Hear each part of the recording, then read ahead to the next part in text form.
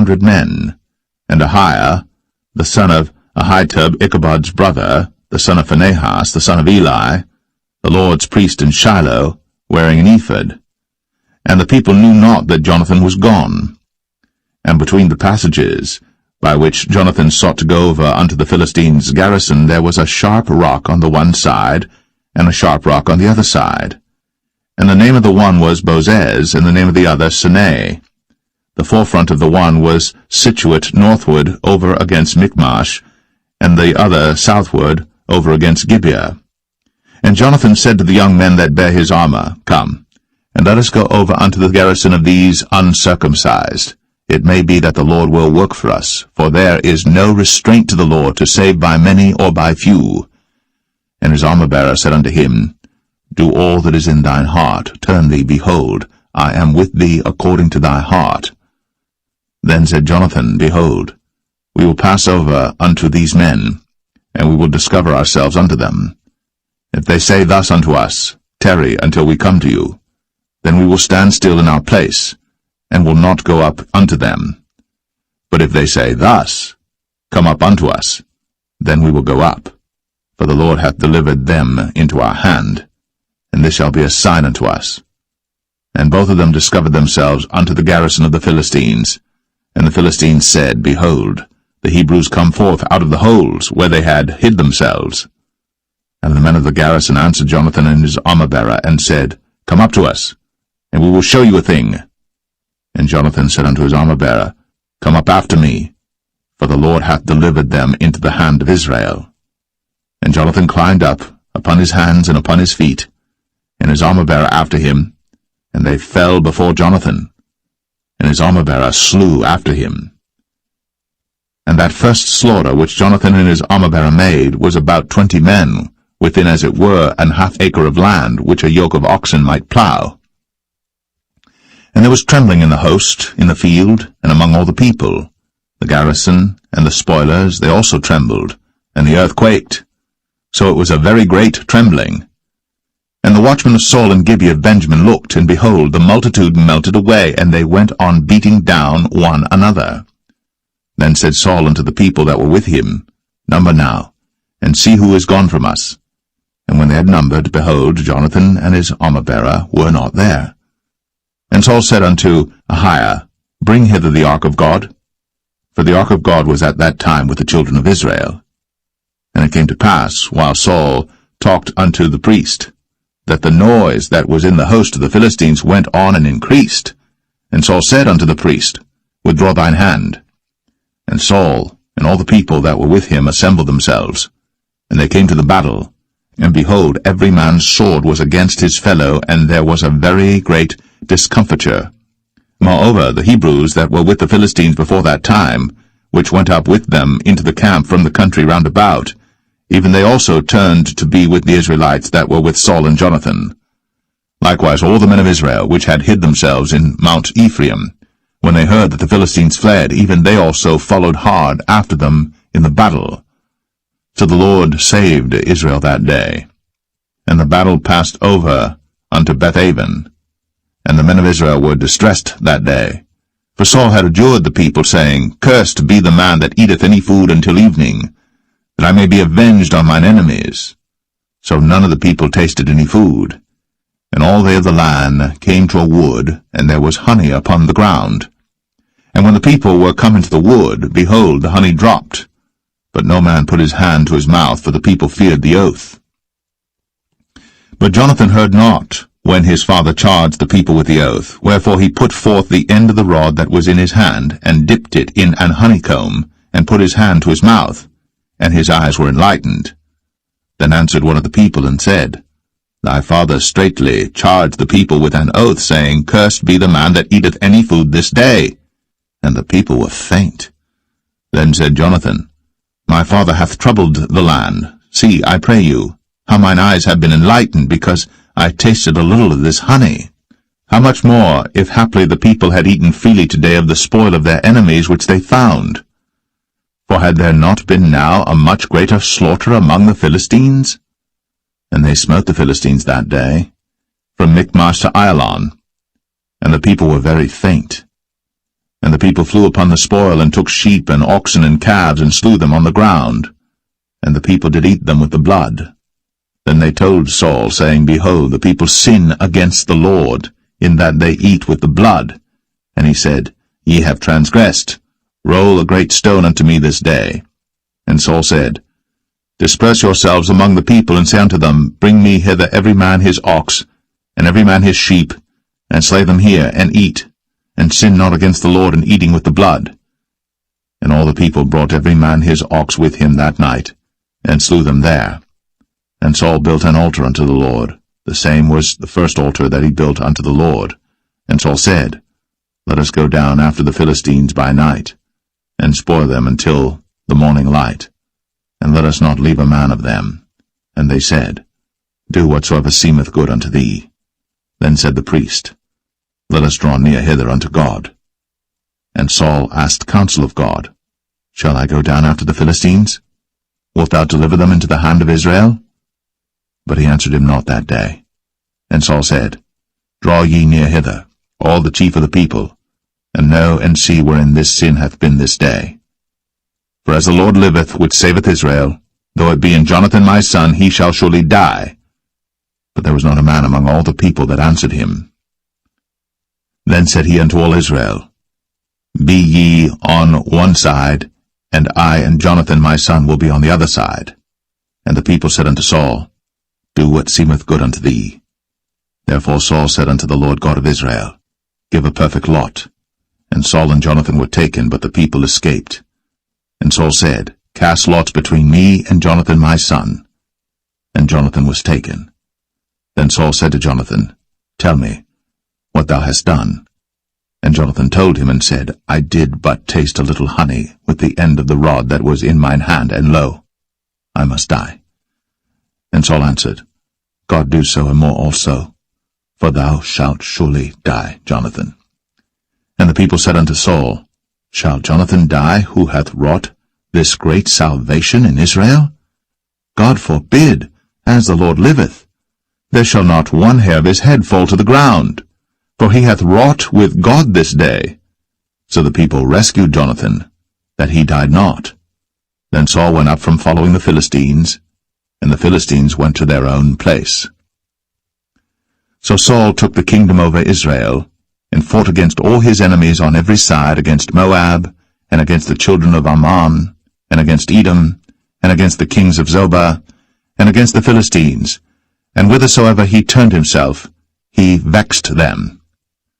And he gathered an host, and smote the Amalekites, and delivered Israel out of the hands of them that spoiled them. Now the sons of Saul were Jonathan and Ishui, and Melch-Ishui. And the names of his two daughters were these, the name of the firstborn Merab, and the name of the younger Michal.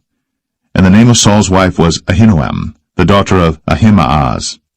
And the name of the captain of his host was Abner, the son of Ner, Saul's uncle. And Kish was the father of Saul, and Ner, the father of Abner, was the son of Abiel. And there was sore war against the Philistines all the days of Saul. And when Saul saw any strong man or any valiant man, he took him unto him.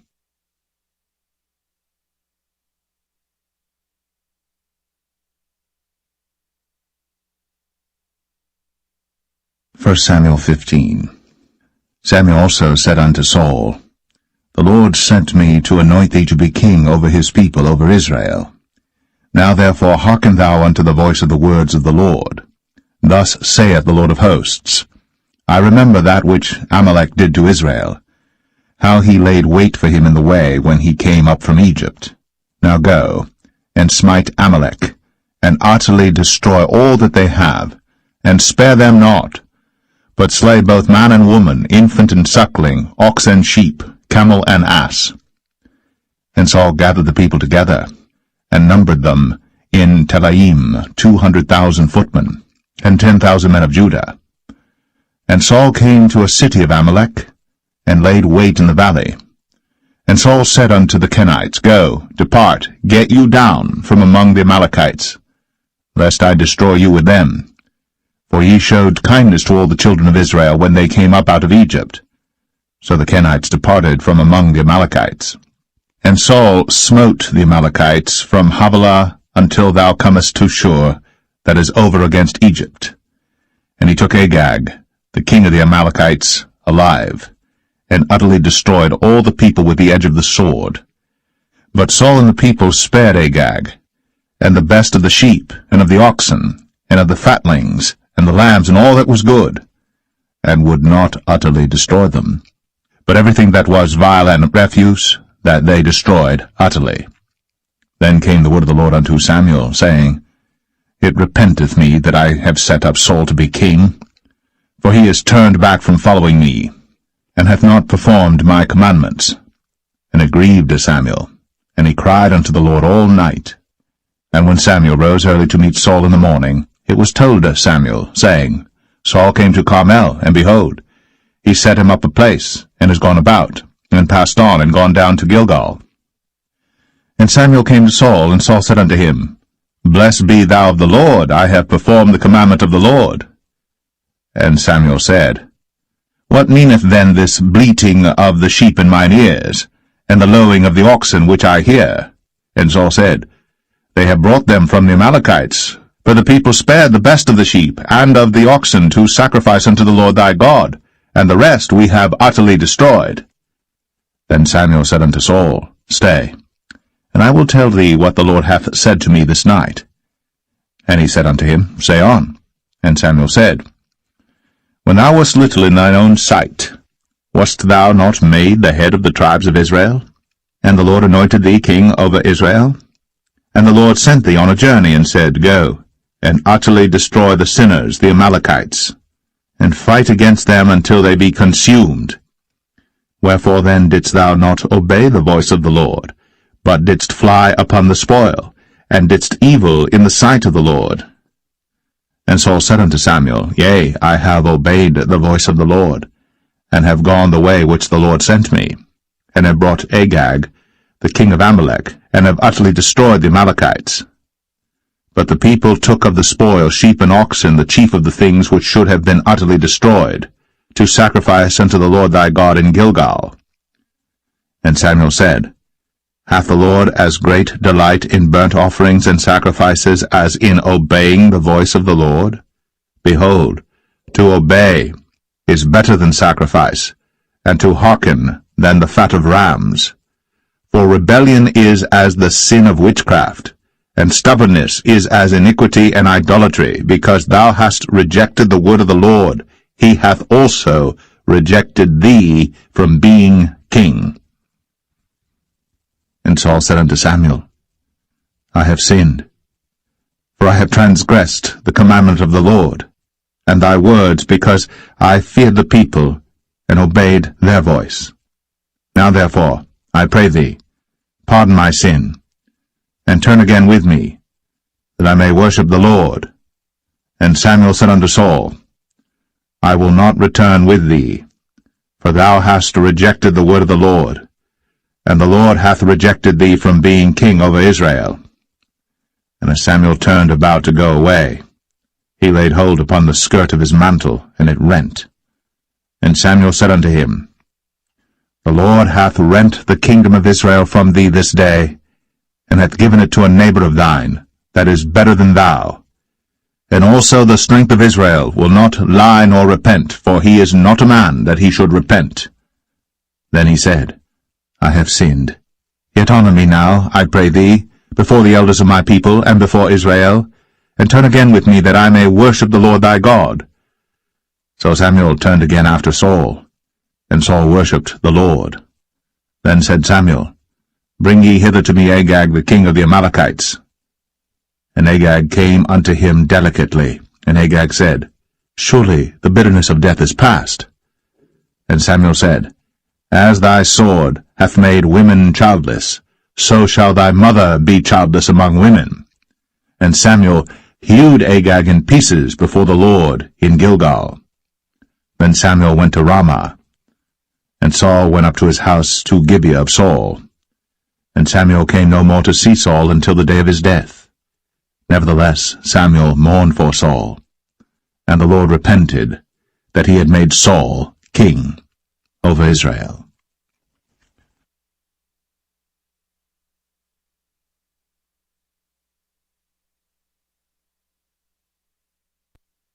1 Samuel 16.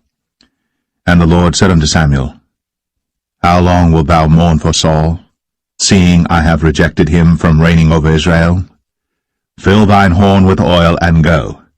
I will send thee to Jesse the Bethlehemite, for I have provided me a king among his sons. And Samuel said, How can I go? If Saul hear it, he will kill me. And the Lord said, Take an heifer with thee, and say, I am come to sacrifice to the Lord. And call Jesse to the sacrifice. And I will show thee what thou shalt do, and thou shalt anoint unto me him whom I name unto thee. And Samuel did that which the Lord spake, and came to Bethlehem. And the elders of the town trembled at his coming, and said, Comest thou peaceably? And he said, Peaceably. I am come to sacrifice unto the Lord. Sanctify yourselves, and come with me to the sacrifice. And he sanctified Jesse and his sons, and called them to the sacrifice. And it came to pass, when they were come, that he looked on Eliab, and said, Surely the Lord's anointed is before him. But the Lord said unto Samuel, Look not on his countenance, or on the height of his stature, because I have refused him. For the Lord seeth not as man seeth. For man looketh on the outward appearance, but the Lord looketh on the heart. Then Jesse called Abinadab, and made him pass before Samuel, and he said, Neither hath the Lord chosen this. Then Jesse made Shammah to pass by, and he said, Neither hath the Lord chosen this. Again Jesse made 7 of his sons to pass before Samuel. And Samuel said unto Jesse, The Lord hath not chosen these. And Samuel said unto Jesse, Are here all thy children? And he said, There remaineth yet the youngest, and behold, he keepeth the sheep. And Samuel said unto Jesse, Send and fetch him, for we will not sit down till he come hither. And he sent and brought him in. Now he was ruddy, and withal of a beautiful countenance, and goodly to look to. And the Lord said, Arise, anoint him, for this is he. Then Samuel took the horn of oil, and anointed him in the midst of his brethren. And the Spirit of the Lord came upon David from that day forward. So Samuel rose up, and went to Ramah. But the Spirit of the Lord departed from Saul, and an evil spirit from the Lord troubled him. And Saul's servant said unto him, Behold now, an evil spirit from God troubleth thee. Let our Lord now command thy servants, which are before thee, to seek out a man who is a cunning player on an harp. And it shall come to pass, when the evil spirit from God is upon thee, that he shall play with his hand, and thou shalt be well. And Saul said unto his servants, Provide me now a man that can play well, and bring him to me. Then answered one of the servants, and said, Behold, I have seen a son of Jesse the Bethlehemite, that is cunning in playing, and a mighty valiant man, and a man of war, and prudent in matters, and a comely person. And the Lord is with him. Wherefore Saul sent messengers unto Jesse, and said, Send me David thy son, which is with the sheep. And Jesse took an ass laden with bread, and a bottle of wine, and a kid, and sent them by David his son unto Saul. And David came to Saul, and stood before him. And he loved him greatly, and he became his armor-bearer. And Saul sent to Jesse, saying, Let David, I pray thee, stand before me, for he hath found favor in my sight. And it came to pass, when the evil spirit from God was upon Saul, that David took an harp, and played with his hand. So Saul was refreshed, and was well, and the evil spirit departed from him.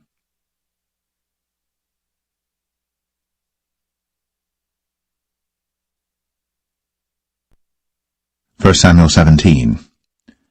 Now the Philistines gathered together their armies to battle, and were gathered together at Shochoh, which belongeth to Judah, and pitched between Shochoh and Azekah in Ephes-dammim. And Saul and the men of Israel were gathered together, and pitched by the valley of Elah, and set the battle in array against the Philistines. And the Philistines stood on a mountain on the one side, and Israel stood on a mountain on the other side, and there was a valley between them. And there went out a champion out of the camp of the Philistines, named Goliath of Gath, whose height was 6 cubits and a span.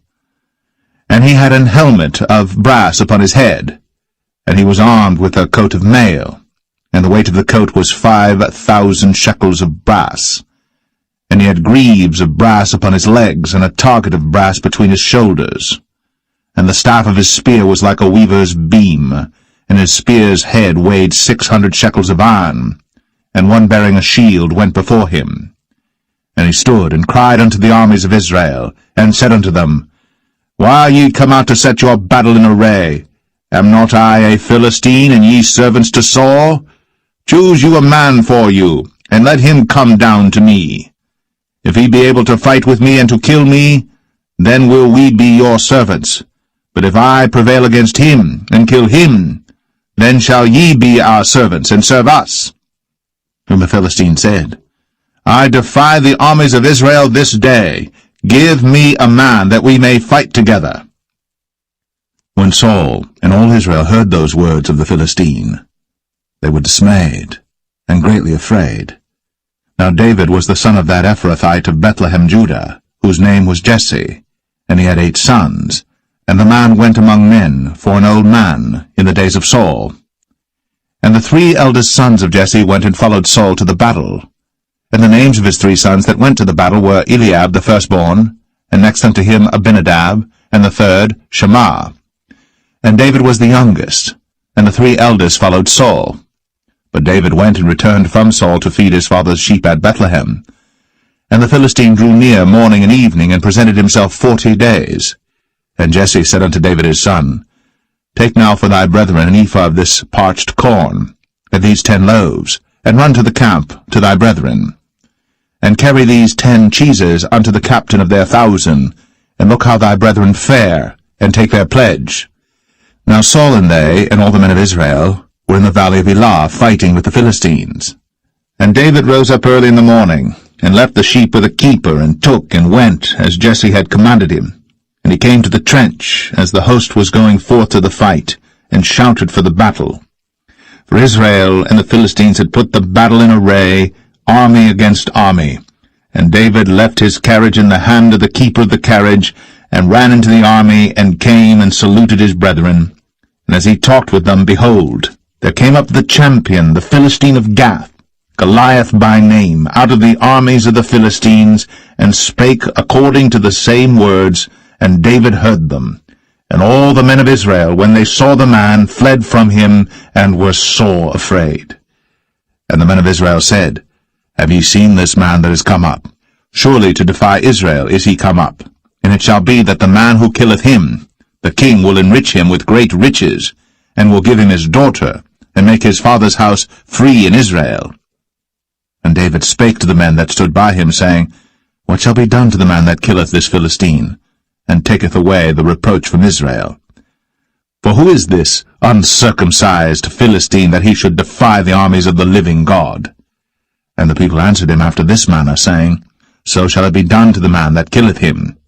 And Eliab, his eldest brother, heard when he spake unto the men.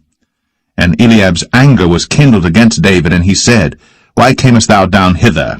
And with whom hast thou left those few sheep in the wilderness? I know thy pride, and the naughtiness of thine heart, for thou art come down that thou mightest see the battle. And David said, What have I now done? Is there not a cause?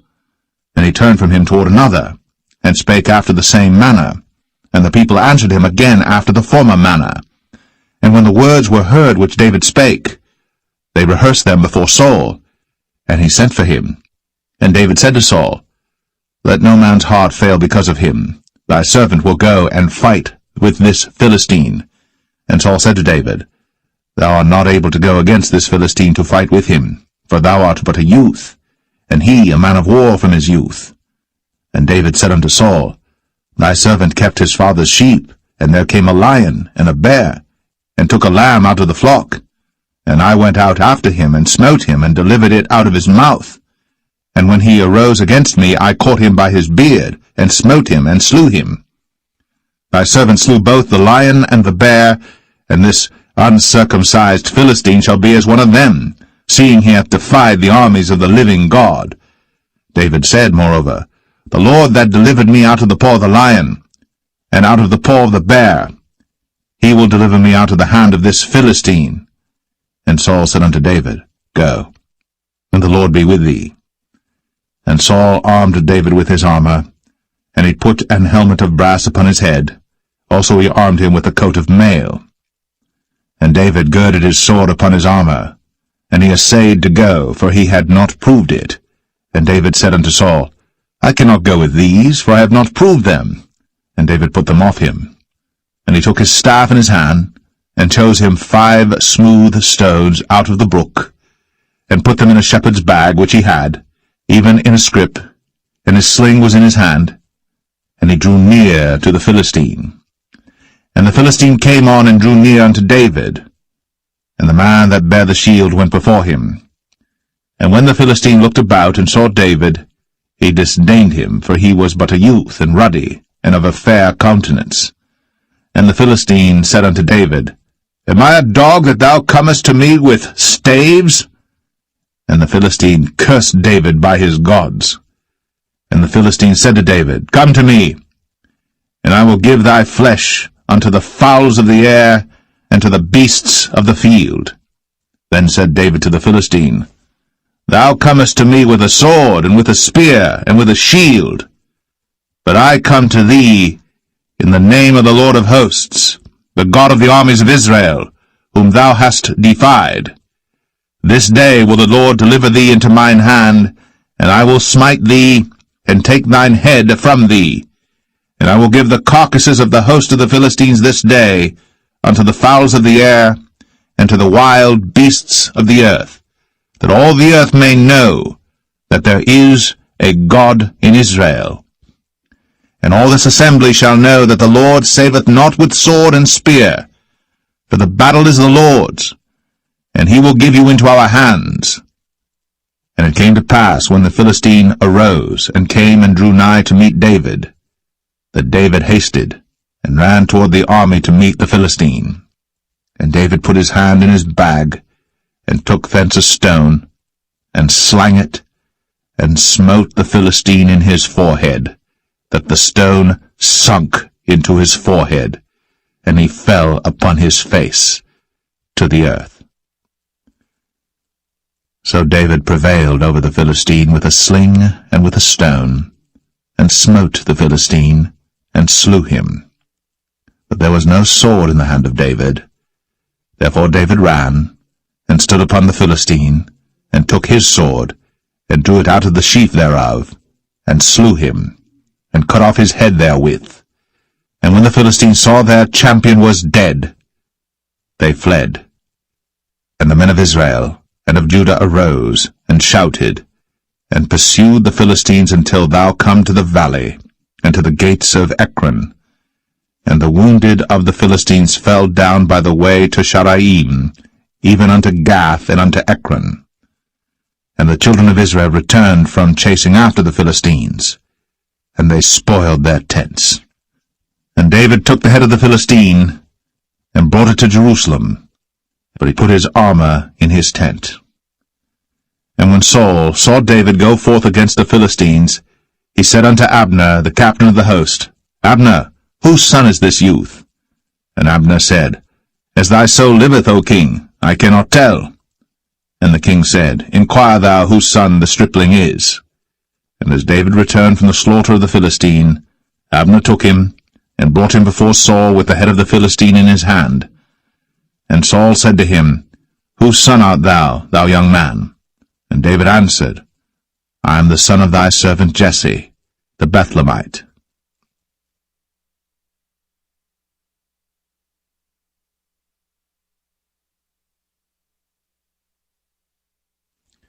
1 Samuel 18.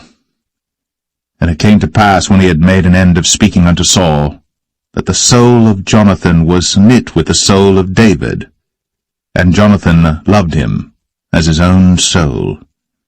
And Saul took him that day, and would let him go no more home to his father's house. Then Jonathan and David made a covenant, because he loved him as his own soul. And Jonathan stripped himself of the robe that was upon him, and gave it to David, and his garments, even to his sword, and to his bow, and to his girdle.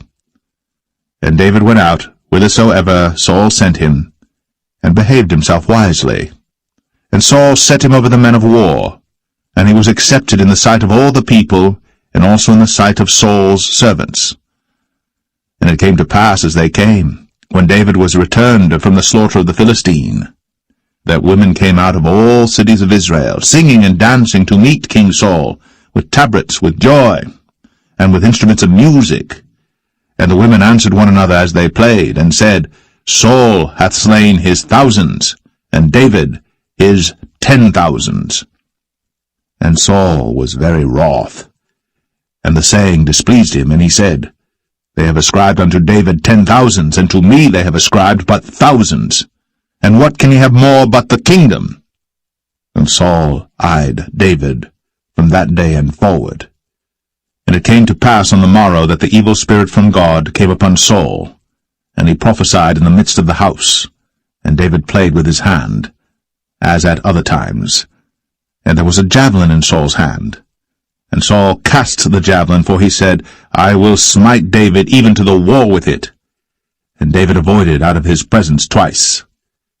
And Saul was afraid of David, because the Lord was with him, and was departed from Saul.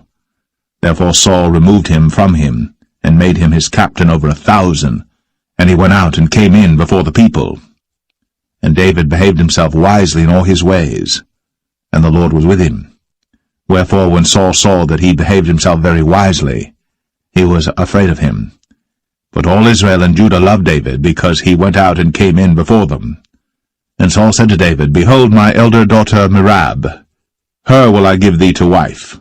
Only be thou valiant for me, and fight the Lord's battles. For Saul said, Let not mine hand be upon him, but let the hand of the Philistines be upon him. And David said unto Saul, Who am I, and what is my life, or my father's family in Israel, that I should be son-in-law to the king? But it came to pass at the time when Merab, Saul's daughter, should have been given to David, that she was given unto Adriel, the Maholathite, to wife. And Michal, Saul's daughter, loved David. And they told Saul, and the thing pleased him. And Saul said, I will give him her, that she may be a snare to him, and that the hand of the Philistines may be against him. Wherefore Saul said to David, Thou shalt this day be my son-in-law in the one of the twain. And Saul commanded his servants, saying, Commune with David secretly, and say, Behold, the king hath delight in thee, and all his servants love thee. Now therefore be the king's son-in-law. And Saul's servant spake those words in the ears of David. And David said, Seemeth it to you a light thing to be a king's son-in-law, seeing that I am a poor man, and lightly esteemed? And the servants of Saul told him, saying, On this manner spake David. And Saul said, Thus shall ye say to David, The king desireth not any dowry, but 100 foreskins of the Philistines to be avenged of the king's enemies. But Saul thought to make David fall by the hand of the Philistines. And when his servants told David these words, it pleased David well to be the king's son-in-law, and the days were not expired. Wherefore David arose, and went, he and his men, and slew of the Philistines 200 men. And David brought their foreskins, and they gave them in full tale to the king, that he might be the king's son-in-law. And Saul gave him Michal his daughter to wife. And Saul saw and knew that the Lord was with David, and that Michal, Saul's daughter, loved him. And Saul was yet the more afraid of David, and Saul became David's enemy continually. Then the princes of the Philistines went forth, and it came to pass after they went forth that David behaved himself more wisely than all the servants of Saul, so that his name was much set by.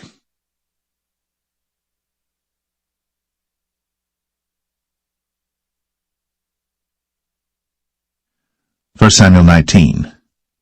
And Saul spake to Jonathan his son, and to all his servants, that they should kill David. But Jonathan Saul's son delighted much in David.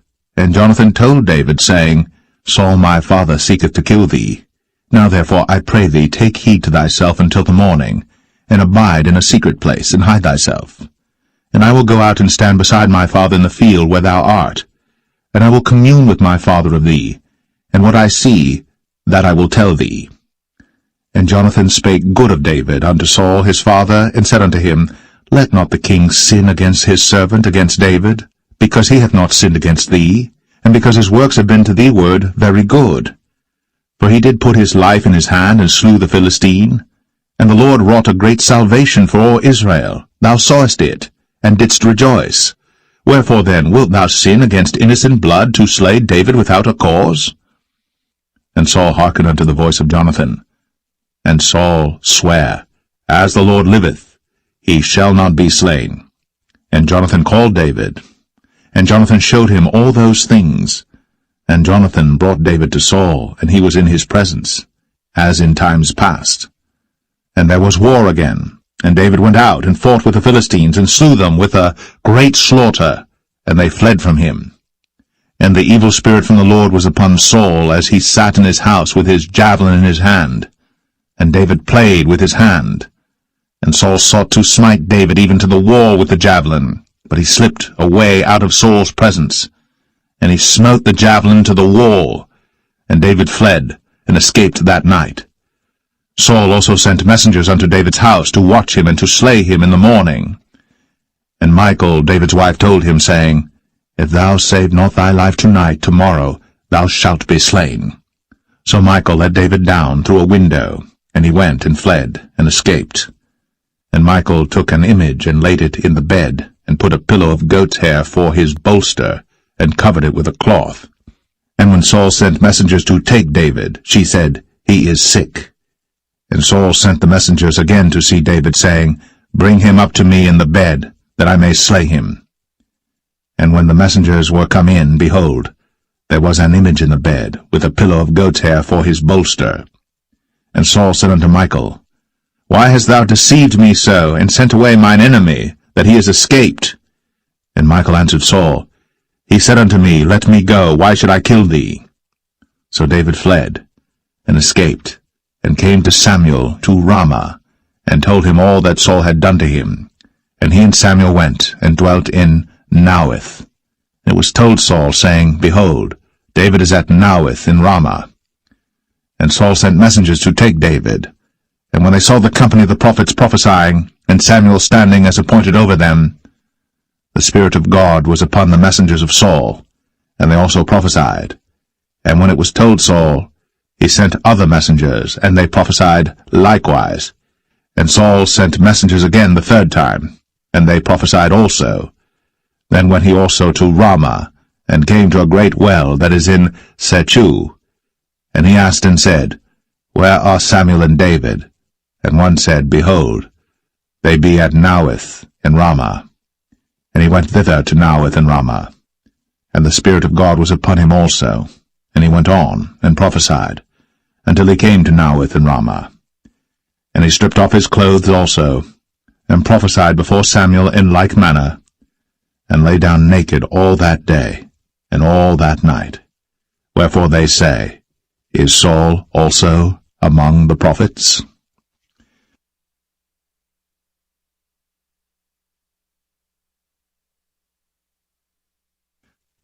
1 Samuel 20. And David fled from Naueth in Ramah, and came and said before Jonathan, What have I done? What is mine iniquity? And what is my sin before thy father, that he seeketh my life?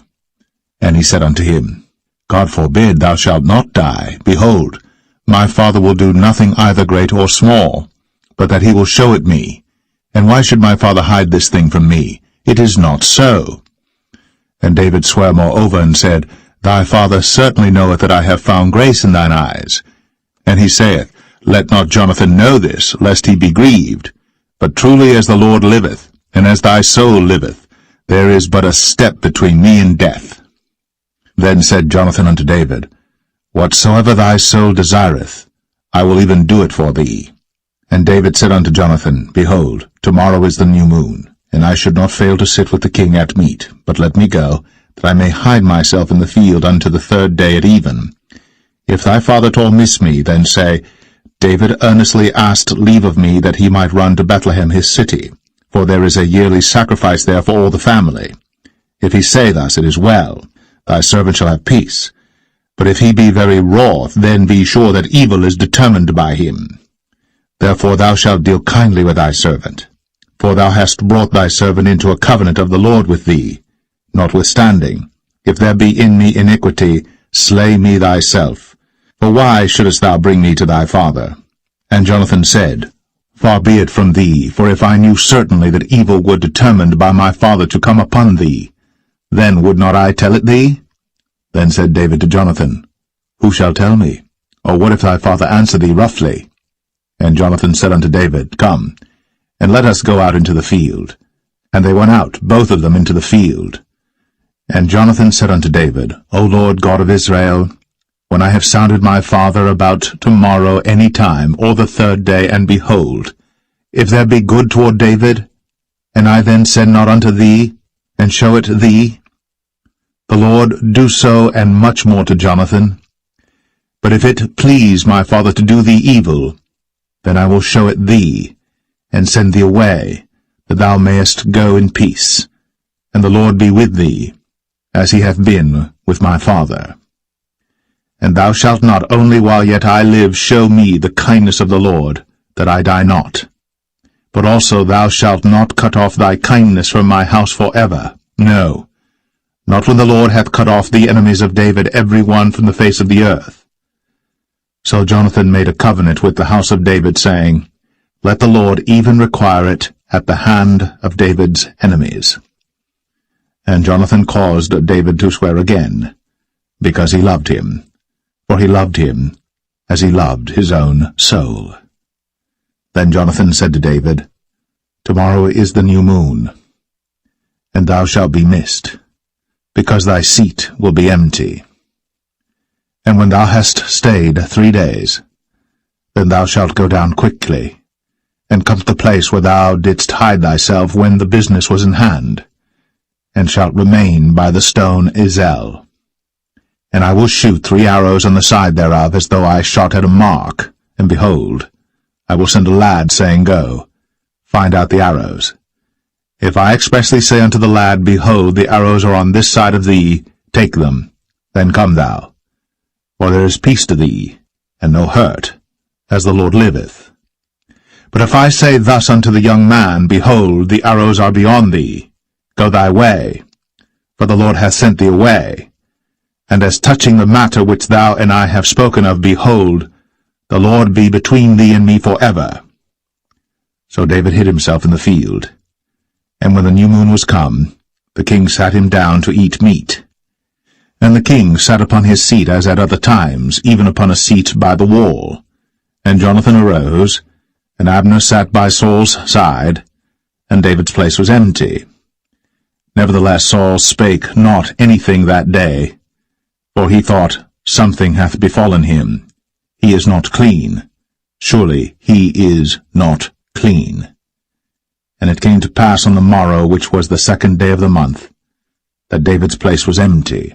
And Saul said unto Jonathan his son, Wherefore cometh not the son of Jesse to meat, neither yesterday, nor today? And Jonathan answered Saul, David earnestly asked leave of me to go to Bethlehem. And he said, Let me go, I pray thee. For our family hath a sacrifice in the city, and my brother, he hath commanded me to be there. And now, if I have found favor in thine eyes, let me get away, I pray thee, and see my brethren. Therefore he cometh not unto the king's table. Then Saul's anger was kindled against Jonathan. And he said unto him, Thou son of the perverse, rebellious woman, do not I know that thou hast chosen the son of Jesse to thine own confusion, and unto the confusion of thy mother's nakedness? For as long as the son of Jesse liveth upon the ground, thou shalt not be established, nor thy kingdom. Wherefore, now send and fetch him unto me, for he shall surely die.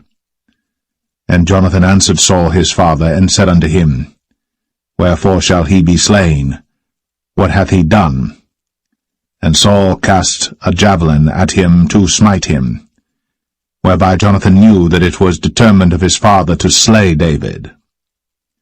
So Jonathan arose from the table in fierce anger, and did eat no meat the 2nd day of the month, for he was grieved for David, because his father had done him shame. And it came to pass in the morning that Jonathan went out into the field at the time appointed with David, and a little lad with him. And he said unto his lad, Run, find out now the arrows which I shoot. And as the lad ran, he shot an arrow beyond him. And when the lad was come to the place of the arrow which Jonathan had shot, Jonathan cried after the lad and said, Is not the arrow beyond thee? And Jonathan cried after the lad, Make speed, haste, stay not. And Jonathan's lad gathered up the arrows, and came to his master. But the lad knew not anything, only Jonathan and David knew the matter. And Jonathan gave his artillery unto his lad, and said unto him, Go, carry them to the city. And as soon as the lad was gone, David arose out of a place toward the south, and fell on his face to the ground, and bowed himself 3 times. And they kissed one another, and wept one with another, until David exceeded. And Jonathan said to David, Go in peace, forasmuch as we have sworn both of us in the name of the Lord, saying, The Lord be between me and thee, and between my seed and thy seed forever. And he arose, and departed. And Jonathan went into the city.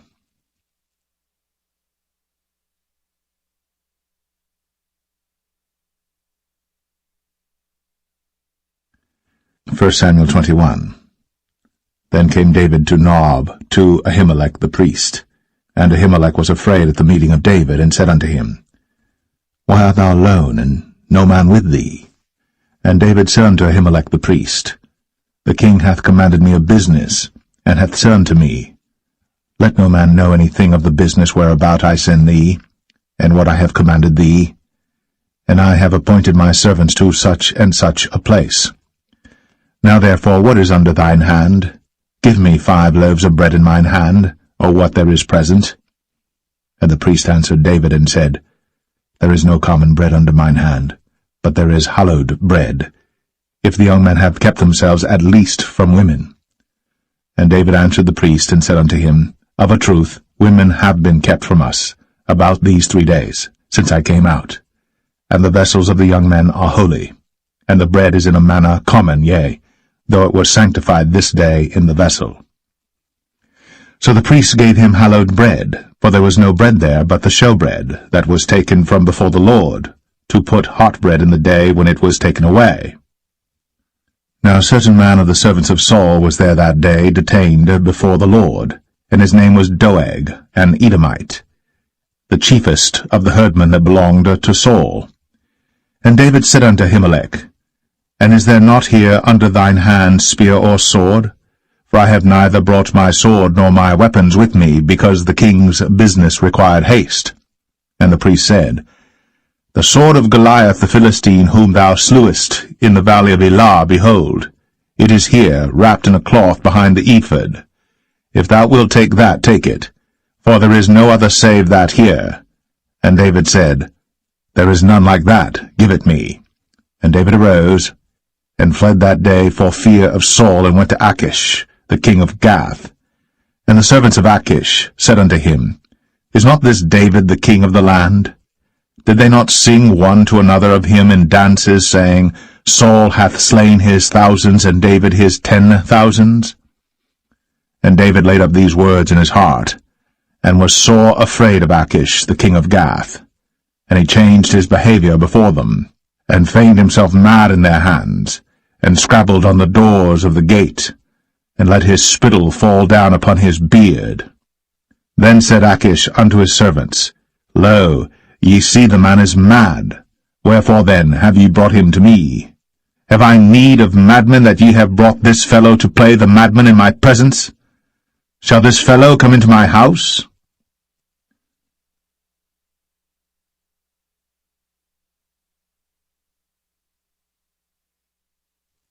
First Samuel 22. David therefore departed thence, and escaped to the cave Adullam. And when his brethren and all his father's house heard it, they went down thither to him. And every one that was in distress, and every one that was in debt, and every one that was discontented gathered themselves unto him. And he became a captain over them.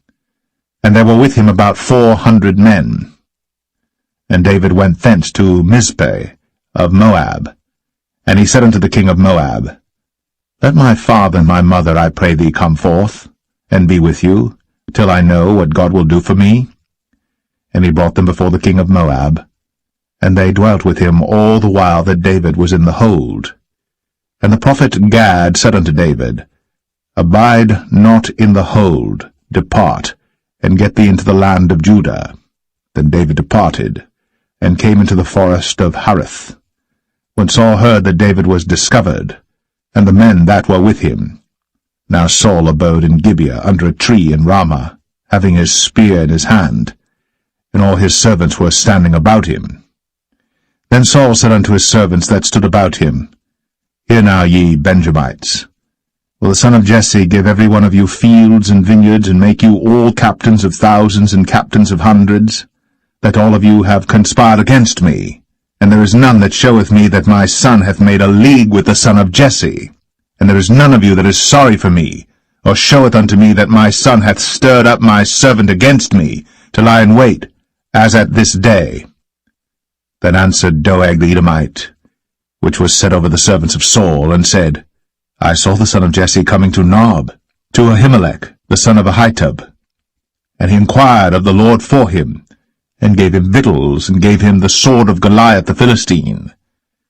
Then the king sent to call Ahimelech the priest, the son of Ahitub, and all his father's house, the priests that were in Nob, and they came all of them to the king.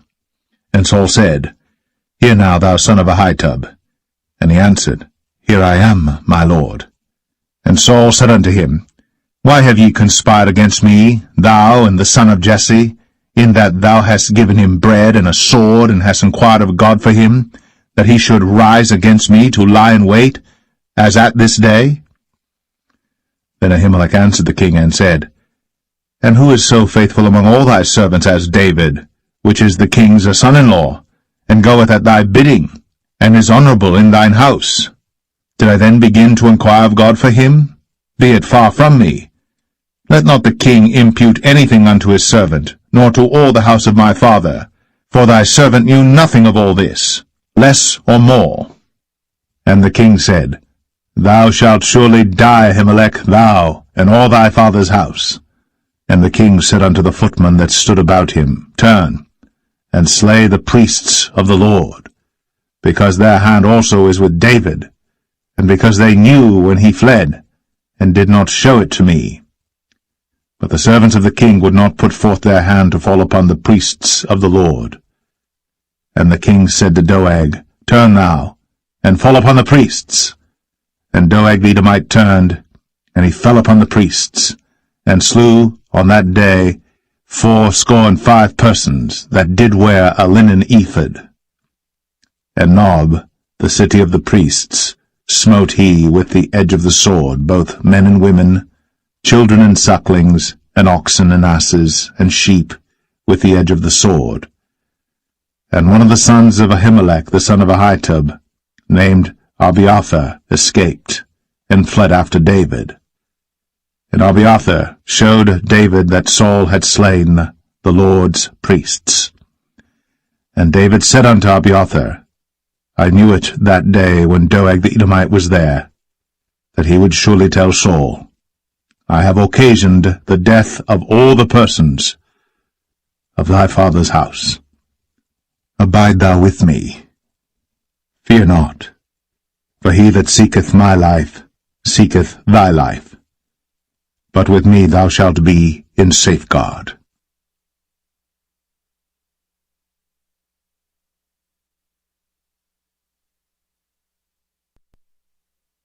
1 Samuel 23. Then they told David, saying, Behold, the Philistines fight against Keilah, and they rob the threshing floors. Therefore David inquired of the Lord, saying, Shall I go and smite these Philistines? And the Lord said unto David, Go, and smite the Philistines, and save Keilah. And David's men said unto him, Behold, we be afraid here in Judah. How much more then if we come to Keilah against the armies of the Philistines? Then David inquired of the Lord yet again. And the Lord answered him and said, Arise, go down to Keilah, for I will deliver the Philistines into thine hand. So David and his men went to Keilah, and fought with the Philistines, and brought away their cattle, and smote them with a great slaughter. So David saved the inhabitants of Keilah, And it came to pass, when Abiathar, the son of Ahimelech, fled to David to Keilah, that he came down with an ephod in his hand.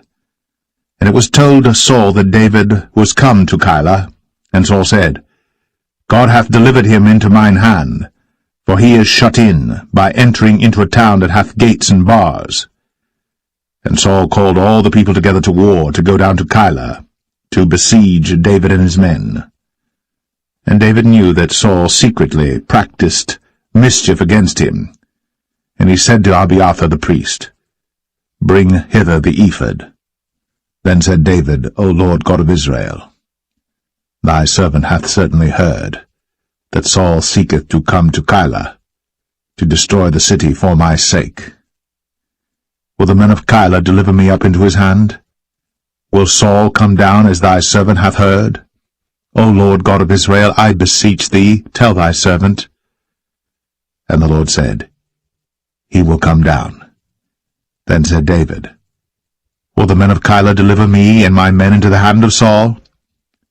And the Lord said, They will deliver thee up. Then David and his men, which were about 600, arose, and departed out of Keilah, and went whithersoever they could go. And it was told Saul that David was escaped from Keilah, and he forbare to go forth. And David abode in the wilderness in strongholds, and remained in a mountain in the wilderness of Ziph.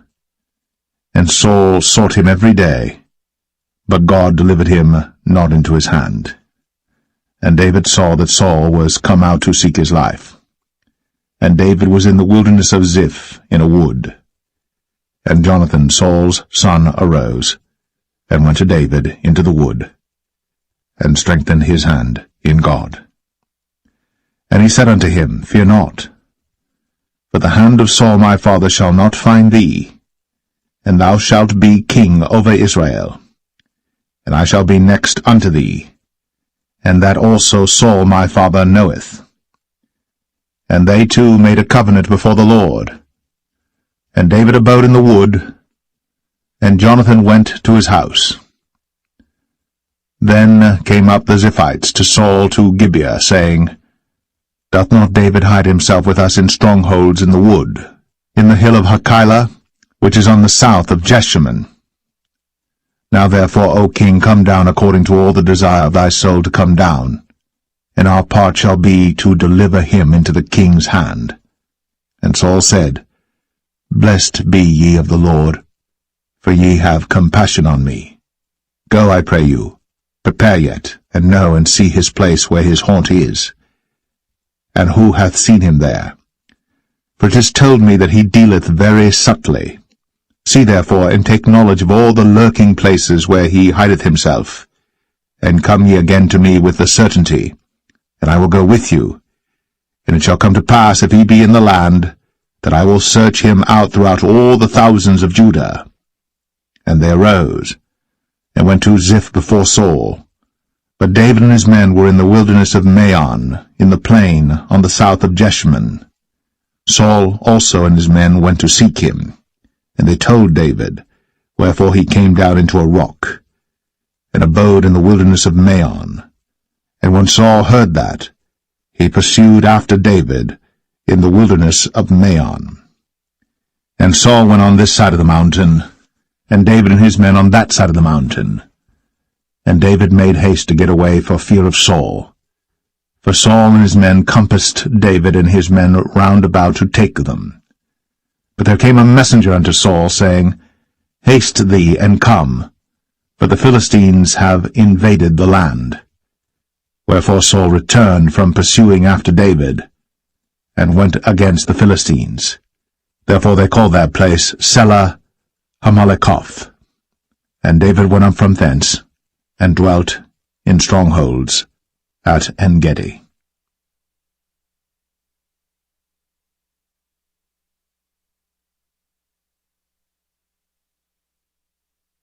1 Samuel 24. And it came to pass, when Saul was returned from following the Philistines, that it was told him, saying, Behold, David is in the wilderness of En-gedi. Then Saul took 3,000 chosen men out of all Israel, and went to seek David and his men upon the rocks of the wild goats. And he came to the sheepcotes by the way, where was a cave, and Saul went in to cover his feet, and David and his men remained in the sides of the cave. And the men of David said unto him, Behold the day of which the Lord said unto thee, Behold, I will deliver thine enemy into thine hand, that thou mayest do to him as it shall seem good unto thee. Then David arose, and cut off the skirt of Saul's robe privily. And it came to pass afterward that David's heart smote him, because he had cut off Saul's skirt. And he said unto his men, The Lord forbid that I should do this thing unto my master, the Lord's anointed, to stretch forth mine hand against him, seeing he is the anointed of the Lord. So David stayed his servants with these words, and suffered them not to rise against Saul. But Saul rose up out of the cave, and went on his way. David also rose afterward, and went out of the cave, and cried after Saul, saying, My lord the king! And when Saul looked behind him, David stooped with his face to the earth, and bowed himself. And David said to Saul, Wherefore hearest thou men's words, saying, Behold, David seeketh thy hurt? Behold, this day thine eyes have seen how that the Lord had delivered thee today into mine hand in the cave, and some bade me kill thee. But mine eyes spared thee, and I said, I will not put forth mine hand against my Lord, for he is the Lord's anointed. Moreover, my father, see the skirt of thy robe in my hand. For in that I cut off the skirt of thy robe, and killed thee not. Know thou, and see that there is neither evil nor transgression in mine hand, and I have not sinned against thee, yet thou huntest my soul to take it. The Lord judge between me and thee, and the Lord avenge me of thee, but mine hand shall not be upon thee. As saith the proverb of the ancients, Wickedness proceedeth from the wicked, but mine hand shall not be upon thee. After whom is the king of Israel come out? After whom dost thou pursue? After a dead dog? After a flea? The Lord therefore be judge, and judge between me and thee, and see, and plead my cause, and deliver me out of thine hand. And it came to pass, when David had made an end of speaking these words unto Saul, that Saul said, Is this thy voice, my son David? And Saul lifted up his voice, and wept. And he said to David, Thou art more righteous than I, for thou hast rewarded me good, whereas I have rewarded thee evil. And thou hast shown this day how that thou hast dealt well with me, forasmuch as when the Lord had delivered me into thine hand, thou killedst me not. For if a man find his enemy, will he let him go well away? Wherefore the Lord reward thee good for that thou hast done unto me this day. And now behold, I know well that thou shalt surely be king, and that the kingdom of Israel shall be established in thine hand.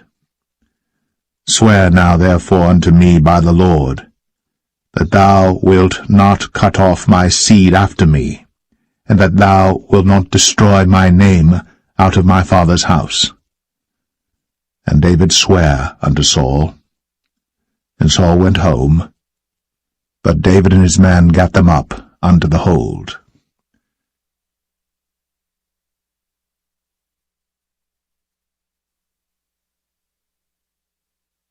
1 Samuel 25. And Samuel died, and all the Israelites were gathered together, and lamented him, and buried him in his house at Ramah. And David arose, and went down to the wilderness of Paran. And there was a man in Maon, whose possessions were in Carmel. And the man was very great, and he had 3,000 sheep and 1,000 goats, and he was shearing his sheep in Carmel. Now the name of the man was Nabal, and the name of his wife Abigail. And she was a woman of good understanding, and of a beautiful countenance. But the man was churlish, and evil in his doings, and he was of the house of Caleb. And David heard in the wilderness that Nabal did shear his sheep. And David sent out 10 young men, and David said unto the young men, Get you up to Carmel, and go to Nabal, and greet him in my name. And thus shall ye say to him that liveth in prosperity, Peace be both to thee, and peace be to thine house, and peace be unto all that thou hast. And now I have heard that thou hast shearers. Now thy shepherds which were with us, we hurt them not, neither was there aught missing unto them all the while they were in Carmel. Ask thy young men, and they will show thee. Wherefore let the young men find favour in thine eyes. For we come in a good day. Give, I pray thee, whatsoever cometh to thine hand unto thy servants, and to thy son David. And when David's young men came, they spake to Nabal according to all those words in the name of David, and ceased. And Nabal answered David's servants, and said, Who is David? And who is the son of Jesse? There be many servants nowadays that break away every man from his master. Shall I then take my bread and my water and my flesh that I have killed for my shearers, and give it unto men whom I know not whence they be? So David's young men turned their way, and went again, and came and told him all those sayings. And David said unto his men, Gird ye on every man his sword. And they girded on every man his sword. And David also girded on his sword. And there went up after David about 400 men, and 200 abode by the stuff. But one of the young men told Abigail, Nabal's wife, saying, Behold, David sent messengers out of the wilderness to salute our master, and he railed on them. But the men were very good unto us, and we were not hurt, neither missed we anything as long as we were conversant with them when we were in the fields. They were a wall unto us both by night and day. All the while we were with them keeping the sheep. Now therefore know and consider what thou wilt do, for evil is determined against our master, and against all his household. For he is such a son of Belial, that a man cannot speak to him. Then Abigail made haste, and took 200 loaves and 2 bottles of wine, and 5 sheep ready dressed, and 5 measures of parched corn, and 100 clusters of raisins, and 200 cakes of figs, and laid them on asses. And she said unto her servants, Go on before me, behold, I come after you. But she told not her husband Nabal. And it was so, as she rode on the ass, that she came down by the covert of the hill, and behold, David and his men came down against her, and she met them. Now David had said, Surely in vain have I kept all that this fellow hath in the wilderness, so that nothing was missed of all that pertained unto him. And he hath requited me evil for good. So, and more also do God unto the enemies of David, if I leave of all that pertain to him by the morning light any that pisseth against the wall. And when Abigail saw David, she hasted, and lighted off the ass, and fell before David on her face, and bowed herself to the ground, and fell at his feet, and said, Upon me, my lord, upon me let this iniquity be, and let thine handmaid, I pray thee, speak in thine audience, and hear the words of thine handmaid. Let not, my lord, I pray thee, regard this man of Belial, even Nabal. For as his name is, so is he. Nabal is his name, and folly is with him. But I, thine handmaid, saw not the young men of my lord, whom thou didst send. Now therefore, my lord, as the Lord liveth, and as thy soul liveth, seeing the Lord hath withholden thee from coming to shed blood, and from avenging thyself with thine own hand, now let thine enemies, and they that seek evil to my lord, be as Nabal. And now this blessing which thine handmaid hath brought unto my lord, let it even be given unto the young men that follow my lord. I pray thee, forgive the trespass of thine handmaid, for the Lord will certainly make my lord a sure house, because my lord fighteth the battles of the Lord, and evil hath not been found in thee all thy days. Yet a man is risen to pursue thee, and to seek thy soul. But the soul of my lord shall be bound in the bundle of life with the Lord thy God, and the souls of thine enemies. Them shall he sling out, as out of the middle of a sling. And it shall come to pass, when the Lord shall have done to my lord according to all the good that he hath spoken concerning thee, and shall have appointed thee ruler over Israel, that this shall be no grief unto thee, nor offence of heart unto my lord, either that thou hast shed blood causeless, or that my lord hath avenged himself. But when the Lord shall have dealt well with my lord, then remember thine handmaid. And David said to Abigail, Blessed be the Lord God of Israel, which sent thee this day to meet me. And blessed be thy advice, and blessed be thou, which hast kept me this day from coming to shed blood, and from avenging myself with mine own hand. For in very deed, as the Lord God of Israel liveth, which hath kept me back from hurting thee, except thou hadst hasted and come to meet me, surely there had not been left unto Nabal by the morning light any that pisseth against the wall. So David received of her hand that which she had brought him, and said unto her, Go up in peace to thine house. See, I have hearkened to thy voice, and have accepted thy person. And Abigail came to Nabal, and behold, he held a feast in his house, like the feast of a king. And Nabal's heart was merry within him, for he was very drunken. Wherefore she told him nothing, less or more, until the morning light. But it came to pass in the morning, when the wine was gone out of Nabal, and his wife had told him these things, that his heart died within him, and he became as a stone. And it came to pass about 10 days after, that the Lord smote Nabal, that he died. And when David heard that Nabal was dead, he said, Blessed be the Lord, that hath pleaded the cause of my reproach from the hand of Nabal, and hath kept his servant from evil. For the Lord hath returned the wickedness of Nabal upon his own head. And David sent and communed with Abigail, to take her to him to wife. And when the servants of David were come to Abigail to Carmel, they spake unto her, saying, David sent us unto thee, to take thee to him to wife. And she arose, and bowed herself on her face to the earth, and said, Behold, let thine handmaid be a servant to wash the feet of the servants of my lord. And Abigail hasted, and arose, and rode upon an ass, with 5 damsels of hers that went after her. And she went after the messengers of David, and became his wife. David also took Ahinoam of Jezreel, and they were also both of them his wives.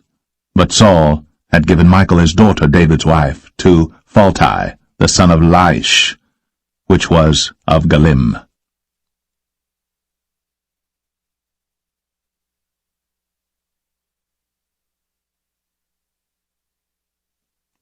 1 Samuel 26. And the Ziphites came unto Saul to Gibeah, saying, Doth not David hide himself in the hill of Hachilah, which is before Jeshimon? Then Saul arose, and went down to the wilderness of Ziph, having 3,000 chosen men of Israel with him to seek David in the wilderness of Ziph. And Saul pitched in the hill of Hachilah, which is before Jeshimon, by the way. But David abode in the wilderness, and he saw that Saul came after him into the wilderness. David therefore sent out spies, and understood that Saul was come in very deed. And David arose, and came to the place where Saul had pitched. And David beheld the place where Saul lay, and Abner the son of Ner, the captain of his host. And Saul lay in the trench, and the people pitched round about him. Then answered David, and said to Ahimelech the Hittite, and to Abishai, the son of Zeruiah, brother to Joab, saying, Who will go down with me to Saul to the camp? And Abishai said, I will go down with thee. So David and Abishai came to the people by night, and behold, Saul lay sleeping within the trench, and his spear stuck in the ground at his bolster. But Abner and the people lay round about him. Then said Abishai to David, God hath delivered thine enemy into thine hand this day. Now therefore let me smite him, I pray thee, with the spear even to the earth at once, and I will not smite him the second time. And David said to Abishai, Destroy him not, for who can stretch forth his hand against the Lord's anointed, and be guiltless? David said furthermore, As the Lord liveth, the Lord shall smite him, or his day shall come to die, or he shall descend into battle and perish. The Lord forbid that I should stretch forth mine hand against the Lord's anointed. But I pray thee, take thou now the spear that is at his bolster, and the cruse of water, and let us go. So David took the spear and the cruse of water from Saul's bolster, and they gat them away, and no man saw it, nor knew it, neither awaked, for they were all asleep, because a deep sleep from the Lord was fallen upon them. Then David went over to the other side, and stood on the top of an hill afar off, a great space being between them. And David cried to the people, and to Abner the son of Ner, saying, Answerest thou not, Abner? Then Abner answered and said, Who art thou that criest to the king? And David said to Abner, Art not thou a valiant man? And who is like to thee in Israel? Wherefore then hast thou not kept thy lord the king? For there came one of the people in to destroy the king thy lord. This thing is not good that thou hast done. As the Lord liveth, ye are worthy to die, because ye have not kept your master the Lord's anointed. And now see where the king's spear is, and the cruse of water that was at his bolster. And Saul knew David's voice, and said, Is this thy voice, my son, David? And David said, It is my voice, my lord, O king. And he said, Wherefore doth my lord thus pursue after his servant? For what have I done, or what evil is in mine hand? Now therefore, I pray thee, let my lord the king hear the words of his servant. If the Lord have stirred thee up against me, let him accept an offering. But if they be the children of men, cursed be they before the Lord, for they have driven me out this day from abiding in the inheritance of the Lord, saying, Go serve other gods. Now therefore, let not my blood fall to the earth before the face of the Lord. For the king of Israel is come out to seek a flea, as when one doth hunt a partridge in the mountains. Then said Saul, I have sinned. Return, my son David. For I will no more do thee harm, because my soul was precious in thine eyes this day.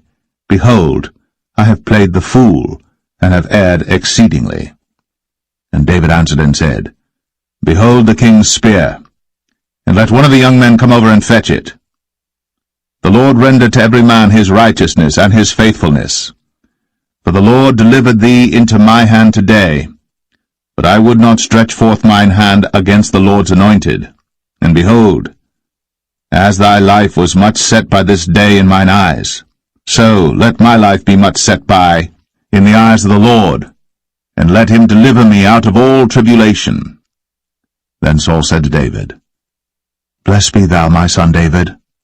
Thou shalt both do great things, and also shalt still prevail. So David went on his way, and Saul returned to his place.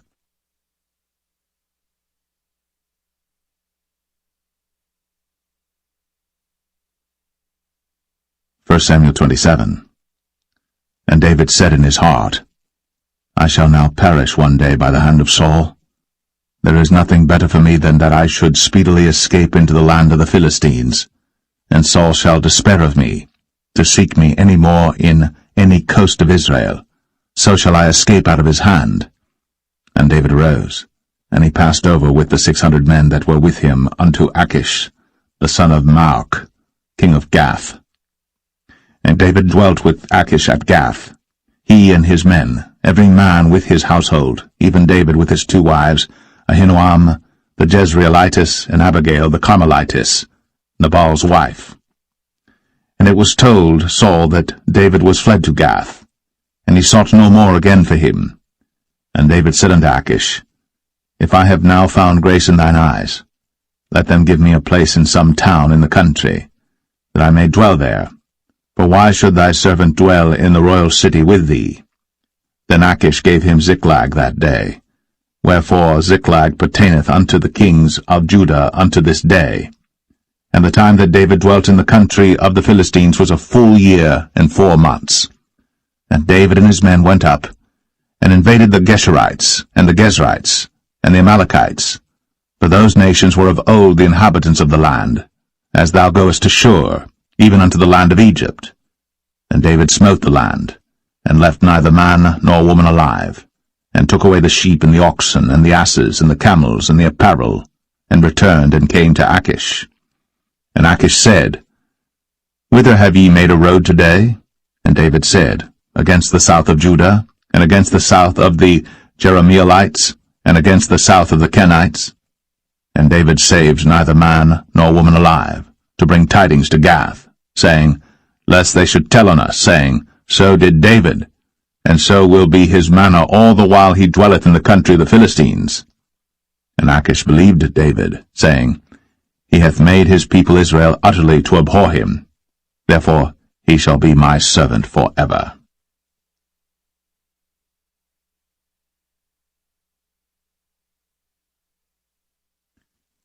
1 Samuel 28. And it came to pass in those days that the Philistines gathered their armies together for warfare, to fight with Israel. And Achish said unto David, Know thou assuredly that thou shalt go out with me to battle, thou and thy men. And David said to Achish, Surely thou shalt know what thy servant can do? And Achish said to David, Therefore will I make thee keeper of mine head for ever. Now Samuel was dead, and all Israel had lamented him and buried him in Ramah, even in his own city. And Saul had put away those that had familiar spirits, and the wizards out of the land. And the Philistines gathered themselves together, and came and pitched in Shunem. And Saul gathered all Israel together, and they pitched in Gilboa. And when Saul saw the host of the Philistines, he was afraid, and his heart greatly trembled. And when Saul inquired of the Lord answered him not, neither by dreams, nor by Urim, nor by prophets. Then said Saul unto his servants, Seek me a woman that hath a familiar spirit, that I may go to her, and inquire of her. And his servant said to him, Behold, there is a woman that hath a familiar spirit at Endor. And Saul disguised himself, and put on other raiment, and he went, and 2 men with him. And they came to the woman by night. And he said, I pray thee, divine unto me by the familiar spirit, and bring me him up, whom I shall name unto thee. And the woman said unto him, Behold, thou knowest what Saul hath done, how he hath cut off those that have familiar spirits and the wizards out of the land? Wherefore then layest thou a snare for my life, to cause me to die? And Saul sware to her by the Lord, saying, As the Lord liveth, there shall no punishment happen to thee for this thing. Then said the woman, Whom shall I bring up unto thee? And he said, Bring me up Samuel. And when the woman saw Samuel, she cried with a loud voice, and the woman spake to Saul, saying, Why hast thou deceived me, for thou art Saul? And the king said unto her, Be not afraid, for what sawest thou? And the woman said unto Saul, I saw gods ascending out of the earth. And he said unto her, What form is he of? And she said, An old man cometh up, and he is covered with a mantle. And Saul perceived that it was Samuel, and he stooped with his face to the ground, and bowed himself. And Samuel said to Saul, Why hast thou disquieted me to bring thee up?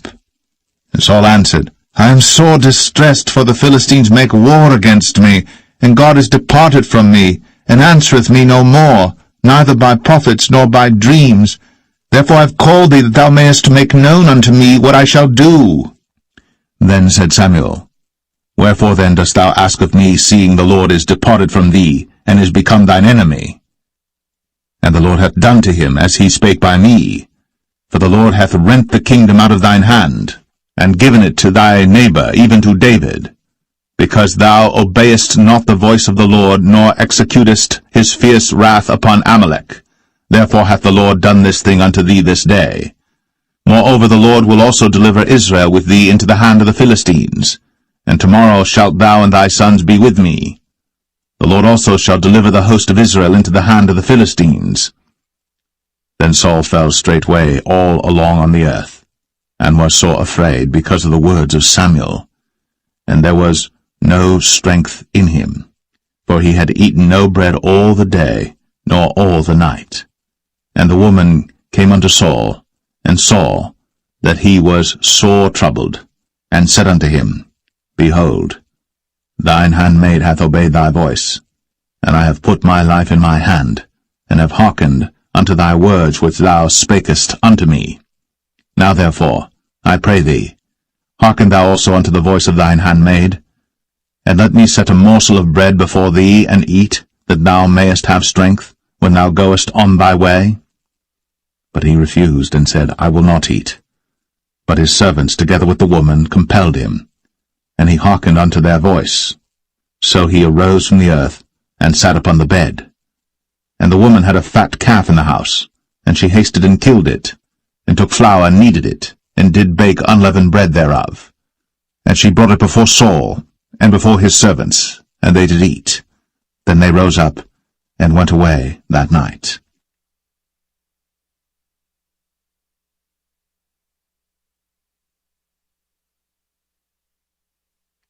1 Samuel 29. Now the Philistines gathered together all their armies to Aphek, and the Israelites pitched by a fountain which is in Jezreel.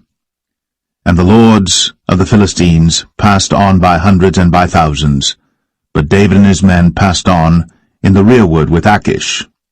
Then said the princes of the Philistines, What do these Hebrews here? And Achish said unto the princes of the Philistines, Is not this David the servant of Saul the king of Israel, which hath been with me these days, or these years?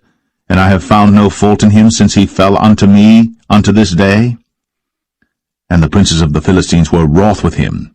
And the princes of the Philistines said unto him, Make this fellow return, that he may go again to his place, which thou hast appointed him. And let him not go down with us to battle, lest in the battle he be an adversary to us. For wherewith should he reconcile himself unto his master? Should it not be with the heads of these men? Is not this David, of whom they sang one to another in dances, saying, Saul slew his thousands, and David his 10,000s? Then Achish called David and said unto him, Surely as the Lord liveth, thou hast been upright, and thy going out and thy coming in with me in the host is good in my sight. For I have not found evil in thee since the day of thy coming unto me unto this day. Nevertheless the Lord's favour thee not. Wherefore now return and go in peace, that thou displease not the lords of the Philistines. And David said unto Achish, But what have I done? And what hast thou found in thy servant so long as I have been with thee unto this day, that I may not go fight against the enemies of my lord the king? And Achish answered and said to David, I know that thou art good in my sight, as an angel of God. Notwithstanding the princes of the Philistines have said, He shall not go up with us to the battle. Wherefore now rise up early in the morning with thy master's servants that are come with thee, and as soon as ye be up early in the morning and have light, depart. So David and his men rose up early to depart in the morning, to return into the land of the Philistines. And the Philistines went up to Jezreel.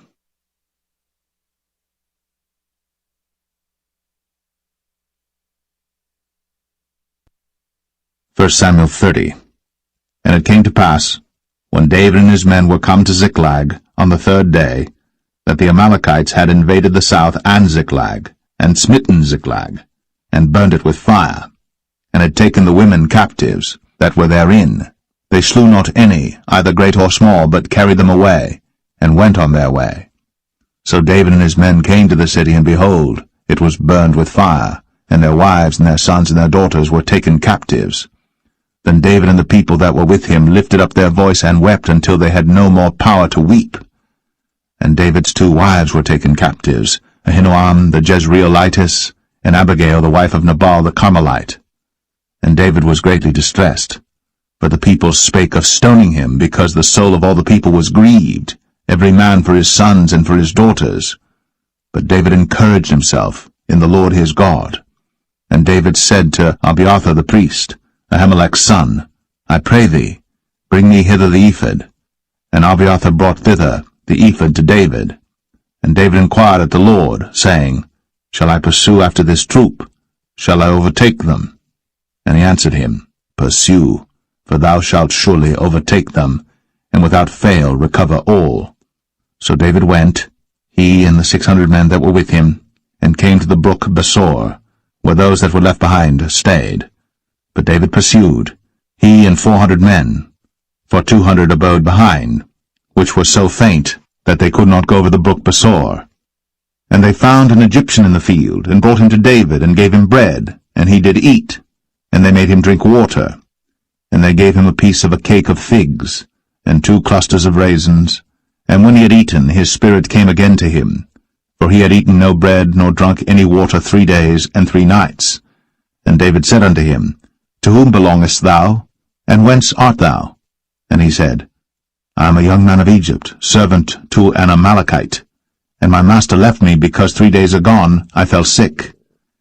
We made an invasion upon the south of the Cherethites, and upon the coast which belongeth to Judah, and upon the south of Caleb, and we burned Ziklag with fire. And David said to him, Canst thou bring me down to this company? And he said, Swear unto me by God, that thou wilt neither kill me, nor deliver me into the hands of my master, and I will bring thee down to this company.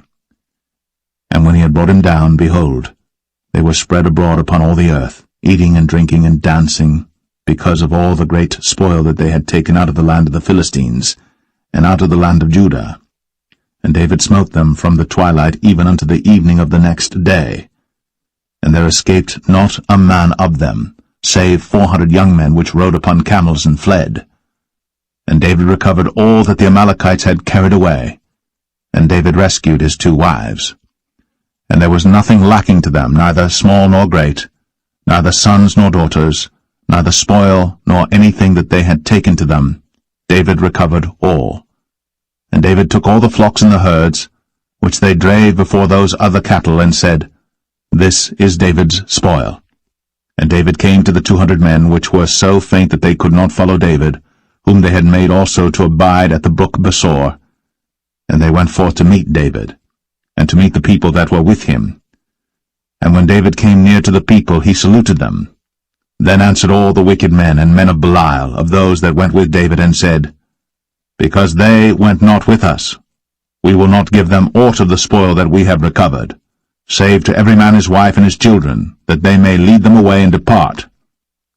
Then said David, Ye shall not do so, my brethren, with that which the Lord hath given us, who hath preserved us, and delivered the company that came against us into our hand. For who will hearken unto you in this matter? But as his part is that goeth down to the battle, so shall his part be that tarrieth by the stuff. They shall part alike. And it was so from that day forward that he made it a statute and an ordinance for Israel unto this day. And when David came to Ziklag, he sent of the spoil unto the elders of Judah, even to his friends, saying, Behold, a present for you of the spoil of the enemies of the Lord, to them which were in Bethel, and to them which were in South Ramoth, and to them which were in Jatir, and to them which were in Aroer, and to them which were in Siphmoth, and to them which were in Eshtemoa, and to them which were in Rakal, and to them which were in the cities of the Jerahmeelites, and to them which were in the cities of the Kenites, and to them which were in Hormah, and to them which were in Chor-Ashan, and to them which were in Athak, and to them which were in Hebron, and to all the places where David himself and his men were wont to haunt.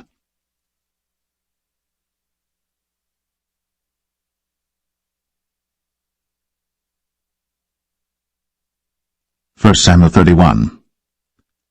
Now the Philistines fought against Israel, and the men of Israel fled from before the Philistines, and fell down slain in Mount Gilboa. And the Philistines followed hard upon Saul and upon his sons. And the Philistines slew Jonathan, and Abinadab, and Malchishua, Saul's sons. And the battle went sore against Saul, and the archers hit him, and he was sore wounded of the archers. Then said Saul unto his armor-bearer, Draw thy sword, and thrust me through therewith, lest these uncircumcised come and thrust me through and abuse me. But his armor-bearer would not, for he was sore afraid. Therefore Saul took a sword, and fell upon it. And when his armor-bearer saw that Saul was dead, he fell likewise upon his sword, and died with him. So Saul died, and his 3 sons, and his armor-bearer, and all his men, that same day together. And when the men of Israel that were on the other side of the valley, and they that were on the other side, Jordan, saw that the men of Israel fled, and that Saul and his sons were dead, they forsook the cities and fled. And the Philistines came and dwelt in them. And it came to pass on the morrow, when the Philistines came to strip the slain, that they found Saul and his 3 sons fallen in Mount Gilboa. And they cut off his head, and stripped off his armor, and sent into the land of the Philistines round about to publish it in the house of their idols, and among the people. And they put his armor in the house of Ashtoreth, and they fastened his body to the wall of Bethshan. And when the inhabitants of Jabesh-Gilead heard of that which the Philistines had done to Saul, all the valiant men arose, and went all night, and took the body of Saul, and the bodies of his sons from the wall of Bethshan, and came to Jabesh, and burnt them there. And they took their bones, and buried them under a tree at Jabesh, and fasted 7 days.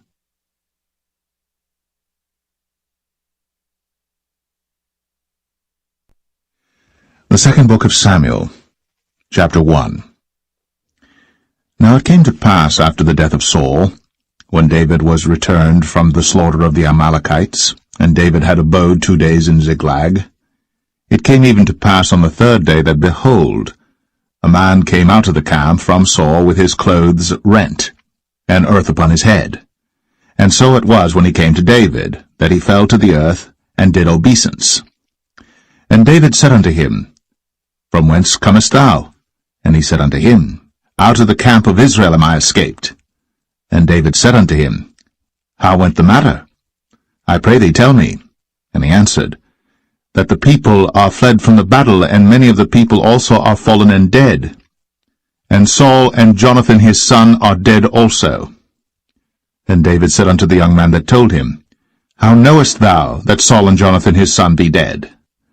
And the young man that told him said, As I happened by chance upon Mount Gilboa, behold, Saul leaned upon his spear, and lo, the chariots and horsemen followed hard after him.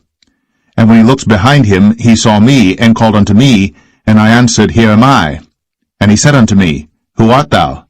And I answered him, I am an Amalekite. He said unto me again, Stand, I pray thee, upon me, and slay me, for anguish is come upon me, because my life is yet whole in me. So I stood upon him, and slew him, because I was sure that he could not live after that he was fallen. And I took the crown that was upon his head, and the bracelet that was on his arm, and have brought them hither unto my lord.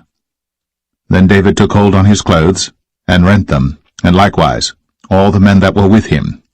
And they mourned, and wept, and fasted until even, for Saul and for Jonathan his son, and for the people of the Lord, and for the house of Israel, because they were fallen by the sword.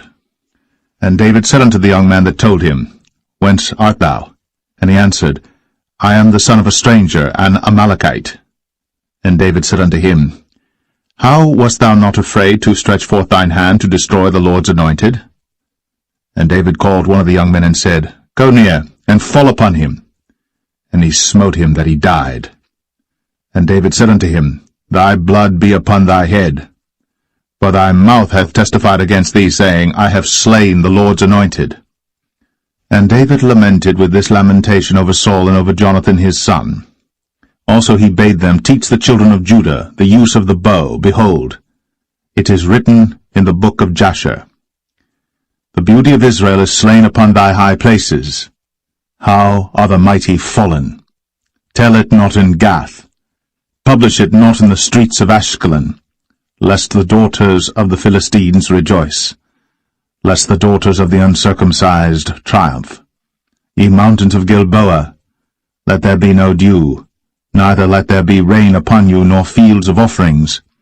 For there the shield of the mighty is vilely cast away, the shield of Saul, as though he had not been anointed with oil.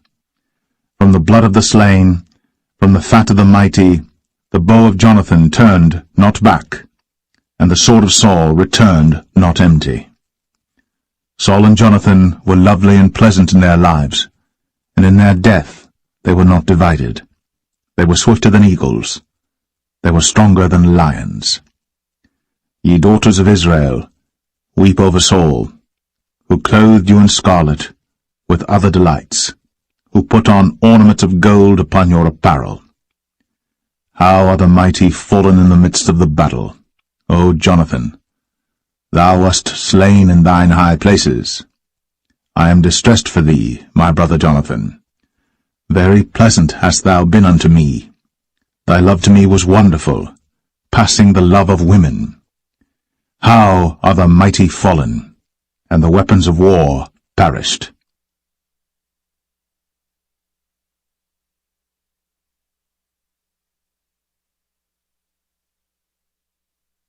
2 Samuel 2. And it came to pass after this that David inquired of the Lord, saying, Shall I go up into any of the cities of Judah? And the Lord said unto him, Go up. And David said, Whither shall I go up? And he said, Unto Hebron. So David went up thither, and his 2 wives also, Ahinoam the Jezreelitess, and Abigail Nabal's wife, the Carmelite. And his men that were with him did David bring up, every man with his household, and they dwelt in the cities of Hebron. And the men of Judah came, and there they anointed David king over the house of Judah. And they told David, saying, that the men of Jabesh-Gilead were they that buried Saul. And David sent messengers unto the men of Jabesh-Gilead, and said unto them, Blessed be ye of the Lord, that ye have shown this kindness unto your Lord, even unto Saul, and have buried him. And now the Lord show kindness and truth unto you, and I also will requite you this kindness, because ye have done this thing. Therefore now let your hands be strengthened, and be ye valiant. For your master Saul is dead, and also the house of Judah have anointed me king over them. But Abner, the son of Ner, captain of Saul's host, took Ishbosheth, the son of Saul, and brought him over to Mahanaim, and made him king over Gilead, and over the Asherites, and over Jezreel, and over Ephraim, and over Benjamin, and over all Israel. Ishbosheth, Saul's son, was 40 years old when he began to reign over Israel, and reigned 2 years. But the house of Judah followed David. And the time that David was king in Hebron over the house of Judah was 7 years and 6 months. And Abner the son of Ner, and the servants of Ishbosheth the son of Saul, went out from Mahanaim to Gibeon. And Joab the son of Zeruiah, and the servants of David went out, and met together by the pool of Gibeon. And they sat down, the one on the one side of the pool, and the other on the other side of the pool. And Abner said to Joab, Let the young men now arise, and play before us. And Joab said, Let them arise. Then there arose and went over by number 12 of Benjamin, which pertained to Ishbosheth the son of Saul, and 12 of the servants of David. And they caught every one his fellow by the head, and thrust his sword in his fellow's side, so they fell down together. Wherefore that place was called Helkath Hazurim, which is in Gibeon. And there was a very sore battle that day. And Abner was beaten, and the men of Israel, before the servants of David. And there were 3 sons of Zeruiah there, Joab, and Abishai, and Asahel. And Asahel was as light of foot as a wild roe. And Asahel pursued after Abner, and in going he turned not to the right hand nor to the left from following Abner. Then Abner looked behind him, and said, Art thou Asahel? And he answered, I am. And Abner said to him, Turn thee aside to thy right hand or to thy left, and lay thee hold on one of the young men, and take thee his armor.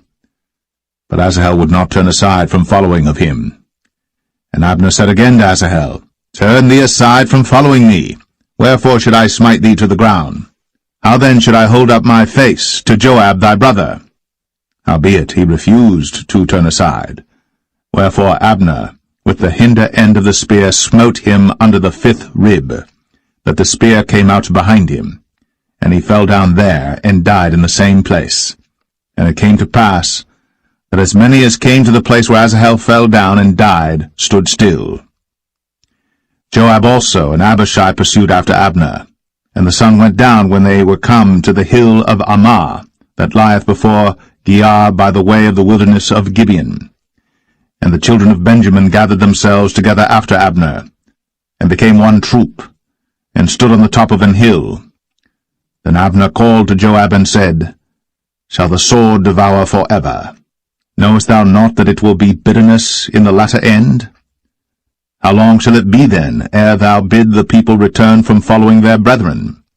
And Joab said, As God liveth, unless thou hadst spoken. Surely then in the morning the people had gone up every one from following his brother. So Joab blew a trumpet, and all the people stood still, and pursued after Israel no more, neither fought they any more.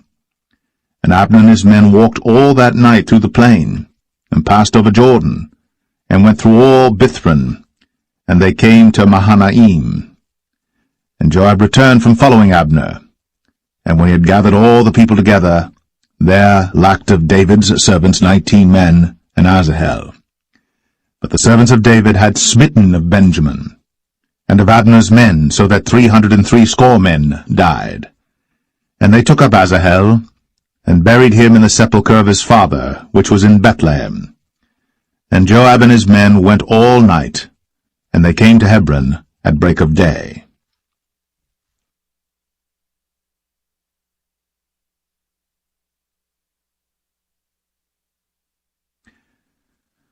2 Samuel 3. Now there was long war between the house of Saul and the house of David. But David waxed stronger and stronger, and the house of Saul waxed weaker and weaker. And unto David were sons born in Hebron, and his firstborn was Amnon, of Ahinoam the Jezreelitess, and his second Chileab, of Abigail the wife of Nabal the Carmelite, and the third Absalom the son of Maacah the daughter of Talmai king of Geshur, and the fourth Adonijah the son of Haggith, and the fifth Shephatiah the son of Abital, and the sixth Ithream by Eglah David's wife. These were born to David in Hebron. And it came to pass, while there was war between the house of Saul and the house of David, that Abner made himself strong for the house of Saul. And Saul had a concubine, whose name was Rizpah, the daughter of Ai. And Ishbosheth said to Abner, Wherefore hast thou gone in unto my father's concubine? Then was Abner very wroth for the words of Ishbosheth, and said, Am I a dog's head, which against Judah do show kindness this day unto the house of Saul thy father, to his brethren, and to his friends, and have not delivered thee into the hand of David, that thou chargest me today with a fault concerning this woman?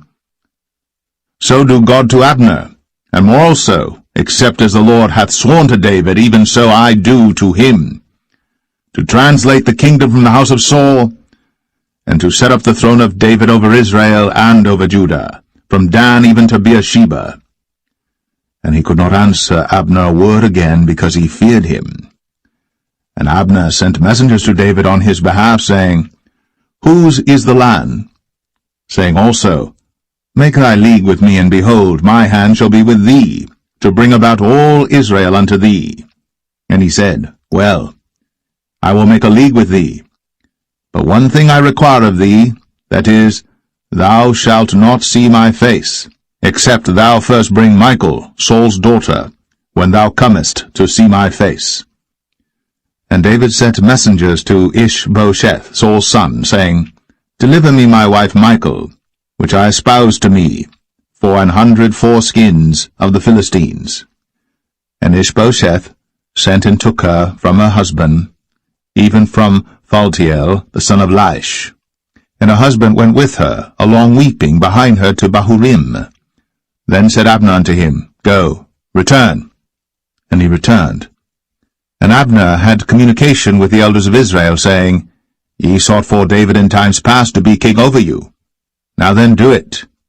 For the Lord hath spoken of David, saying, By the hand of my servant David, I will save my people Israel out of the hand of the Philistines, and out of the hand of all their enemies. And Abner also spake in the ears of Benjamin. And Abner went also to speak in the ears of David in Hebron all that seemed good to Israel, and that seemed good to the whole house of Benjamin. So Abner came to David to Hebron, and 20 men with him. And David made Abner and the men that were with him a feast. And Abner said unto David, I will arise and go, and will gather all Israel unto my lord the king, that they may make a league with thee, and that thou mayest reign over all that thine heart desireth. And David sent Abner away, and he went in peace. And behold, the servants of David and Joab came from pursuing a troop, and brought in a great spoil with them. But Abner was not with David in Hebron, for he had sent him away, and he was gone in peace. When Joab and all the host that was with him were come, they told Joab, saying, Abner the son of Ner came to the king, and he hath sent him away, and he is gone in peace. Then Joab came to the king and said, What hast thou done? Behold, Abner came unto thee. Why is it that thou hast sent him away, and he is quite gone? Thou knowest Abner the son of Ner, that he came to deceive thee, and to know thy going out and thy coming in, and to know all that thou doest. And when Joab was come out from David, he sent messengers after Abner, which brought him again from the well of Sirah.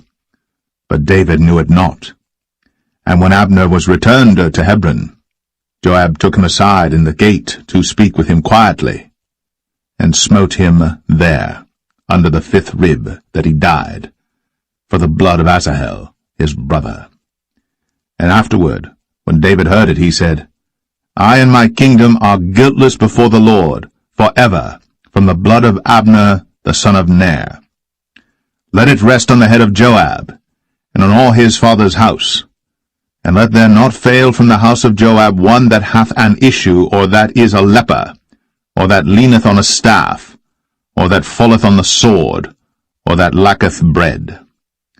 So Joab and Abishai his brother slew Abner, because he had slain their brother Asahel at Gibeon in the battle. And David said to Joab and to all the people that were with him, Rend your clothes, and gird you with sackcloth, and mourn before Abner. And King David himself followed the bier. And they buried Abner in Hebron. And the king lifted up his voice, and wept at the grave of Abner. And all the people wept. And the king lamented over Abner, and said, Died Abner as a fool dieth. Thy hands were not bound, nor thy feet put into fetters. As a man falleth before wicked men, so fellest thou. And all the people wept again over him. And when all the people came to cause David to eat meat while it was yet day, David sware, saying, So do God to me, and more also, if I taste bread or aught else, till the sun be down. And all the people took notice of it, and it pleased them, as whatsoever the king did pleased all the people. For all the people and all Israel understood that day that it was not of the king to slay Abner the son of Ner. And the king said unto his servants, Know ye not that there is a prince and a great man fallen this day in Israel? And I am this day weak, though anointed king. And these men, the sons of Zeruiah, be too hard for me. The Lord shall reward the doer of evil according to his wickedness.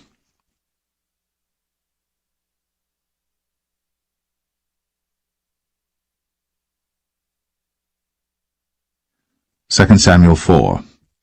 And when Saul's son heard that Abner was dead in Hebron, his hands were feeble, and all the Israelites were troubled.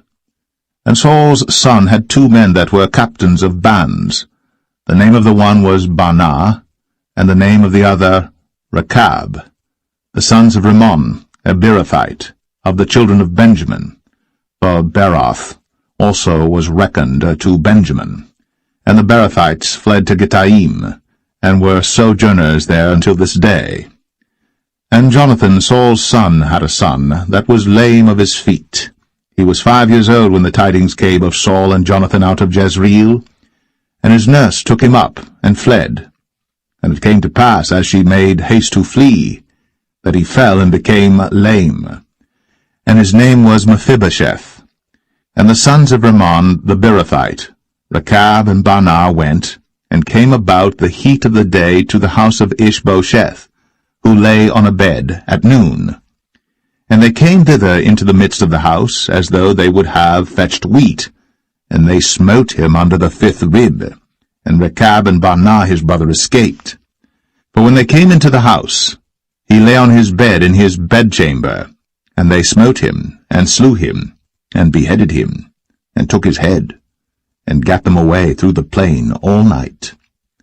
And they brought the head of Ishbosheth unto David to Hebron, and said to the king, Behold, the head of Ishbosheth, the son of Saul, thine enemy, which sought thy life. And the Lord hath avenged my lord the king this day of Saul, and of his seed.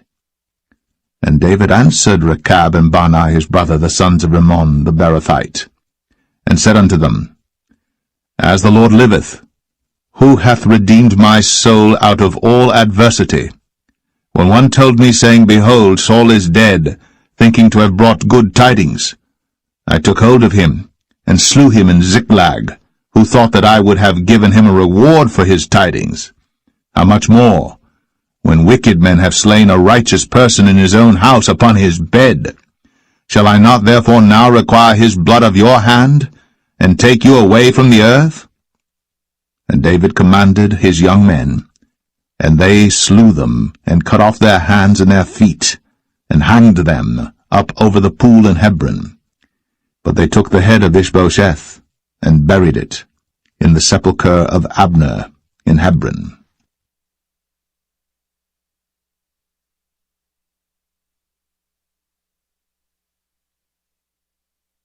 2 Samuel 5. Then came all the tribes of Israel to David unto Hebron, and spake, saying, Behold, we are thy bone and thy flesh. Also in time past, when Saul was king over us, thou wast he that leddest out and broughtest in Israel. And the Lord said to thee, Thou shalt feed my people Israel, and thou shalt be a captain over Israel. So all the elders of Israel came to the king to Hebron, and King David made a league with them in Hebron before the Lord, and they anointed David king over Israel. David was 30 years old when he began to reign, and he reigned 40 years. In Hebron he reigned over Judah 7 years and 6 months, and in Jerusalem he reigned 33 years over all Israel and Judah. And the king and his men went to Jerusalem unto the Jebusites, the inhabitants of the land, which spake unto David, saying, Except thou take away the blind and the lame, thou shalt not come in hither, thinking, David cannot come in hither. Nevertheless, David took the stronghold of Zion, the same is the city of David. And David said on that day, Whosoever getteth up to the gutter, and smiteth the Jebusites, and the lame and the blind, that are hated of David's soul, he shall be chief and captain. Wherefore they said, The blind and the lame shall not come into the house. So David dwelt in the fort, and called it the city of David. And David built round about from Millo and inward. And David went on, and grew great, and the Lord God of hosts was with him. And Hiram king of Tyre sent messengers to David, and cedar trees, and carpenters, and masons, and they built David an house. And David perceived that the Lord had established him king over Israel, and that he had exalted his kingdom for his people Israel's sake. And David took him more concubines and wives out of Jerusalem, after he was come from Hebron, and there were yet sons and daughters born to David. And these be the names of those that were born unto him in Jerusalem, Shammua, and Shobab, and Nathan, and Solomon, Ibhar also, and Elishua, and Nepheg, and Japhia, and Elishama, and Eliada, and Eliphalet. But when the Philistines heard that they had anointed David king over Israel, all the Philistines came up to seek David, and David heard of it, and went down to the hold. The Philistines also came and spread themselves in the valley of Rephaim. And David inquired of the Lord, saying, Shall I go up to the Philistines? Wilt thou deliver them into mine hand? And the Lord said unto David, Go up, for I will doubtless deliver the Philistines into thine hand. And David came to Baal Perazim, and David smote them there, and said, The Lord hath broken forth upon mine enemies before me, as the breach of waters. Therefore he called the name of that place Baal Perazim. And there they left their images, and David and his men burned them. And the Philistines came up yet again, and spread themselves in the valley of Rephaim. And when David inquired of the Lord, he said, Thou shalt not go up, but fetch a compass behind them, and come upon them over against the mulberry trees. And let it be, when thou hearest the sound of a going in the tops of the mulberry trees, that then thou shalt bestir thyself, for then shall the Lord go out before thee to smite the host of the Philistines. And David did so, as the Lord had commanded him, and smote the Philistines from Geba until thou come to Gazer.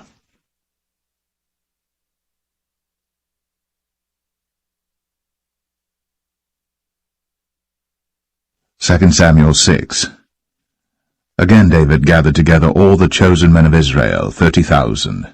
And David arose and went with all the people that were with him from Paulett of Judah, to bring up from thence the ark of God, whose name is called by the name of the Lord of hosts, that dwelleth between the cherubims.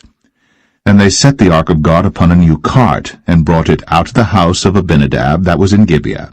And Uzzah and Ahio, the sons of Abinadab, drave the new cart. And they brought it out of the house of Abinadab, which was at Gibeah, accompanying the ark of God, and Ahio went before the ark. And David and all the house of Israel played before the Lord on all manner of instruments made of fir wood, even on harps, and on psalteries, and on timbrels, and on cornets, and on cymbals. And when they came to Nachon's threshing floor, Uzzah put forth his hand to the ark of God, and took hold of it, for the oxen shook it. And the anger of the Lord was kindled against Uzzah, and God smote him there for his error, and there he died by the ark of God. And David was displeased, because the Lord had made a breach upon Uzzah, and he called the name of the place Perez Uzzah to this day. And David was afraid of the Lord that day, and said, How shall the ark of the Lord come to me? So David would not remove the ark of the Lord unto him into the city of David, but David carried it aside into the house of Obed-Edom the Gittite. And the ark of the Lord continued in the house of Obed-Edom the Gittite 3 months. And the Lord blessed Obed-Edom and all his household.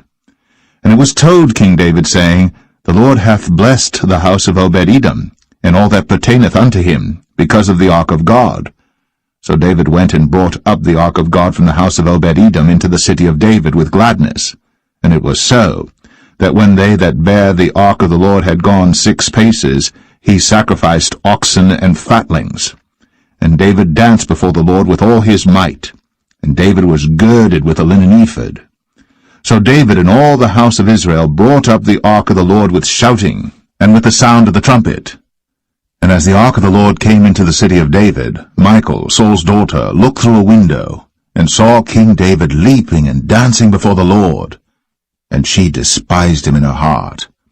And they brought in the ark of the Lord, and set it in his place in the midst of the tabernacle that David had pitched for it. And David offered burnt offerings and peace offerings before the Lord. And as soon as David had made an end of offering burnt offerings and peace offerings, he blessed the people in the name of the Lord of hosts. And he dealt among all the people, even among the whole multitude of Israel, as well to the women as men, to every one a cake of bread, and a good piece of flesh, and a flagon of wine. So all the people departed every one to his house. Then David returned to bless his household, and Michal, the daughter of Saul, came out to meet David, and said, How glorious was the king of Israel today, who uncovered himself today in the eyes of the handmaids of his servants, as one of the vain fellows shamelessly uncovereth himself. And David said unto Michal, It was before the Lord which chose me before thy father, and before all his house, to appoint me ruler over the people of the Lord, over Israel. Therefore will I play before the Lord. And I will yet be more vile than thus, and will be base in mine own sight. And of the maidservants which thou hast spoken of them shall I be had in honor. Therefore Michal, the daughter of Saul, had no child unto the day of her death.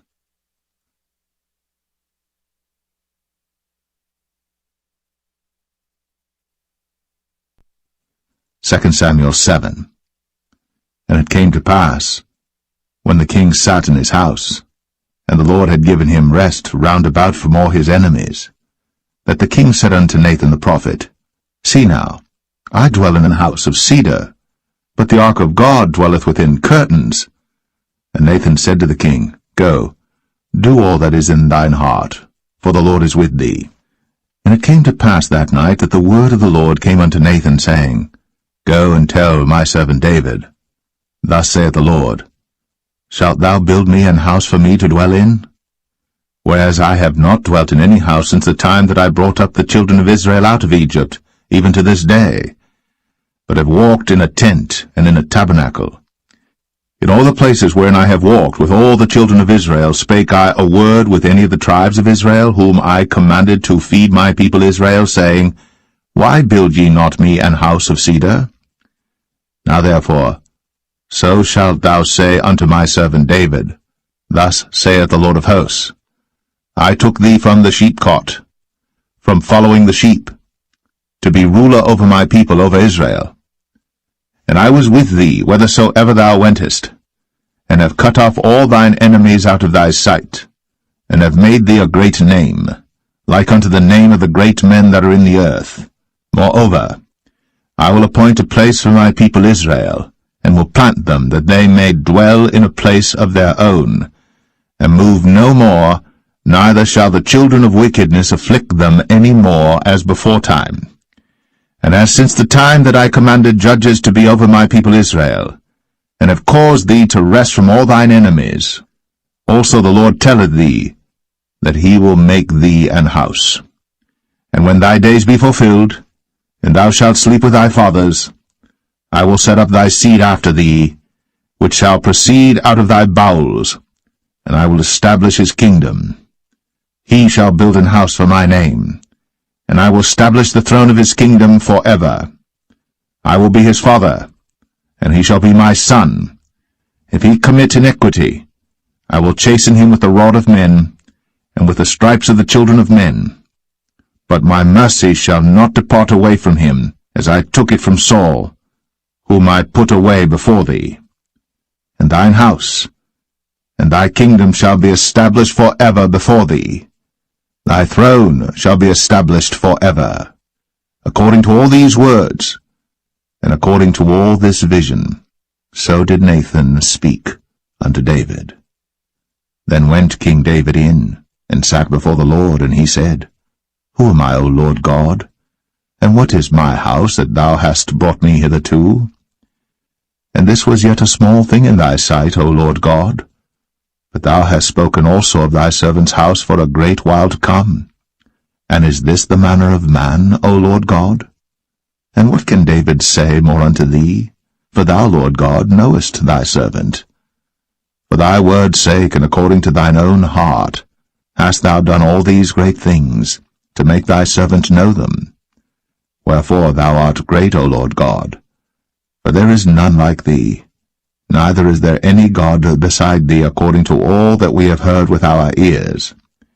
And what one nation in the earth is like thy people, even like Israel, whom God went to redeem for a people to himself, and to make him a name, and to do for you great things and terrible for thy land, before thy people, which thou redeemedst to thee from Egypt, from the nations and their gods.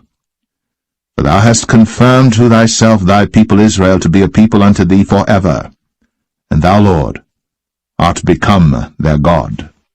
And now, O Lord God, the word that thou hast spoken concerning thy servant, and concerning his house, establish it forever, and do as thou hast said. And let thy name be magnified forever, saying, The Lord of hosts is the God of Israel. And let the house of thy servant David be established before thee. For thou, O Lord of hosts, God of Israel, hast revealed to thy servant, saying, I will build thee an house. Therefore hath thy servant found in his heart to pray this prayer unto thee. And now, O Lord God, thou art that God, and thy words be true, and thou hast promised this goodness unto thy servant. Therefore now, let it please thee to bless the house of thy servant, that it may continue forever before thee. For thou, O Lord God, hast spoken it, and with thy blessing let the house of thy servant be blessed forever.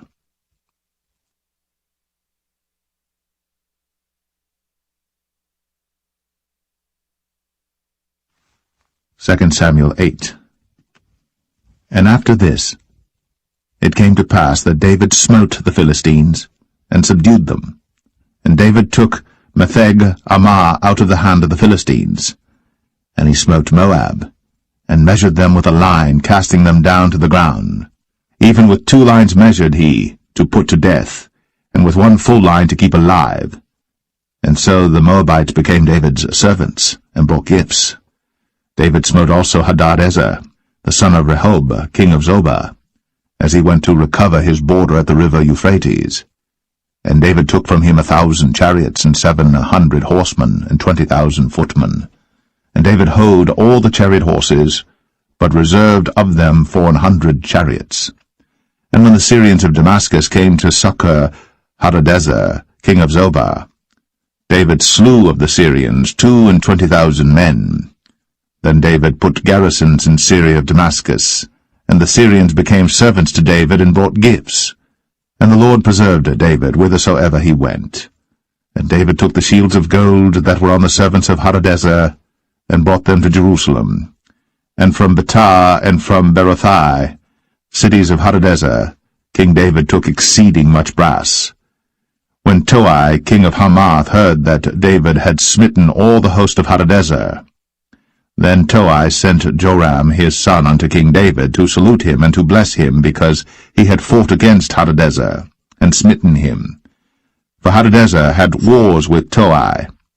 And Joram brought with him vessels of silver, and vessels of gold, and vessels of brass, which also King David did dedicate unto the Lord, with the silver and gold that he had dedicated of all nations which he subdued, of Syria, and of Moab, and of the children of Ammon, and of the Philistines, and of Amalek, and of the spoil of Hadadezer, son of Rehob, king of Zobah.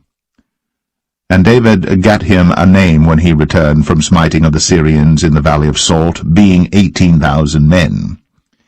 And he put garrisons in Edom. Throughout all Edom put he garrisons, and all they of Edom became David's servants.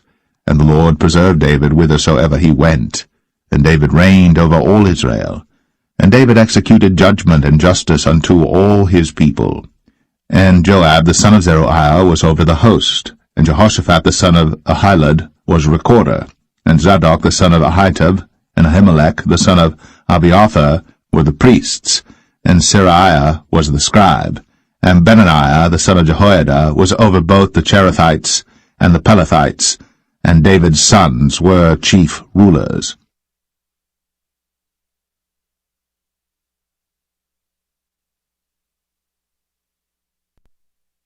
2 Samuel 9.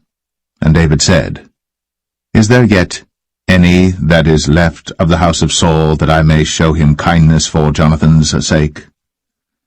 And there was of the house of Saul a servant whose name was Ziba. And when they had called him unto David, the king said unto him, Art thou Ziba? And he said, Thy servant is he.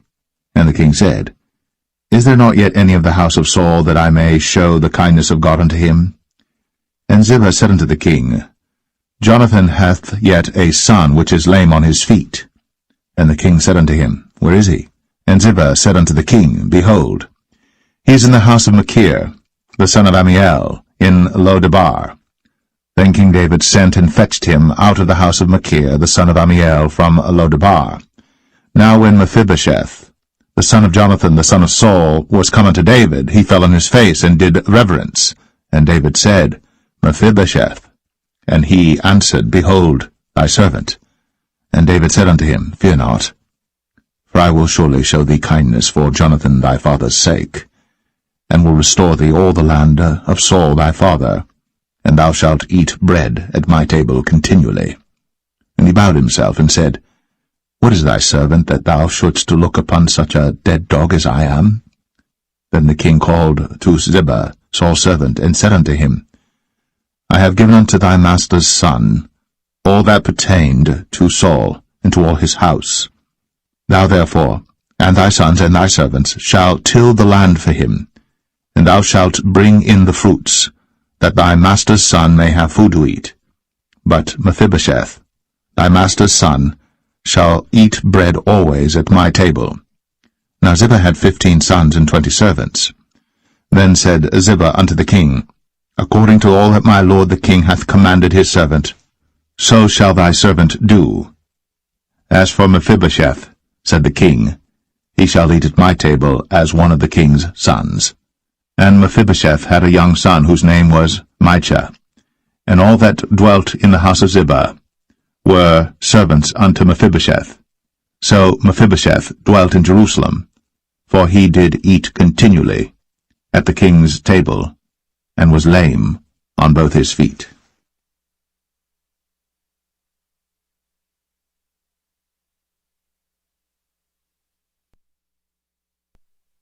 2 Samuel 10.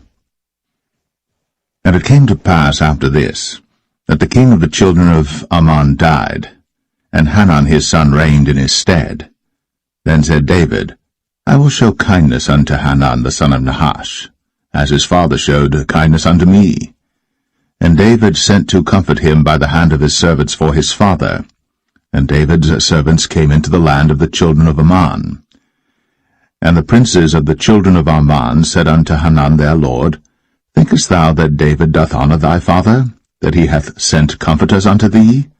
Hath not David rather sent his servants unto thee to search the city, and to spy it out, and to overthrow it? Wherefore Hanan took David's servants, and shaved off the one half of their beards, and cut off their garments in the middle, even to their buttocks, and sent them away. When they told it unto David, he sent to meet them, because the men were greatly ashamed. And the king said, Tarry at Jericho until your beards be grown, and then return. And when the children of Ammon saw that they stank before David, the children of Ammon sent and hired the Syrians of Beth-Rehob, and the Syrians of Zobah, 20,000 footmen, and of King Maacah 1,000 men, and of Ishtab 12,000 men.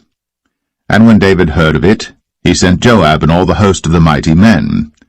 And the children of Ammon came out and put the battle in array at the entering in of the gate. And the Syrians of Zobah, and of Rehob, and Ishtab, and Maacah were by themselves in the field.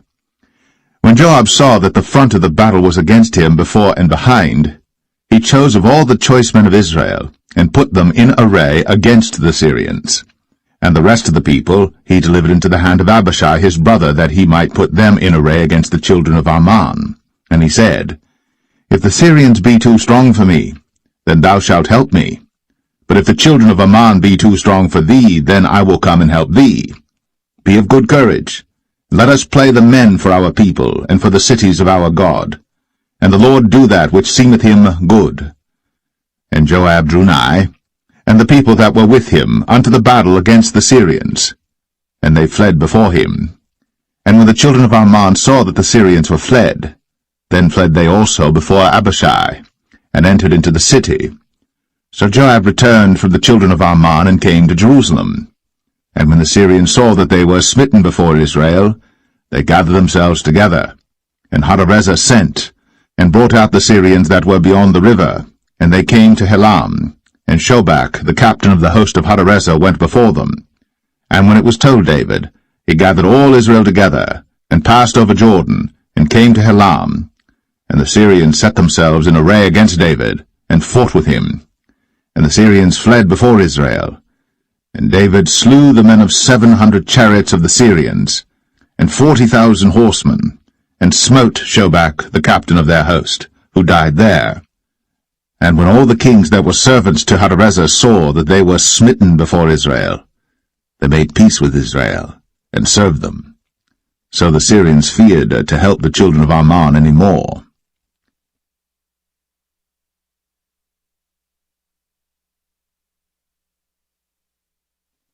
Second Samuel 11. And it came to pass, after the year was expired, at the time when kings go forth to battle, that David sent Joab and his servants with him, and all Israel. And they destroyed the children of Ammon, and besieged Rabbah. But David tarried still at Jerusalem. And it came to pass in an evening tide that David arose from off his bed, and walked upon the roof of the king's house. And from the roof he saw a woman washing herself, and the woman was very beautiful to look upon. And David sent and inquired after the woman. And one said, Is not this Bathsheba, the daughter of Eliam, the wife of Uriah the Hittite? And David sent messengers, and took her. And she came in unto him, and he lay with her, for she was purified from her uncleanness, and she returned unto her house. And the woman conceived, and sent and told David, and said, I am with child. And David sent to Joab, saying, Send me Uriah the Hittite. And Joab sent Uriah to David. And when Uriah was come unto him, David demanded of him how Joab did, and how the people did, and how the war prospered. And David said to Uriah, Go down to thy house, and wash thy feet. And Uriah departed out of the king's house, and there followed him a mess of meat from the king. But Uriah slept at the door of the king's house with all the servants of his lord, and went not down to his house. And when they had told David, saying, Uriah went not down unto his house, David said unto Uriah, Camest thou not from thy journey? Why then didst thou not go down unto thine house? And Uriah said unto David, The ark and Israel and Judah abide in tents, and my lord Joab and the servants of my lord are encamped in the open fields. Shall I then go into mine house to eat and to drink and to lie with my wife? As thou livest, and as thy soul liveth, I will not do this thing. And David said to Uriah, Tarry here today also, and tomorrow I will let thee depart. So Uriah abode in Jerusalem that day and the morrow.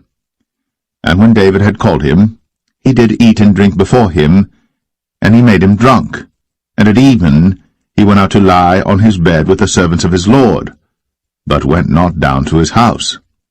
And it came to pass in the morning that David wrote a letter to Joab, and sent it by the hand of Uriah. And he wrote in the letter, saying, Set ye Uriah in the forefront of the hottest battle, and retire ye from him, that he may be smitten and die. And it came to pass, when Joab observed the city, that he assigned Uriah unto a place where he knew that valiant men were. And the men of the city went out, and fought with Joab. And there fell some of the people of the servants of David, and Uriah the Hittite died also.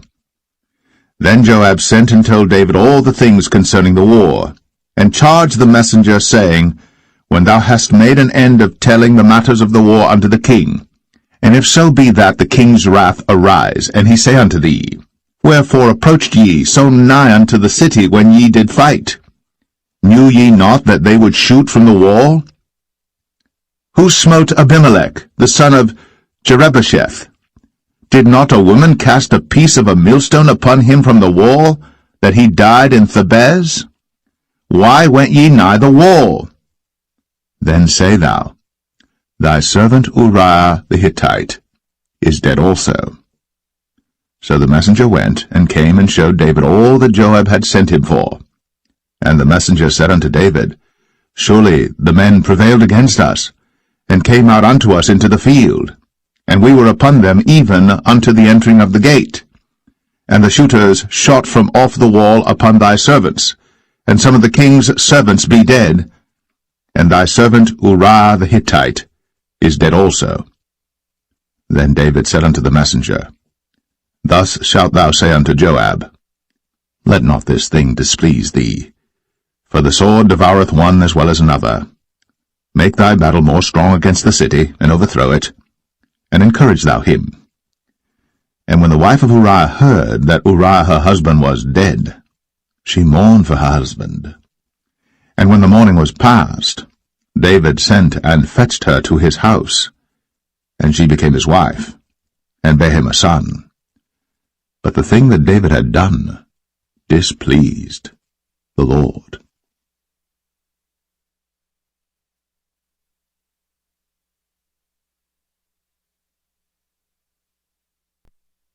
2 Samuel 12. And the Lord sent Nathan unto David.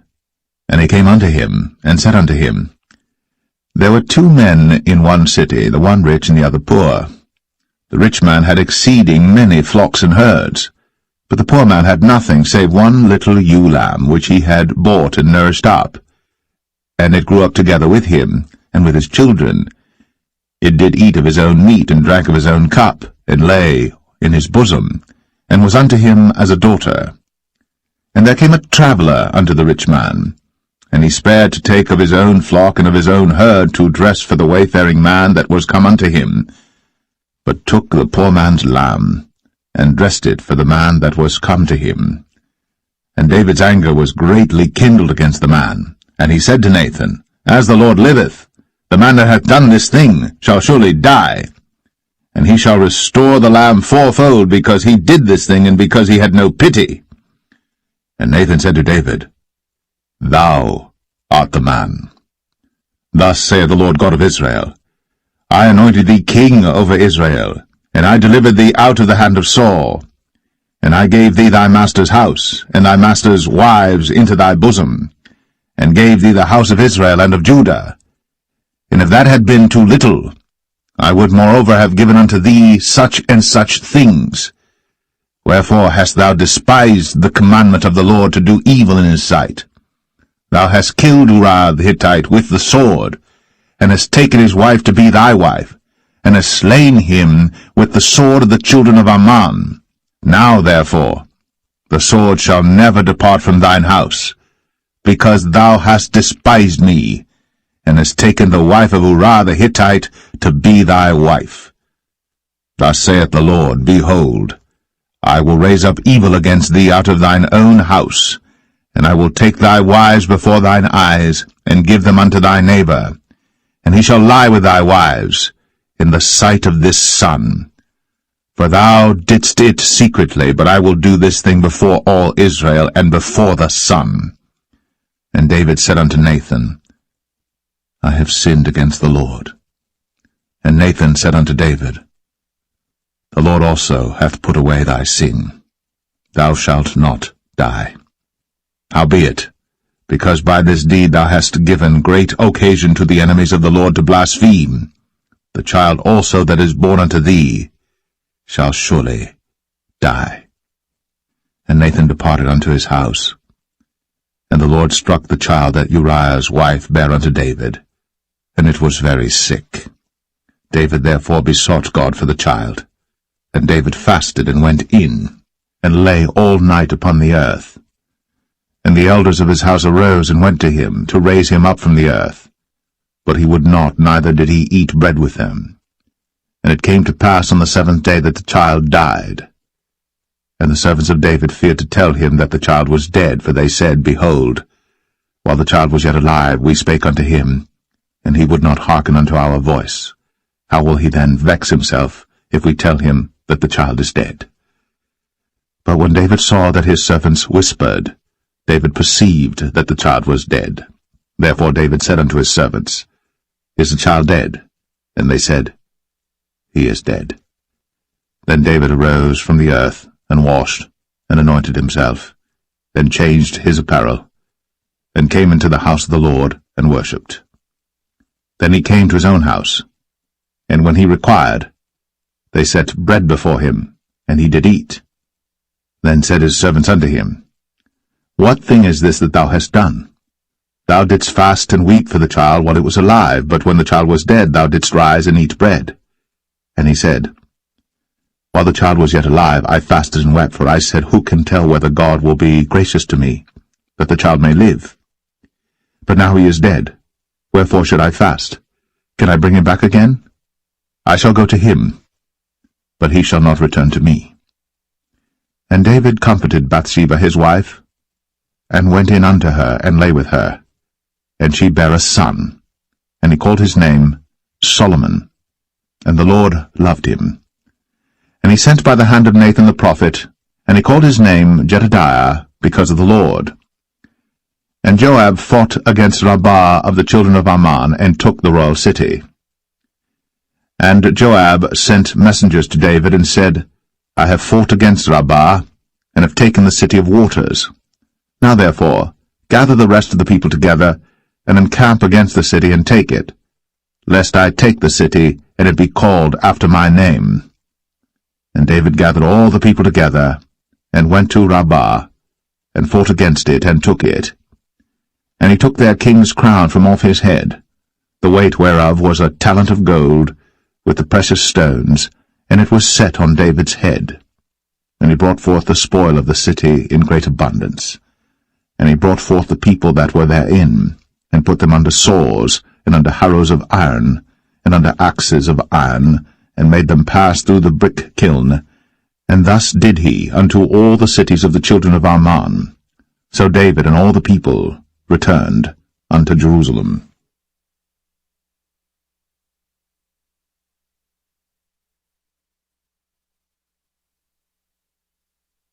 2 Samuel 13. And it came to pass after this, that Absalom the son of David had a fair sister whose name was Tamar, and Amnon the son of David loved her. And Amnon was so vexed that he fell sick for his sister Tamar, for she was a virgin, and Amnon thought it hard for him to do anything to her. But Amnon had a friend whose name was Jonadab, the son of Shimea, David's brother. And Jonadab was a very subtle man. And he said unto him, Why art thou, being the king's son, lean from day to day? Wilt thou not tell me? And Amnon said unto him, I love Tamar, my brother Absalom's sister. And Jonadab said unto him, Lay thee down on thy bed, and make thyself sick. And when thy father cometh to see thee, say unto him, I pray thee, let my sister Tamar come and give me meat, and dress the meat in my sight, that I may see it, and eat it at her hand. So Amnon lay down, and made himself sick.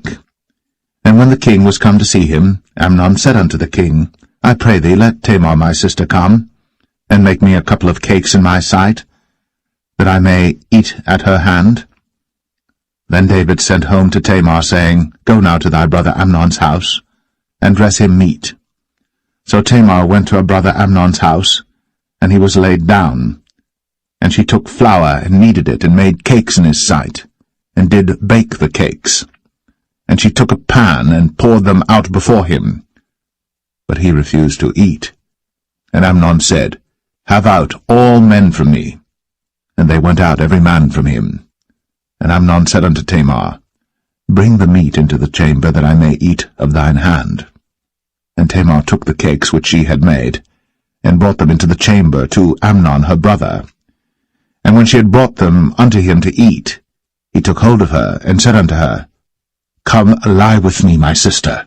And she answered him, Nay, my brother, do not force me. For no such thing ought to be done in Israel. Do not thou this folly. And I, whither shall I cause my shame to go? And as for thee, thou shalt be as one of the fools in Israel. Now therefore I pray thee, speak unto the king, for he will not withhold me from thee. Howbeit, he would not hearken unto her voice, but being stronger than she, forced her, and lay with her. Then Amnon hated her exceedingly, so that the hatred wherewith he hated her was greater than the love wherewith he had loved her. And Amnon said unto her, Arise, be gone. And she said unto him, There is no cause. This evil in sending me away is greater than the other that thou didst unto me. But he would not hearken unto her. Then he called his servant that ministered unto him, and said, Put now this woman out from me, and bolt the door after her. And she had a garment of divers colours upon her, for with such robes were the king's daughters that were virgins apparelled. Then his servant brought her out, and bolted the door after her. And Tamar put ashes on her head, and rent her garment of divers colours that was on her, and laid her hand on her head, and went on crying. And Absalom, her brother, said unto her, Hath Amnon thy brother been with thee? But hold now thy peace, my sister. He is thy brother. Regard not this thing. So Tamar remained desolate in her brother Absalom's house. But when King David heard of all these things, he was very wroth. And Absalom spake unto his brother Amnon, neither good nor bad, for Absalom hated Amnon, because he had forced his sister Tamar. And it came to pass after 2 full years, that Absalom had sheep-shearers in Baal-Hazor, which is beside Ephraim. And Absalom invited all the king's sons. And Absalom came to the king and said, Behold now, thy servant hath sheep-shearers. Let the king, I beseech thee, and his servants go with thy servant. And the king said to Absalom, Nay, my son, let us not all now go, lest we be chargeable unto thee. And he pressed him, howbeit he would not go, but blessed him. Then said Absalom, If not, I pray thee, let my brother Amnon go with us. And the king said unto him, Why should he go with thee? But Absalom pressed him that he let Amnon and all the king's sons go with him. Now Absalom had commanded his servant, saying, Mark ye now, when Amnon's heart is merry with wine, and when I say unto you, Smite Amnon, then kill him. Fear not. Have not I commanded you? Be courageous, and be valiant. and the servants of Absalom did unto Amnon, as Absalom had commanded. Then all the king's sons arose, and every man gat him up upon his mule, and fled. And it came to pass, while they were in the way, that tidings came to David, saying, Absalom hath slain all the king's sons, and there is not one of them left. Then the king arose, and tare his garments, and lay on the earth, and all his servants stood by with their clothes rent.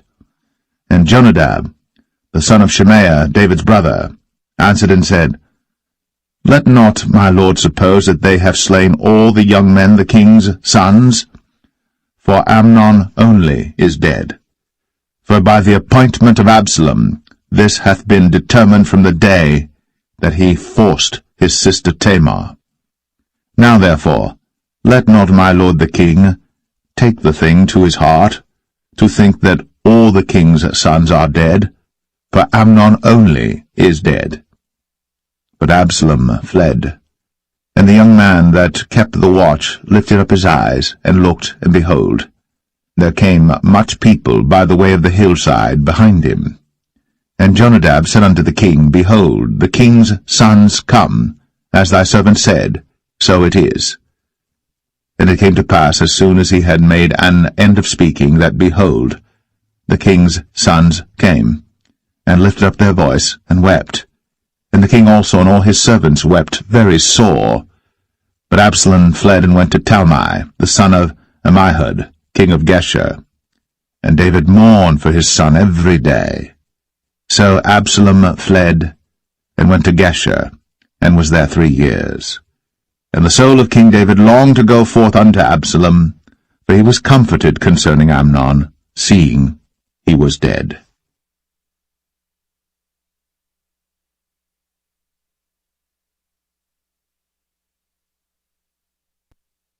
Second Samuel 14. Now Joab the son of Zeruiah perceived that the king's heart was toward Absalom. And Joab sent to Tekoa, and fetched thence a wise woman, and said unto her, I pray thee, feign thyself to be a mourner, and put on now mourning apparel, and anoint not thyself with oil, but be as a woman that had a long time mourned for the dead, and come to the king, and speak on this manner unto him. So Joab put the words in her mouth. And when the woman of Tekoa spake to the king, she fell on her face to the ground, and did obeisance, and said, Help, O king. And the king said unto her, What aileth thee? And she answered, I am indeed a widow woman, and mine husband is dead. And thy handmaid had 2 sons, and they 2 strove together in the field, and there was none to part them. But the one smote the other, and slew him. And behold, the whole family is risen against thine handmaid. And they said, Deliver him that smote his brother, that we may kill him for the life of his brother whom he slew. And we will destroy the heir also.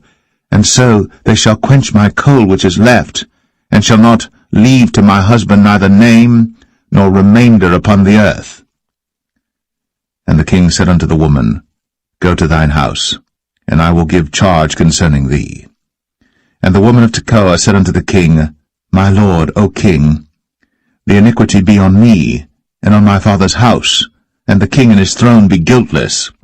And the king said, Whosoever saith aught unto thee, bring him to me, and he shall not touch thee any more. Then said she, I pray thee, let the king remember the Lord thy God, that thou wouldst not suffer the revengers of blood to destroy any more, lest they destroy my son. And he said, As the Lord liveth, there shall not one hair of thy son fall to the earth. Then the woman said, Let thine handmaid, I pray thee, speak one word unto my lord the king. And he said, Say on. And the woman said, Wherefore then hast thou thought such a thing against the people of God? For the king doth speak this thing as one which is faulty, in that the king doth not fetch home again his banished. For we must needs die, and are as water spilt on the ground, which cannot be gathered up again. Neither doth God respect any person, yet doth he devise means that his banished be not expelled from him. Now therefore that I am come to speak of this thing unto my lord the king, it is because the people have made me afraid. And thy handmaid said, I will now speak unto the king. It may be that the king will perform the request of his handmaid. For the king will hear to deliver his handmaid out of the hand of the man that would destroy me and my son together out of the inheritance of God. Then thine handmaid said, The word of my lord the king shall now be comfortable. For as an angel of God, so is my lord the king to discern good and bad. Therefore the Lord thy God will be with thee. Then the king answered and said unto the woman, Hide not from me, I pray thee, the thing that I shall ask thee. And the woman said, Let my lord the king now speak. And the king said, Is not the hand of Joab with thee in all this? And the woman answered and said, As thy soul liveth, my lord the king, none can turn to the right hand or to the left from aught that my lord the king hath spoken. For thy servant Joab, he bade me, and he put all these words in the mouth of thine handmaid.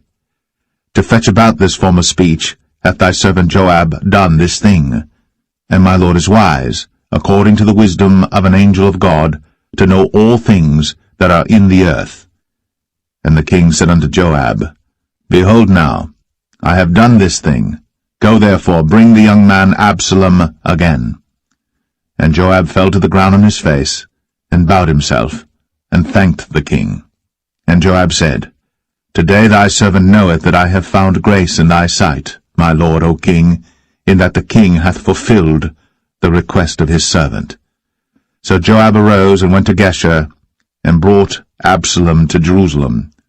And the king said, Let him turn to his own house, and let him not see my face.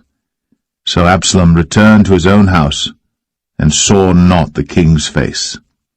But in all Israel there was none to be so much praised as Absalom for his beauty. From the sole of his foot even to the crown of his head, there was no blemish in him. And when he polled his head, for it was at every year's end that he polled it, because the hair was heavy on him, therefore he polled it, he weighed the hair of his head at 200 shekels after the king's weight.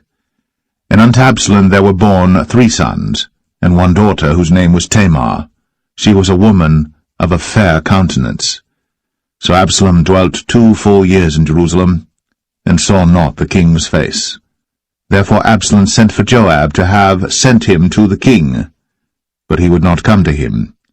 And when he sent again the second time, he would not come. Therefore he said unto his servants, See, Joab's field is near mine, and he hath barley there. Go and set it on fire. And Absalom's servants set the field on fire. Then Joab arose, and came to Absalom unto his house, and said unto him, Wherefore have thy servants set my field on fire? And Absalom answered Joab, Behold, I sent unto thee, saying, Come hither, that I may send thee to the king, to say, Wherefore am I come from Geshur? It had been good for me to have been there still. Now therefore let me see the king's face, and if there be any iniquity in me, let him kill me. So Joab came to the king, and told him. And when he had called for Absalom, he came to the king, and bowed himself on his face to the ground before the king. And the king kissed Absalom.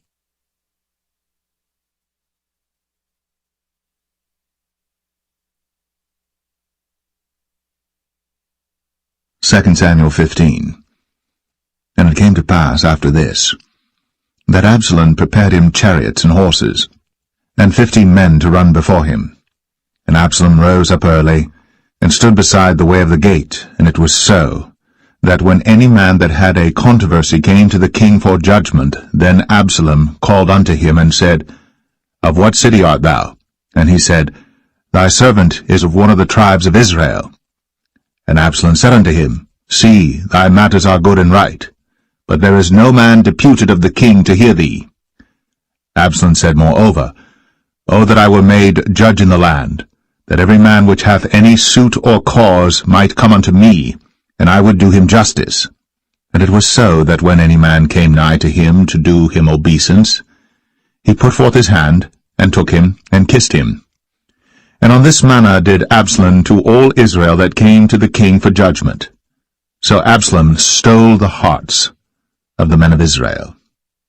And it came to pass after 40 years that Absalom said unto the king, I pray thee, let me go and pay my vow, which I have vowed unto the Lord in Hebron.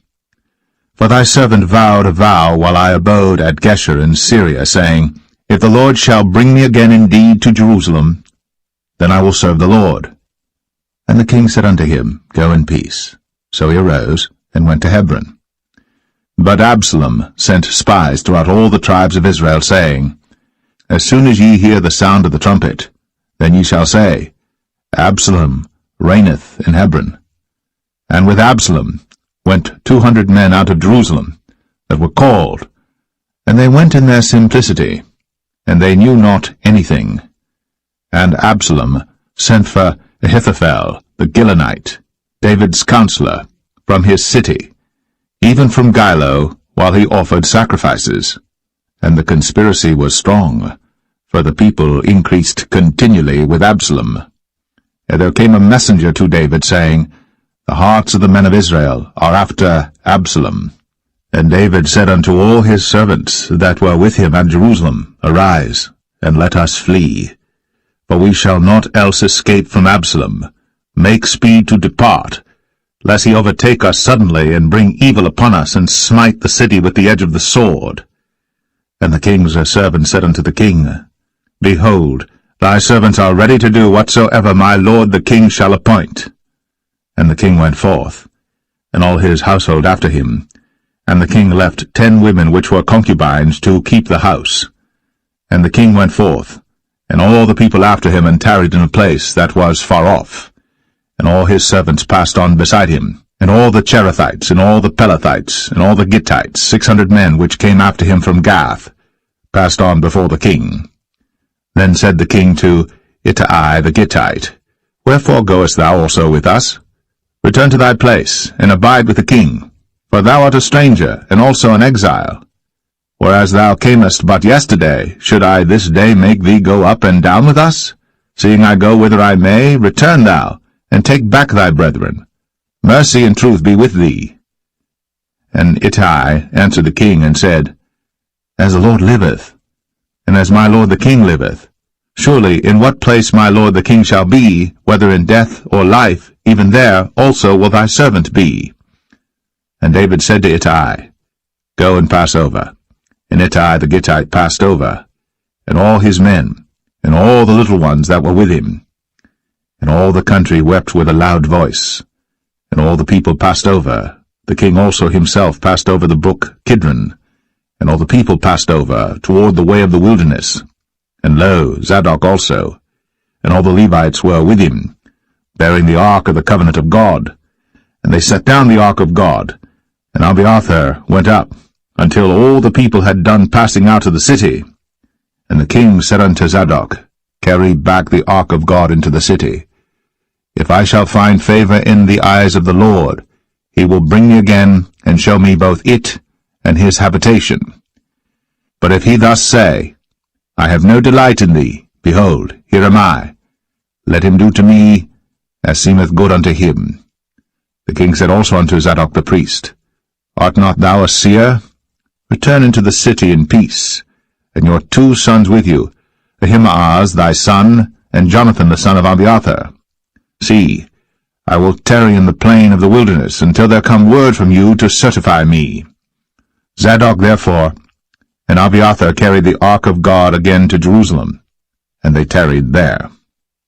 And David went up by the ascent of Mount Olivet, and wept as he went up, and had his head covered, and he went barefoot, and all the people that was with him covered every man his head, and they went up, weeping as they went up. And one told David, saying, Ahithophel is among the conspirators with Absalom. And David said, O Lord, I pray thee, turn the counsel of Ahithophel into foolishness. And it came to pass that when David was come to the top of the mount, where he worshipped God, behold, Hushai the Archite came to meet him with his coat rent, and earth upon his head. Unto whom David said, If thou passest on with me, then thou shalt be a burden unto me. But if thou return to the city, and say unto Absalom, I will be thy servant, O king, As I have been thy father's servant hitherto, so will I now also be thy servant. Then mayest thou for me defeat the counsel of Ahithophel. And hast thou not there with thee Zadok and Abiathar the priests? Therefore it shall be that what thing soever thou shalt hear out of the king's house, thou shalt tell it to Zadok and Abiathar the priests.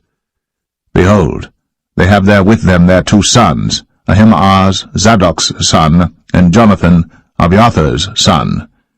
And by them ye shall send unto me everything that ye can hear. So Hushai, David's friend, came into the city, and Absalom came into Jerusalem.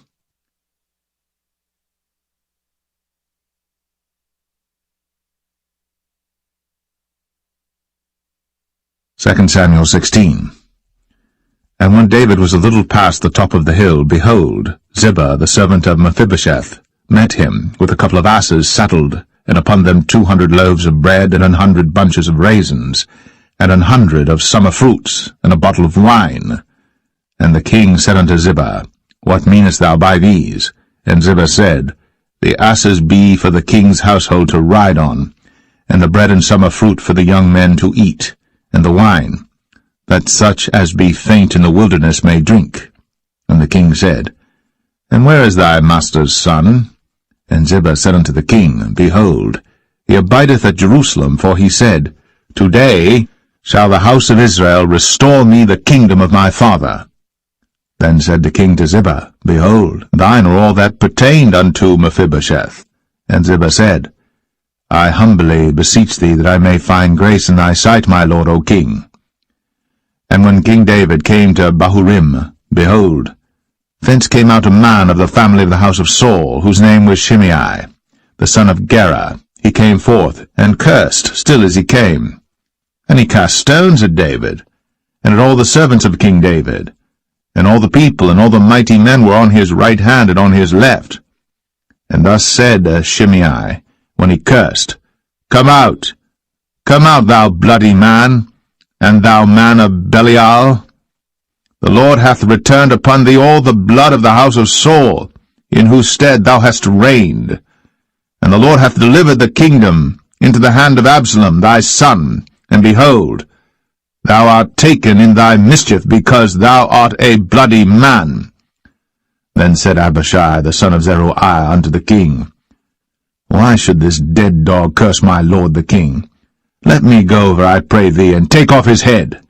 And the king said, What have I to do with you, ye sons of Zeruiah? So let him curse, because the Lord hath said unto him, Curse David. Who shall then say, Wherefore hast thou done so? And David said to Abishai and to all his servants, Behold, my son, which came forth of my bowels, seeketh my life. How much more now may this Benjamite do it?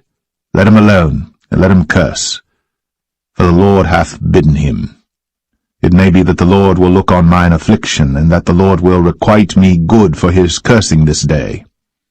And as David and his men went by the way, Shimei went along on the hill's side over against him, and cursed as he went, and threw stones at him, and cast dust. And the king and all the people that were with him came weary, and refreshed themselves there.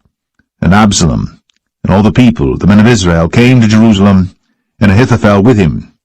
And it came to pass, when Hushai the Archite, David's friend, was come unto Absalom, that Hushai said unto Absalom, God save the king, God save the king. And Absalom said to Hushai, Is this thy kindness to thy friend? Why wentest thou not with thy friend?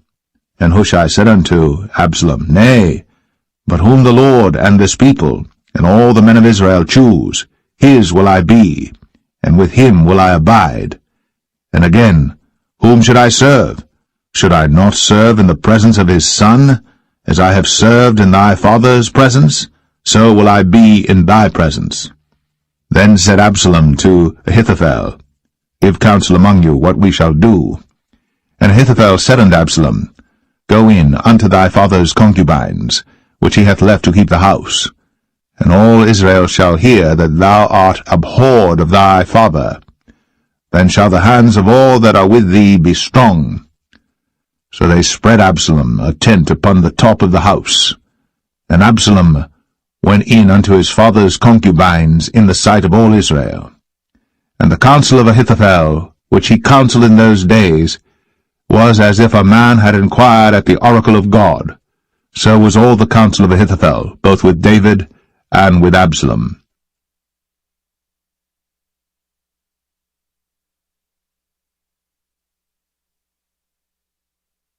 Second Samuel 17. Moreover Ahithophel said unto Absalom, Let me now choose out 12,000 men, and I will arise and pursue after David this night. And I will come upon him while he is weary and weak-handed, and will make him afraid, and all the people that are with him shall flee, and I will smite the king only. And I will bring back all the people unto thee. The man whom thou seekest is as if all returned, so all the people shall be in peace. And the saying pleased Absalom well, and all the elders of Israel. Then said Absalom, Call now Hushai the Archite also, and let us hear likewise what he saith. And when Hushai was come to Absalom, Absalom spake unto him, saying, Ahithophel hath spoken after this manner. Shall we do after his saying? If not, speak thou. And Hushai said unto Absalom, The counsel that Ahithophel hath given is not good at this time. For, said Hushai, Thou knowest thy father and his men, that they be mighty men, and they be chafed in their minds, as a bear robbed of her whelps in the field. And thy father is a man of war, and will not lodge with the people. Behold, he is hid now in some pit, or in some other place, and it will come to pass, when some of them be overthrown at the first, that whosoever heareth it will say, There is a slaughter among the people that follow Absalom. And he also that is valiant, whose heart is as the heart of a lion, shall utterly melt. For all Israel knoweth that thy father is a mighty man, and they which be with him are valiant men. Therefore I counsel that all Israel be generally gathered unto thee, from Dan even to Beersheba, as the sand that is by the sea for multitude, and that thou go to battle in thine own person. So shall we come upon him in some place where he shall be found, and we will light upon him as the dew falleth on the ground, and of him, and of all the men that are with him, there shall not be left so much as one. Moreover, if he be gotten into a city, then shall all Israel bring ropes to that city, and we will draw it into the river, until there be not one small stone found there. And Absalom and all the men of Israel said, The counsel of Hushai the Archite is better than the counsel of Ahithophel. For the Lord had appointed to defeat the good counsel of Ahithophel, to the intent that the Lord might bring evil upon Absalom. Then said Hushai unto Zadok, and to Abiathar the priests, Thus and thus did Ahithophel counsel Absalom and the elders of Israel, and thus have I counselled. Now therefore send quickly, and tell David, saying, Lodge not this night in the plains of the wilderness, but speedily pass over, lest the king be swallowed up, and all the people that are with him. Now Jonathan and Ahimaaz stayed by En-Rogel, for they might not be seen to come into the city. And a wench went and told them, and they went and told King David. Nevertheless a lad saw them and told Absalom. But they went both of them away quickly, and came to a man's house in Bahurim, which had a well in his court, whither they went down. And the woman took and spread a covering over the well's mouth, and spread ground corn thereon, and the thing was not known. And when Absalom's servants came to the woman to the house, they said, Where is Ahimaaz and Jonathan? And the woman said unto them, They be gone over the brook of water. And when they had sought and could not find them, they returned to Jerusalem. And it came to pass after they were departed, that they came up out of the well, and went and told to King David, and said unto David, Arise, and pass quickly over the water, for thus hath Ahithophel counselled against you. Then David arose, and all the people that were with him, and they passed over Jordan. By the morning light there lacked not one of them that was not gone over Jordan. And when Ahithophel saw that his counsel was not followed, he saddled his ass and arose, and gat him home to his house, to his city, and put his household in order. and hanged himself, and died, and was buried in the sepulchre of his father. Then David came to Mahanaim, and Absalom passed over Jordan, he and all the men of Israel with him. And Absalom made Amasa captain of the host instead of Joab, which Amasa was a man's son, whose name was Ithra, an Israelite, that went in to Abigail, the daughter of Nahash, sister to Zeruiah, Joab's mother. So Israel and Absalom pitched in the land of Gilead.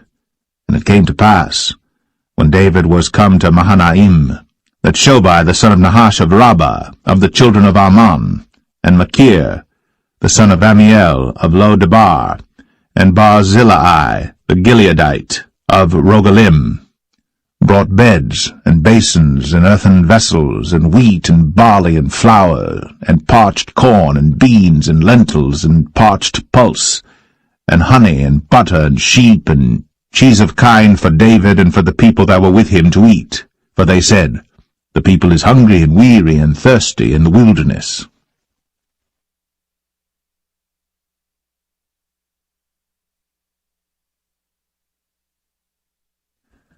Second Samuel 18. And David numbered the people that were with him, and set captains of thousands and captains of hundreds over them. And David sent forth a third part of the people under the hand of Joab, and a third part under the hand of Abishai the son of Zeruiah, Joab's brother, and a third part under the hand of Ittai the Gittite. And the king said unto the people, I will surely go forth with you myself also. But the people answered, Thou shalt not go forth, for if we flee away, they will not care for us, neither, if half of us die, will they care for us. But now thou art worth 10,000 of us. Therefore now it is better that thou succour us out of the city. And the king said unto them, What seemeth you best, I will do. And the king stood by the gate side, and all the people came out by hundreds and by thousands. And the king commanded Joab and Abishai and Ittai, saying, Deal gently for my sake with the young man, even with Absalom. And all the people heard when the king gave all the captains charge concerning Absalom.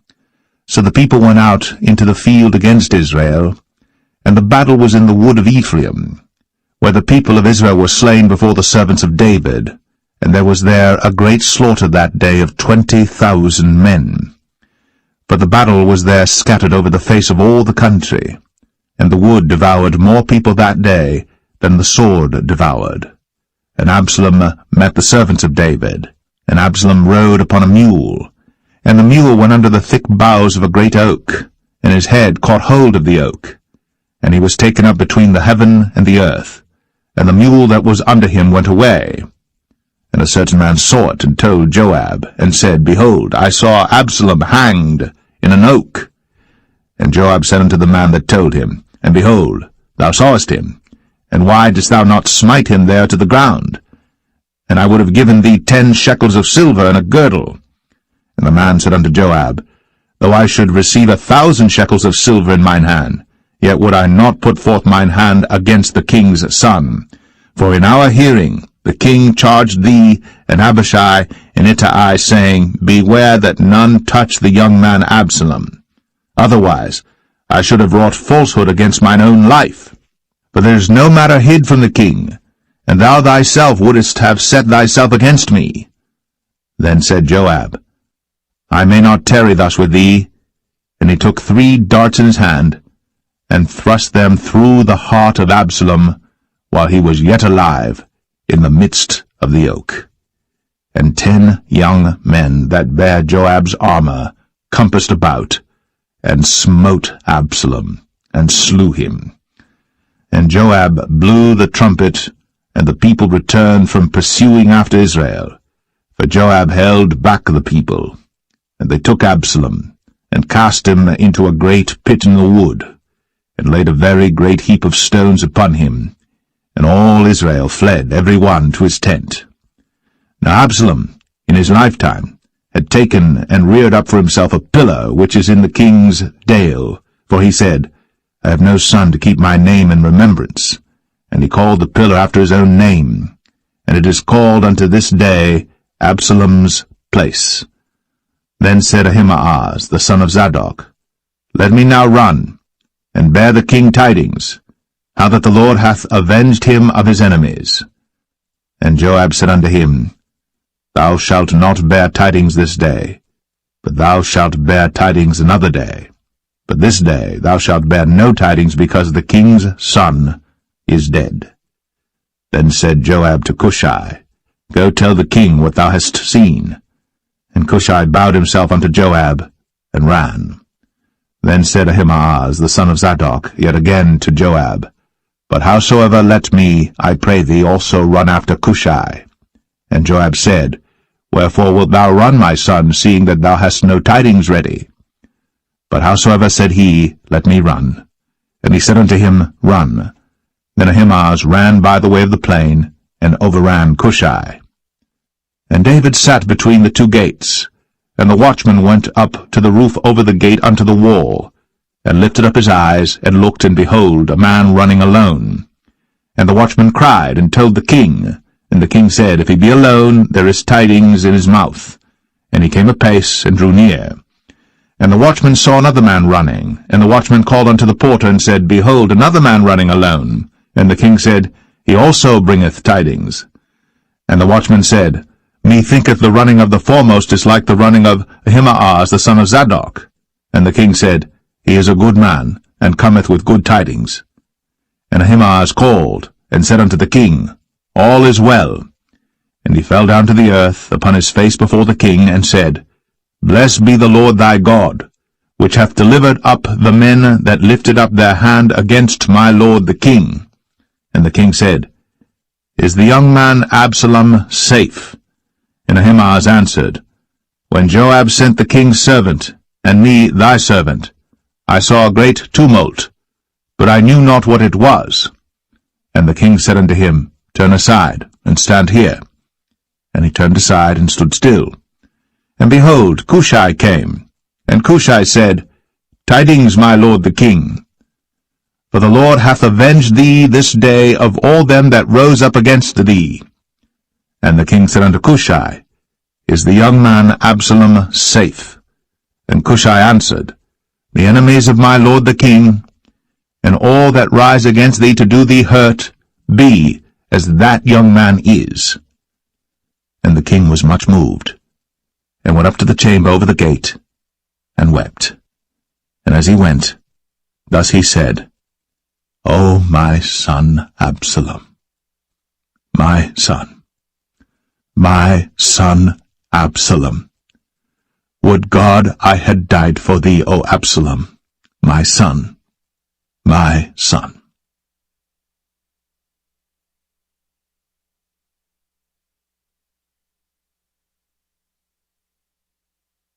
2 Samuel 19.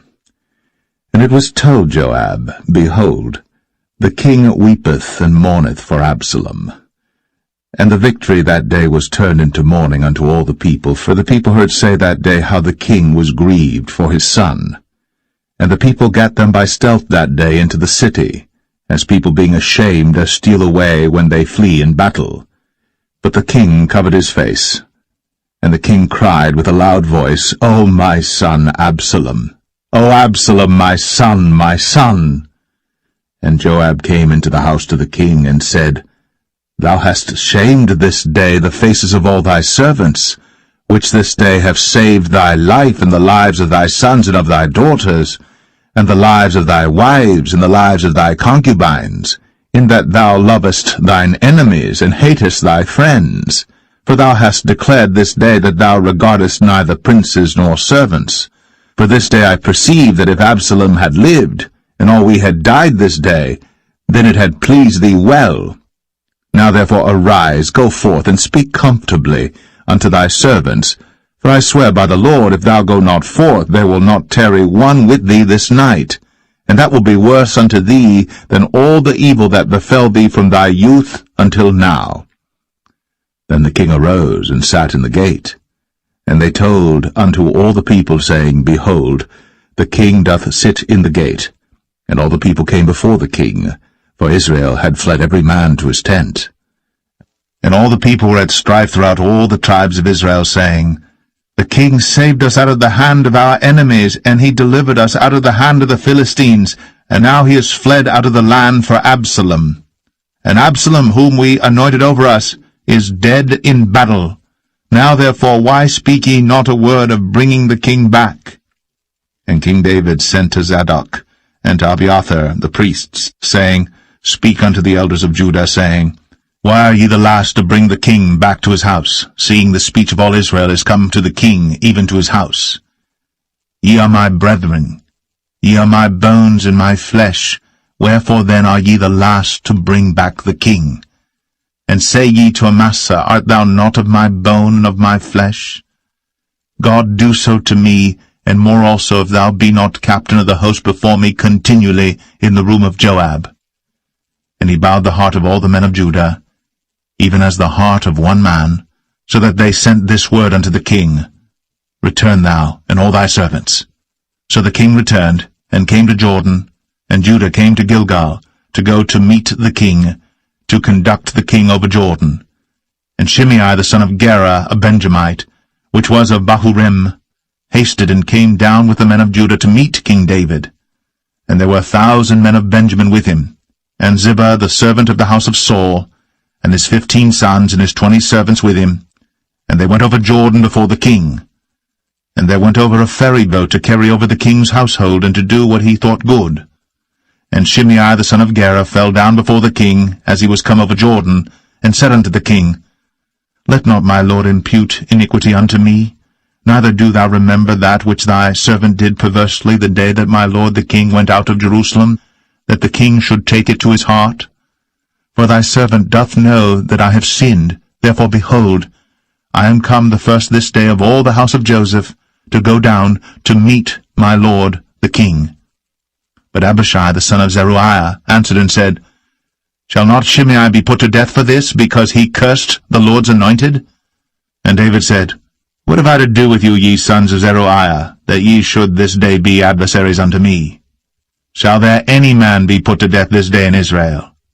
For do not I know that I am this day king over Israel?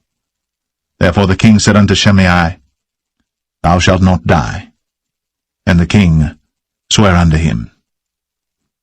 And Mephibosheth, the son of Saul, came down to meet the king, and had neither dressed his feet, nor trimmed his beard, nor washed his clothes, from the day the king departed until the day he came again in peace. And it came to pass, when he was come to Jerusalem to meet the king, that the king said unto him, Wherefore wentest not thou with me, Mephibosheth?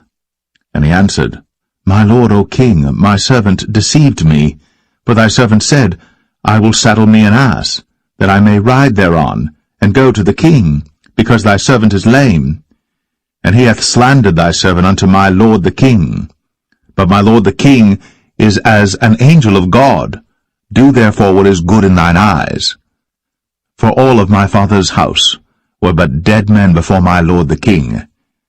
Yet didst thou set thy servant among them that did eat at thine own table? What right therefore have I yet to cry any more unto the king? And the king said unto him, Why speakest thou any more of thy matters? I have said, Thou and Ziba divide the land. And Mephibosheth said unto the king, Yea, let him take all, for as much as my lord the king is come again in peace unto his own house. And Barzillai the Gileadite came down from Rogelim, and went over Jordan with the king to conduct him over Jordan. Now Barzillai was a very aged man, even 80 years old, and he had provided the king of sustenance while he lay at Mahanaim, for he was a very great man. And the king said unto Barzillai, Come thou over with me, and I will feed thee with me in Jerusalem. And Barzillai said unto the king, How long have I to live, that I should go up with the king unto Jerusalem? I am this day 80 years old, and can I discern between good and evil? Can thy servant taste what I eat or what I drink? Can I hear any more the voice of singing men and singing women? Wherefore then should thy servant be yet a burden unto my lord the king? Thy servant will go a little way over Jordan with the king, and why should the king recompense it me with such a reward? Let thy servant, I pray thee, turn back again, that I may die in mine own city. and be buried by the grave of my father and of my mother. But behold thy servant Chimham, let him go over with my lord the king, and do to him what shall seem good unto thee. And the king answered, Chimham shall go over with me, and I will do to him that which shall seem good unto thee. And whatsoever thou shalt require of me, that will I do for thee. And all the people went over Jordan. And when the king was come over, the king kissed Barzillai, and blessed him, and he returned unto his own place. Then the king went on to Gilgal, and Chimham went on with him. And all the people of Judah conducted the king, and also half the people of Israel. And behold, all the men of Israel came to the king, and said unto the king, Why have our brethren the men of Judah stolen thee away, and have brought the king and his household and all David's men with him over Jordan? And all the men of Judah answered the men of Israel, Because the king is near of kin to us, wherefore then be ye angry for this matter? Have we eaten at all of the king's cost, or hath he given us any gift? And the men of Israel answered the men of Judah, and said, We have 10 parts in the king, and we have also more right in David than ye. Why then did ye despise us, that our advice should not be first had in bringing back our king? And the words of the men of Judah were fiercer than the words of the men of Israel.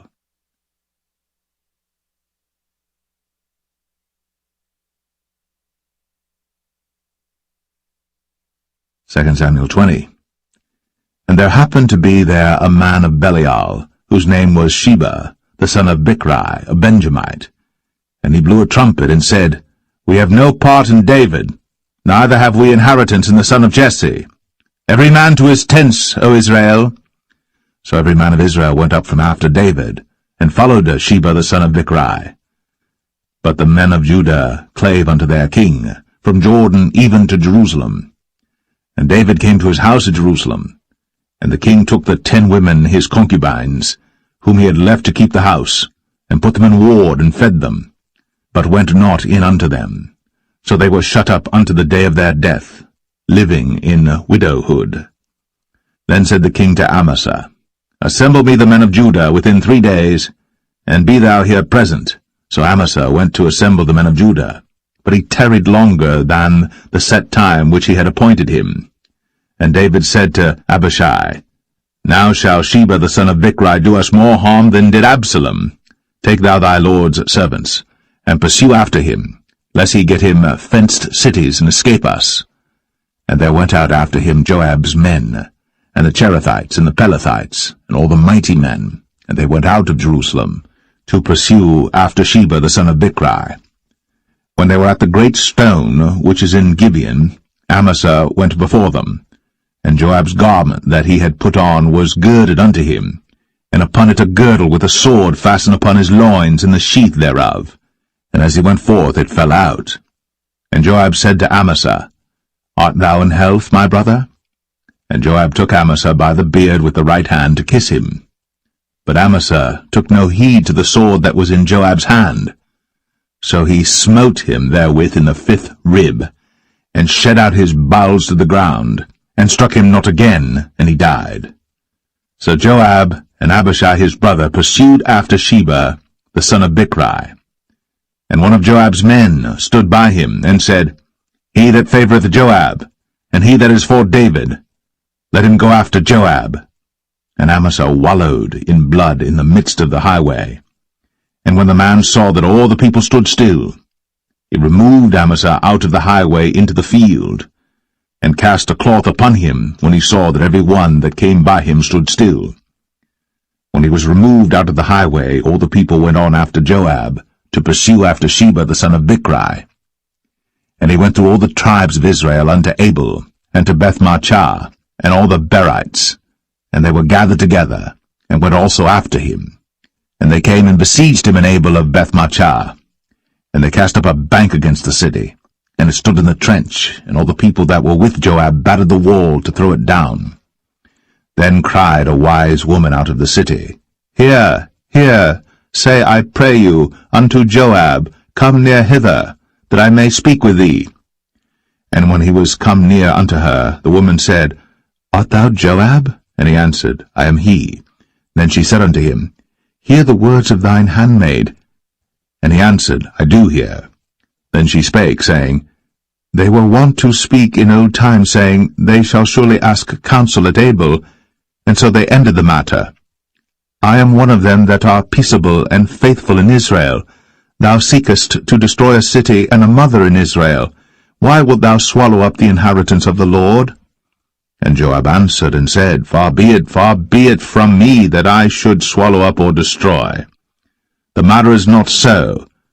But a man of Mount Ephraim, Sheba, the son of Bichri by name, hath lifted up his hand against the king, even against David.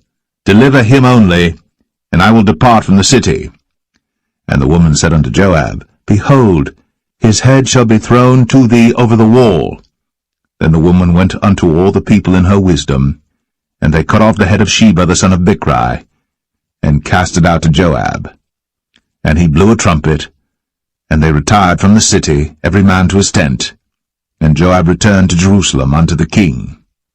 Now Joab was over all the host of Israel, and Benaiah the son of Jehoiada was over the Cherethites and over the Pelethites, and Adoram was over the tribute, and Jehoshaphat the son of Ahilud was recorder, and Sheva was scribe, and Zadok and Abiathar were priests, and Ira also the Jerite was a chief ruler about David.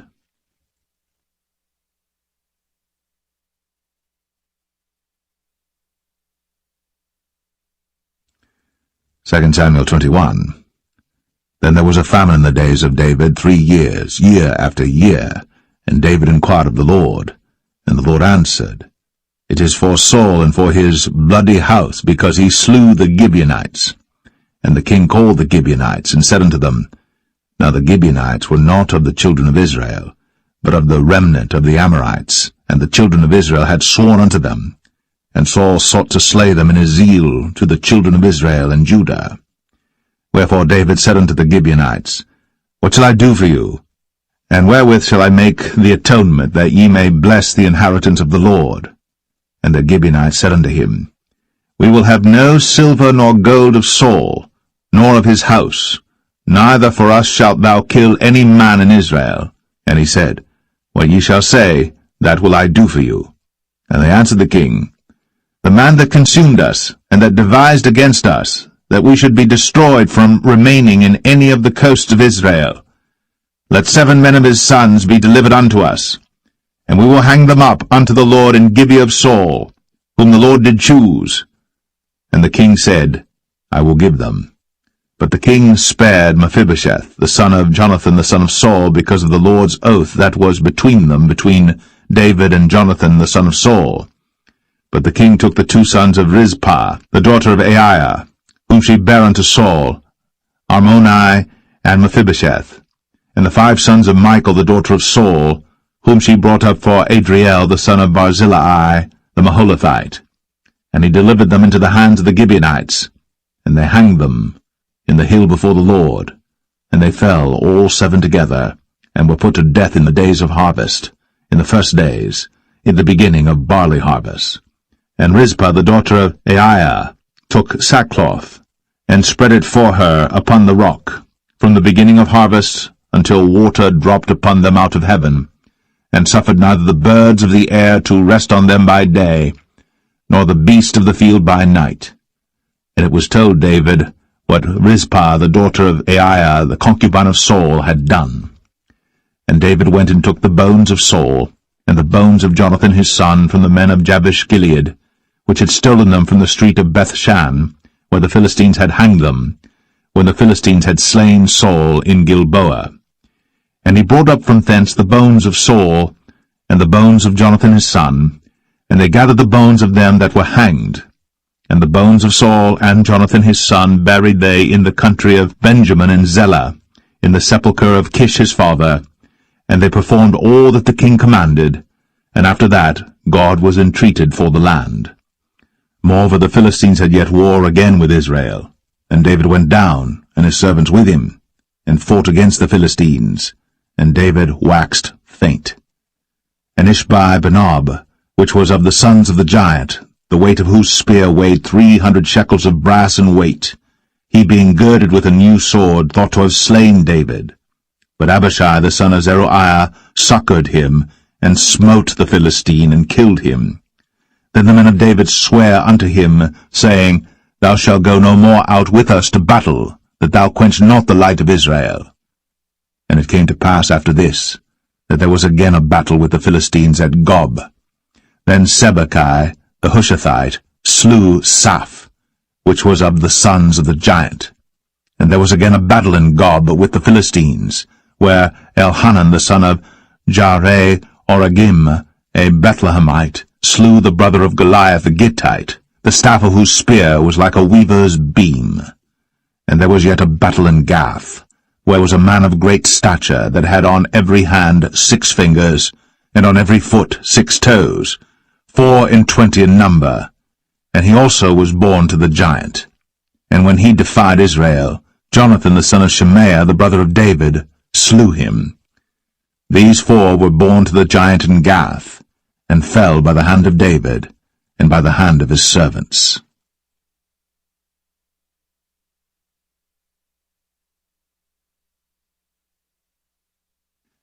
Second Samuel 22. And David spake unto the Lord the words of this song in the day that the Lord had delivered him out of the hand of all his enemies, and out of the hand of Saul. And he said, The Lord is my rock, and my fortress, and my deliverer. The God of my rock, in him will I trust. He is my shield, and the horn of my salvation, my high tower, and my refuge, my Saviour. Thou savest me from violence. I will call on the Lord, who is worthy to be praised. So shall I be saved from mine enemies. When the waves of death compassed me, the floods of ungodly men made me afraid. The sorrows of hell compassed me about, the snares of death prevented me. In my distress I called upon the Lord, and cried to my God, and he did hear my voice out of his temple, and my cry did enter into his ears. Then the earth shook and trembled, the foundations of heaven moved and shook, because he was wroth. There went up a smoke out of his nostrils, and fire out of his mouth devoured. Coals were kindled by it. He bowed the heavens also, and came down, and darkness was under his feet. And he rode upon a cherub, and did fly, and he was seen upon the wings of the wind. And he made darkness pavilions round about him, dark waters, and thick clouds of the skies. Through the brightness before him were coals of fire kindled. The Lord thundered from heaven, and the Most High uttered his voice. And he sent out arrows, and scattered them, lightning, and discomfited them. And the channels of the sea appeared. The foundations of the world were discovered, at the rebuking of the Lord, at the blast of the breath of his nostrils. He sent from above, he took me, he drew me out of many waters. He delivered me from my strong enemy, and from them that hated me, for they were too strong for me. They prevented me in the day of my calamity. But the Lord was my stay. He brought me forth also into a large place. He delivered me because he delighted in me. The Lord rewarded me according to my righteousness, according to the cleanness of my hands hath he recompensed me. For I have kept the ways of the Lord, and have not wickedly departed from my God. For all his judgments were before me, and as for his statutes, I did not depart from them. I was also upright before him, and have kept myself from mine iniquity. Therefore the Lord hath recompensed me according to my righteousness, according to my cleanness in his eyesight. With the merciful thou wilt show thyself merciful, and with the upright man thou wilt show thyself upright. With the pure thou wilt show thyself pure, and with the froward thou wilt show thyself unsavoury. And the afflicted people thou wilt save, but thine eyes are upon the haughty, that thou mayest bring them down. For thou art my lamp, O Lord, and the Lord will lighten my darkness. For by thee I have run through a troop, by my God have I leaped over a wall. As for God, his way is perfect. The word of the Lord is tried. He is a buckler to all them that trust in him. For who is God save the Lord? And who is a rock save our God? God is my strength and power, and he maketh my way perfect. He maketh my feet like hinds' feet, and setteth me upon my high places. He teacheth my hands to war, so that a bow of steel is broken by mine arms. Thou hast also given me the shield of thy salvation, and thy gentleness hath made me great. Thou hast enlarged my steps under me, so that my feet did not slip. I have pursued mine enemies, and destroyed them, and turned not again until I had consumed them. And I have consumed them and wounded them, that they could not arise. Yea, they are fallen under my feet. For thou hast girded me with strength to battle. Them that rose up against me hast thou subdued under me. Thou hast also given me the necks of mine enemies, that I might destroy them that hate me. They looked, but there was none to save, even unto the Lord. But he answered them not. Then did I beat them as small as the dust of the earth. I did stamp them as the mire of the street, and did spread them abroad.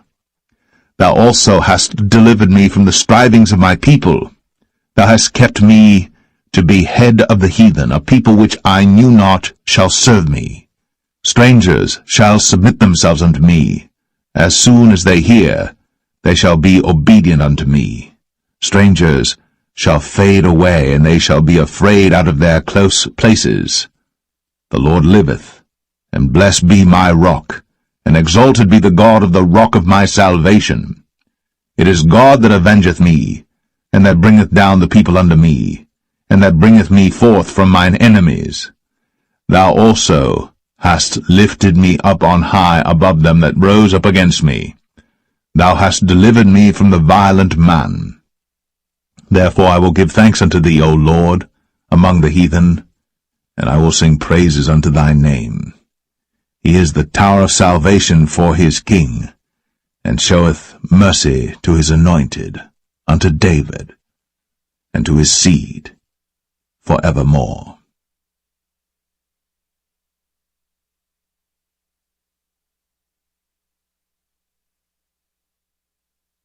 2 Samuel 23. Now these be the last words of David.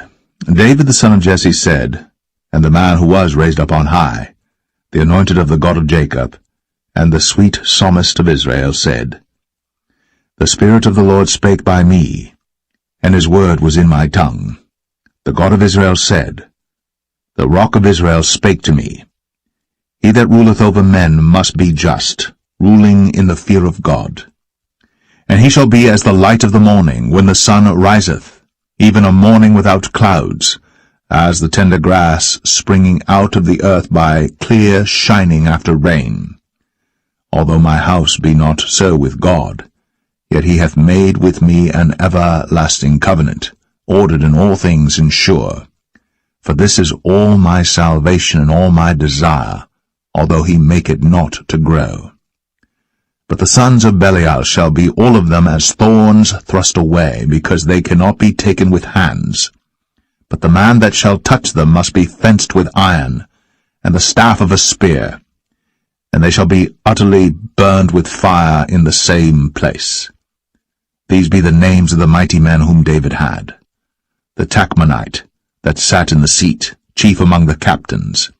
The same was Adino, the Eznite. He lift up his spear against 800, whom he slew at one time. And after him was Eleazar, the son of Dodo the Ahohite, one of the 3 mighty men with David, when they defied the Philistines that were there gathered together to battle, and the men of Israel were gone away.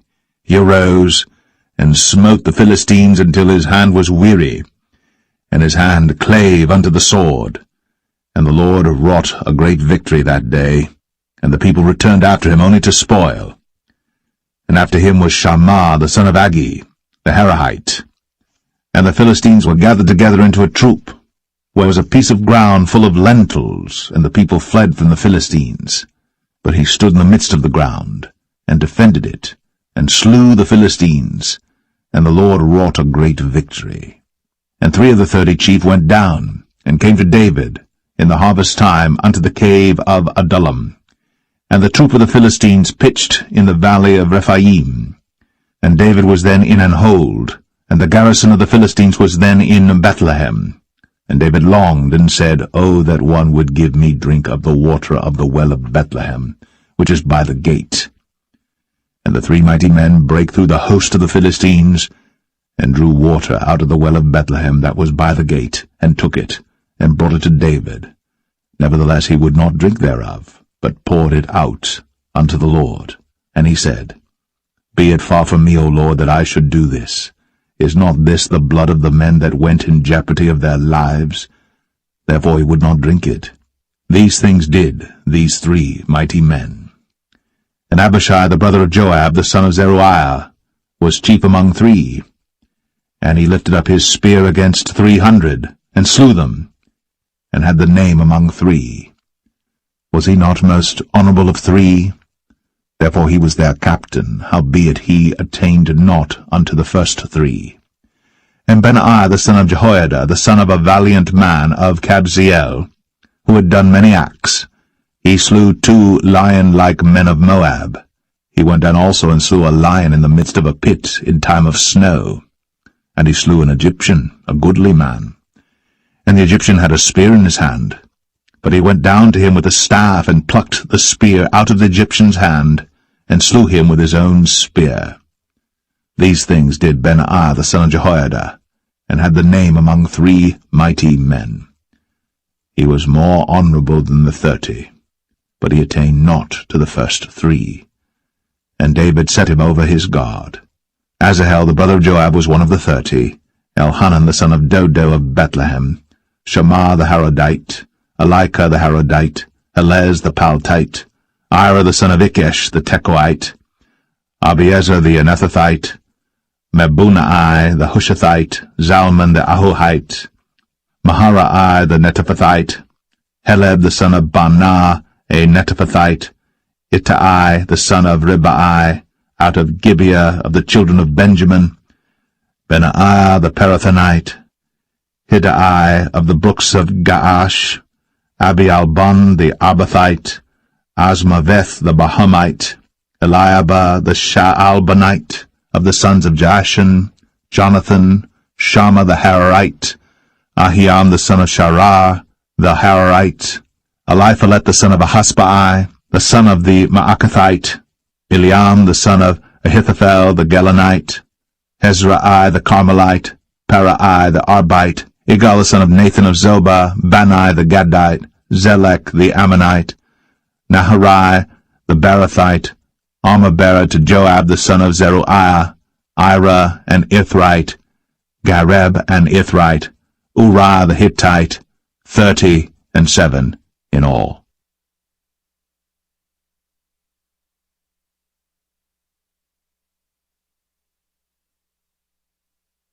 Second Samuel 24.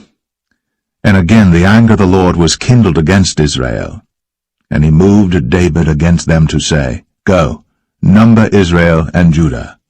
For the king said to Joab, the captain of the host, which was with him, Go now through all the tribes of Israel, from Dan even to Beersheba, and number ye the people, that I may know the number of the people. And Joab said unto the king, Now the Lord thy God add unto the people, how many soever they be, 100-fold, and that the eyes of my lord the king may see it. But why doth my lord the king delight in this thing? Notwithstanding the king's word prevailed against Joab and against the captains of the host. And Joab and the captains of the host went out from the presence of the king, to number the people of Israel. And they passed over Jordan, and pitched in Aroer, on the right side of the city that lieth in the midst of the river of Gad, and toward Jazer.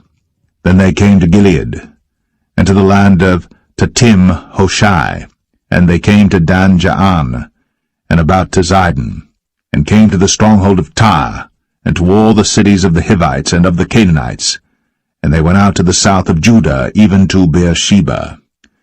So when they had gone through all the land, they came to Jerusalem at the end of 9 months and 20 days.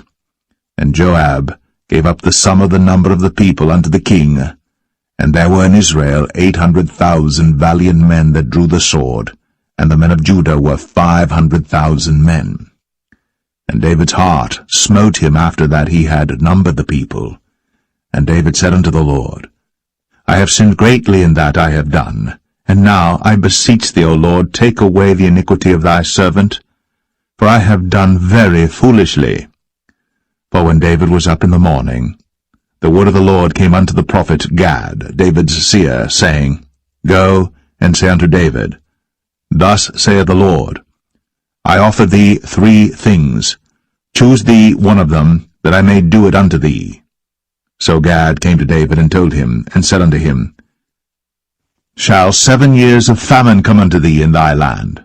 Or wilt thou flee 3 months before thine enemies, while they pursue thee? Or that there be 3 days' pestilence in thy land? Now advise, and see what answer I shall return to him that sent me. And David said unto Gad, I am in a great strait. Let us fall now into the hand of the Lord, for his mercies are great, and let me not fall into the hand of man. So the Lord sent a pestilence upon Israel, from the morning even to the time appointed, and there died of the people from Dan even to Beersheba 70,000 men. And when the angel stretched out his hand upon Jerusalem to destroy it, the Lord repented him of the evil, and said to the angel that destroyed the people, It is enough. Stay now thine hand. And the angel of the Lord was by the threshing place of Araunah the Jebusite. And David spake unto the Lord when he saw the angel that smote the people, and said, Lo, I have sinned, and I have done wickedly. But these sheep, what have they done? Let thine hand, I pray thee, be against me, and against my father's house. And Gad came that day to David, and said unto him, Go up, rear an altar unto the Lord in the threshing floor of Araunah the Jebusite. And David, according to the saying of Gad, went up as the Lord commanded. And Araunah looked, and saw the king and his servants coming on toward him. And Araunah went out, and bowed himself before the king on his face upon the ground. And Araunah said, Wherefore is my lord the king come to his servant? And David said, To buy the threshing floor of thee, to build an altar unto the Lord, that the plague may be stayed from the people. And Araunah said unto David, Let my lord the king take and offer up what seemeth good unto him. Behold, here be oxen for burnt sacrifice, and threshing instruments, and other instruments of the oxen for wood. All these things did Araunah as a king give unto the king. And Araunah said unto the king, The Lord thy God accept thee. And the king said unto Araunah, Nay, but I will surely buy it of thee at a price. Neither will I offer burnt offerings unto the Lord my God of that which doth cost me nothing. So David bought the threshing floor and the oxen for 50 shekels of silver. And David built there an altar unto the Lord, and offered burnt offerings and peace offerings. So the Lord was entreated for the land, and the plague was stayed from Israel.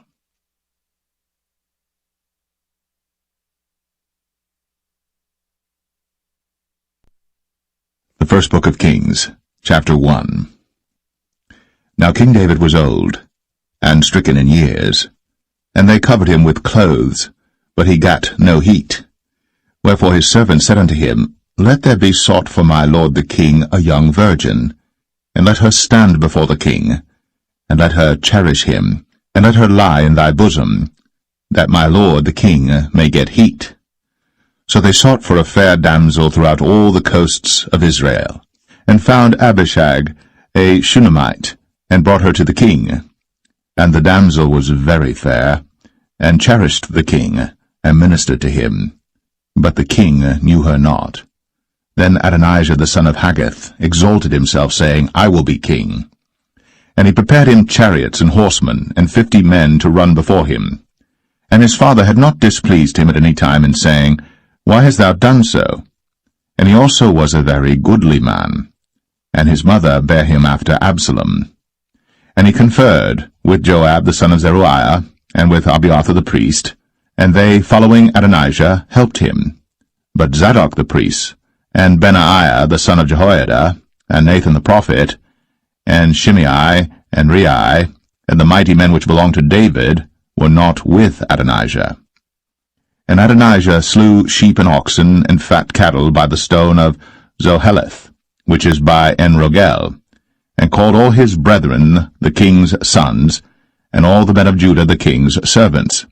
But Nathan the prophet, and Benaiah, and the mighty men, and Solomon his brother, he called not.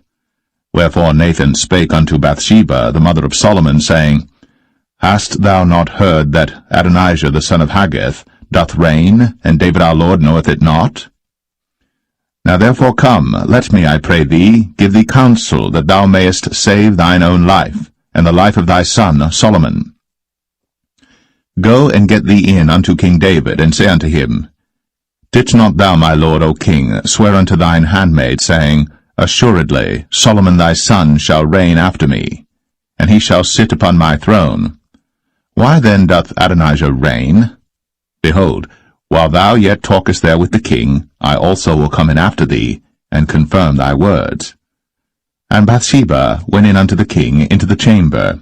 And the king was very old, and Abishag the Shunammite ministered unto the king. And Bathsheba bowed, and did obeisance unto the king. And the king said, What wouldst thou? And she said unto him, My lord, thou swearest by the Lord thy God unto thine handmaid, saying, Assuredly Solomon thy son shall reign after me, and he shall sit upon my throne. And now, behold, Adonijah reigneth. And now, my lord the king, thou knowest it not. And he hath slain oxen and fat cattle, and sheep in abundance, and hath called all the sons of the king, and Abiathar the priest, and Joab the captain of the host. But Solomon thy servant hath he not called. And thou, my lord, O king, the eyes of all Israel are upon thee, that thou shouldst tell them who shall sit on the throne of my lord the king after him.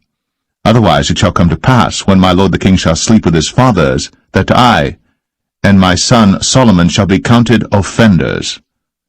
And lo, while she yet talked with the king, Nathan the prophet also came in. And they told the king, saying, Behold, Nathan the prophet. And when he was come in before the king, he bowed himself before the king with his face to the ground. And Nathan said, My lord, O king, hast thou said, Adonijah shall reign after me, and he shall sit upon my throne? For he is gone down this day, and hath slain oxen and fat cattle and sheep in abundance, and hath called all the king's sons, and the captains of the host, and Abiathar the priest, and behold, they eat and drink before him, and say, God save King Adonijah. But me, even me thy servant, and Zadok the priest, and Benaiah the son of Jehoiada, and thy servant Solomon hath he not called. Is this thing done by my lord the king, and thou hast not showed it unto thy servant, who should sit on the throne of my lord the king after him? Then King David answered and said, Call me Bathsheba. And she came into the king's presence, and stood before the king. And the king sware, and said, As the Lord liveth, that hath redeemed my soul out of all distress, even as I swear unto thee by the Lord God of Israel, saying, Assuredly Solomon thy son shall reign after me, and he shall sit upon my throne in my stead, even so will I certainly do this day. Then Bathsheba bowed with her face to the earth, and did reverence to the king, and said, Let my lord King David live for ever. And King David said, Call me Zadok the priest, and Nathan the prophet, and Benaiah the son of Jehoiada. And they came before the king. The king also said unto them, Take with you the servants of your lord, and cause Solomon my son to ride upon mine own mule, and bring him down to Gin. And let Zadok the priest, and Nathan the prophet, anoint him there king over Israel. And blow ye with the trumpet, and say, God save King Solomon. Then ye shall come up after him, that he may come and sit upon my throne, for he shall be king in my stead. And I have appointed him to be ruler over Israel and over Judah. And Benaiah the son of Jehoiada answered the king, and said, Amen. The Lord God of my lord the king say so too. As the Lord hath been with my lord the king, even so be he with Solomon, and make his throne greater than the throne of my lord, King David. So Zadok the priest, and Nathan the prophet, and Benaiah the son of Jehoiada, and the Cherethites, and the Pelethites, went down, and caused Solomon to ride upon King David's mule, and brought him to Gihon. And Zadok the priest took an horn of oil out of the tabernacle, and anointed Solomon, and they blew the trumpet. And all the people said, God save King Solomon. And all the people came up after him, and the people piped with pipes, and rejoiced with great joy, so that the earth rent with the sound of them. And Adonijah and all the guests that were with him heard it as they had made an end of eating. And when Joab heard the sound of the trumpet, he said, Wherefore is this noise of the city being in an uproar? And while he yet spake, behold, Jonathan the son of Abiathar the priest came. And Adonijah said unto him, Come in, for thou art a valiant man, and bringest good tidings. And Jonathan answered and said to Adonijah, Verily, our Lord King David hath made Solomon king. And the king hath sent with him Zadok the priest, and Nathan the prophet, and Benaiah the son of Jehoiada, and the Cherethites and the Pelethites, and they have caused him to ride upon the king's mule. And Zadok the priest, and Nathan the prophet, have anointed him king in Gihon, and they are come up from thence, rejoicing, so that the city rang again. This is the noise that ye have heard. And also Solomon sitteth on the throne of the kingdom. And moreover, the king's servants came to bless our Lord King David, saying, God make the name of Solomon better than thy name, and make his throne greater than thy throne. And the king bowed himself upon the bed. And also thus said the king, Blessed be the Lord God of Israel, which hath given one to sit on my throne this day, mine eyes even seeing it. And all the guests that were with Adonijah were afraid, and rose up, and went every man his way. And Adonijah feared because of Solomon, and arose, and went, and caught hold on the horns of the altar. And it was told Solomon, saying, Behold, Adonijah feareth King Solomon, for lo, he hath caught hold on the horns of the altar, saying, Let King Solomon swear unto me today, that he will not slay his servant with the sword. And Solomon said, If he will show himself a worthy man, there shall not an hair of him fall to the earth. But if wickedness shall be found in him, he shall die. So King Solomon sent, and they brought him down from the altar, and he came, and bowed himself to King Solomon. And Solomon said unto him, Go to thine house.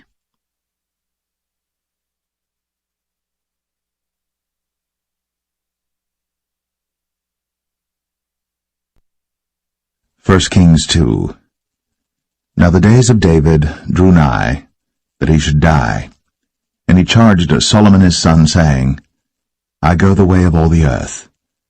Be thou strong therefore, and show thyself a man, and keep the charge of the Lord thy God, to walk in his ways, to keep his statutes, and his commandments, and his judgments, and his testimonies, as it is written in the law of Moses, that thou mayest prosper in all that thou doest, and whithersoever thou turnest thyself, that the Lord may continue his word which he spake concerning me, saying, If thy children take heed to their way, to walk before me in truth with all their heart and with all their soul, there shall not fail thee, said he, a man on the throne of Israel. Moreover, thou knowest also what Joab the son of Zeruiah did to me, and what he did to the two captains of the host of Israel, unto Abner the son of Ner, and unto Amasa the son of Jether, whom he slew, and shed the blood of war in peace, and put the blood of war upon his girdle that was about his loins, and in his shoes that were on his feet. Do therefore according to thy wisdom, and let not his hoar head go down to the grave in peace.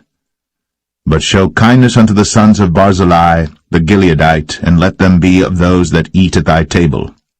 For so they came to me when I fled because of Absalom thy brother.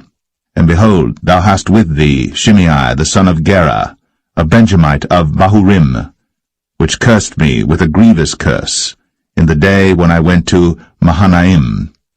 But he came down to meet me at Jordan, and I sware to him by the Lord, saying, I will not put thee to death with the sword. Now therefore hold him not guiltless, for thou art a wise man, and knowest what thou oughtest to do unto him. but his hoar head bring thou down to the grave with blood. So David slept with his fathers, and was buried in the city of David. And the days that David reigned over Israel were 40 years. 7 years reigned he in Hebron, and 33 years reigned he in Jerusalem. Then sat Solomon upon the throne of David his father, and his kingdom was established greatly. And Adonijah the son of Haggith came to Bathsheba, the mother of Solomon, and she said, Comest thou peaceably? And he said, Peaceably. He said, Moreover, I have somewhat to say unto thee. And she said, Say on. And he said, Thou knowest that the kingdom was mine, and that all Israel set their faces on me, that I should reign. Howbeit the kingdom is turned about, and is become my brother's, for it was his from the Lord. And now I ask one petition of thee, deny me not. And she said unto him, Say on. And he said, Speak, I pray thee, unto Solomon the king, for he will not say thee nay, that he give me Abishag the Shunammite to wife. And Bathsheba said, Well, I will speak for thee unto the king. Bathsheba therefore went unto King Solomon, to speak unto him for Adonijah. And the king rose up to meet her, and bowed himself unto her, and sat down on his throne, and caused a seat to be set for the king's mother. And she sat on his right hand. Then she said, I desire one small petition of thee. I pray thee, say me not nay. And the king said unto her, Ask on, my mother, for I will not say thee nay. And she said, Let Abishag the Shunammite be given to Adonijah thy brother to wife. And King Solomon answered and said unto his mother, And why dost thou ask Abishag the Shunammite for Adonijah? Ask for him the kingdom also? For he is mine elder brother, even for him, and for Abiathar the priest, and for Joab the son of Zeruiah. Then King Solomon sware by the Lord, saying, God do so to me, and more also, if Adonijah have not spoken this word against his own life. Now therefore, as the Lord liveth, which hath established me, and set me on the throne of David my father, and who hath made me an house, as he promised, Adonijah shall be put to death this day. And King Solomon sent by the hand of Benaiah the son of Jehoiada, and he fell upon him, that he died. And unto Abiathar the priest said the king, Get thee to Anathoth, unto thine own fields, for thou art worthy of death. But I will not at this time put thee to death, because thou bearest the ark of the Lord God before David my father, and because thou hast been afflicted in all wherein my father was afflicted. So Solomon thrust out Abiathar from being priest unto the Lord, that he might fulfill the word of the Lord, which he spake concerning the house of Eli in Shiloh. Then tidings came to Joab. For Joab had turned after Adonijah, though he turned not after Absalom. And Joab fled unto the tabernacle of the Lord, and caught hold on the horns of the altar. And it was told King Solomon that Joab was fled unto the tabernacle of the Lord, and behold, he is by the altar. Then Solomon sent Benaiah the son of Jehoiada, saying, Go, fall upon him. And Benaiah came to the tabernacle of the Lord, and said unto him, Thus saith the king, Come forth. And he said, Nay, but I will die here. And Benaiah brought the king word again, saying, Thus said Joab. And thus he answered me. And the king said unto him, Do as he hath said, and fall upon him, and bury him, that thou mayest take away the innocent blood, which Joab shed from me, and from the house of my father. And the Lord shall return his blood upon his own head, who fell upon 2 men more righteous and better than he, and slew them with the sword. My father David, not knowing thereof, to wit, Abner the son of Ner, captain of the host of Israel, and Amasa the son of Jether, captain of the host of Judah. Their blood shall therefore return upon the head of Joab, and upon the head of his seed forever. But upon David, and upon his seed, and upon his house, and upon his throne, shall there be peace forever from the Lord. So Benaiah the son of Jehoiada went up, and fell upon him, and slew him. And he was buried in his own house, in the wilderness. And the king put Benaiah the son of Jehoiada in his room over the host, and Zadok the priest did the king put in the room of Abiathar. And the king sent and called for Shimei, and said unto him, Build thee an house in Jerusalem, and dwell there, and go not forth thence any whither. For it shall be, that on the day thou goest out, and passest over the brook Kidron, thou shalt know for certain that thou shalt surely die. Thy blood shall be upon thine own head. And Shimei said unto the king, The saying is good. As my lord the king hath said, so will thy servant do. And Shimei dwelt in Jerusalem many days. And it came to pass at the end of 3 years, that 2 of the servants of Shimei ran away unto Achish, son of Maachah, king of Gath. And they told Shimei, saying, Behold, thy servants be in Gath. And Shimei arose, and saddled his ass, and went to Gath to Achish to seek his servants. And Shimei went, and brought his servants from Gath. And it was told Solomon that Shimei had gone from Jerusalem to Gath, and was come again. And the king sent and called for Shimei, and said unto him, Did I not make thee to swear by the Lord, and protested unto thee, saying, Know for a certain, on the day thou goest out, and walkest abroad any whither, that thou shalt surely die? And thou saidst unto me, The word that I have heard is good. Why then hast thou not kept the oath of the Lord, and the commandment that I have charged thee with? The king said moreover to Shimei, Thou knowest all the wickedness which thine heart is privy to, that thou didst to David my father. Therefore the Lord shall return thy wickedness upon thine own head. And King Solomon shall be blessed, and the throne of David shall be established before the Lord for ever. So the king commanded Benaiah the son of Jehoiada, which went out, and fell upon him that he died. And the kingdom was established in the hand of Solomon.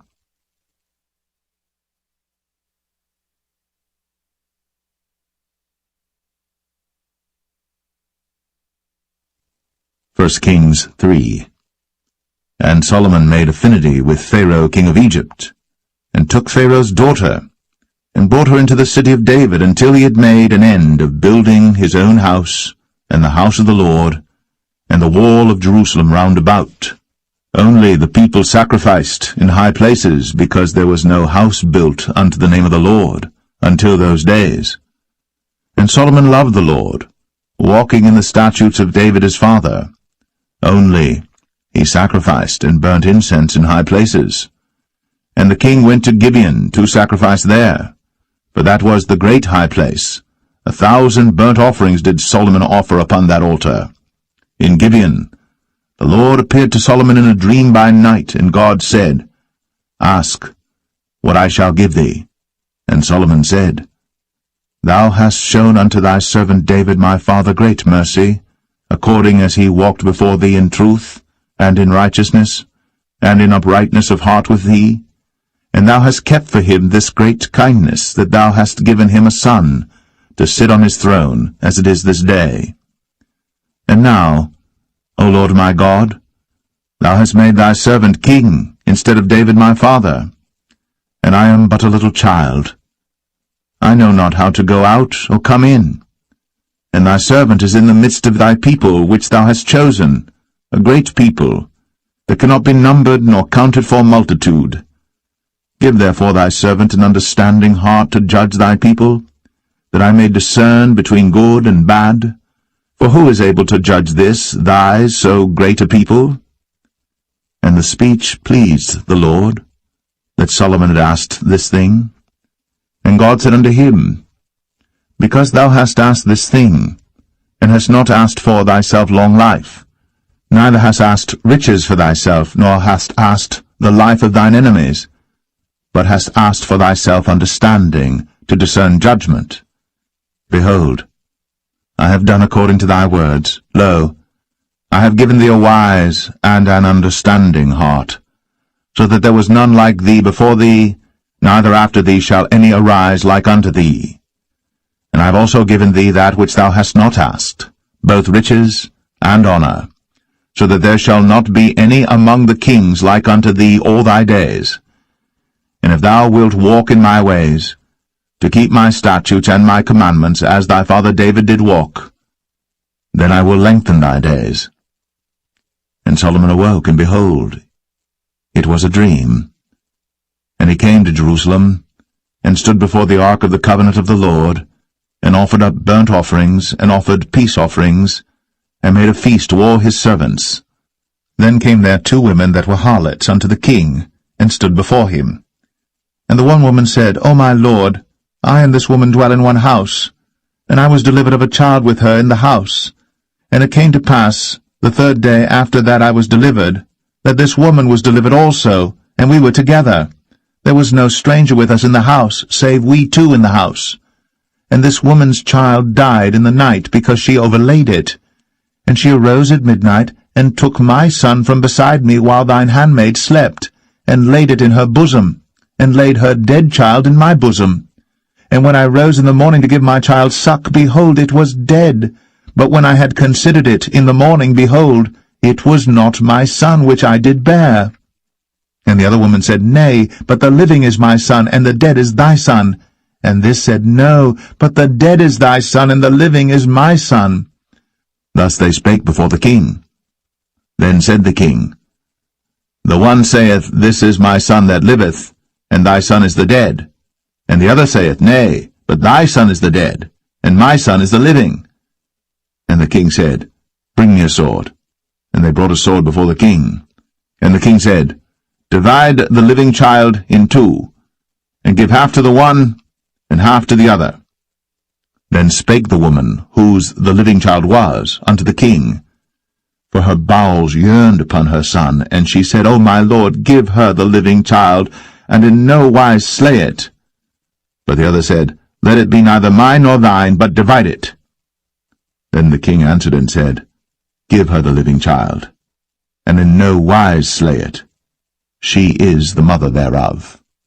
And all Israel heard of the judgment which the king had judged. And they feared the king, for they saw that the wisdom of God was in him, to do judgment.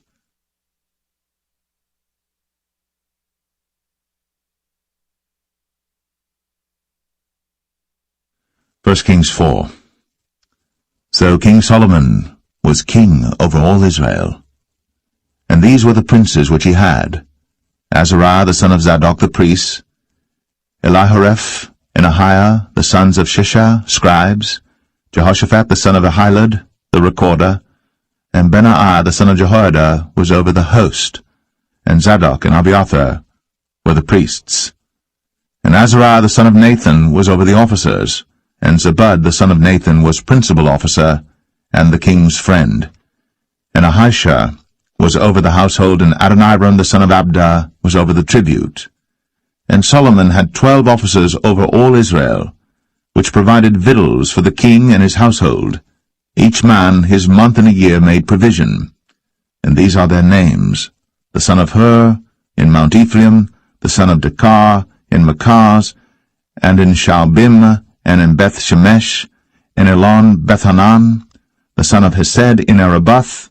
To him pertained Socho, in all the land of Hepher, the son of Abinadab, in all the region of Dor, which had Taphath, the daughter of Solomon, to wife. Baanah, the son of Ahilud, to him pertained Tanakh and Megiddo, in all Bethshan, which is by Zartanah beneath Jezreel, from Bethshan to Abel-Meholah, even unto the place that is beyond Jokneam.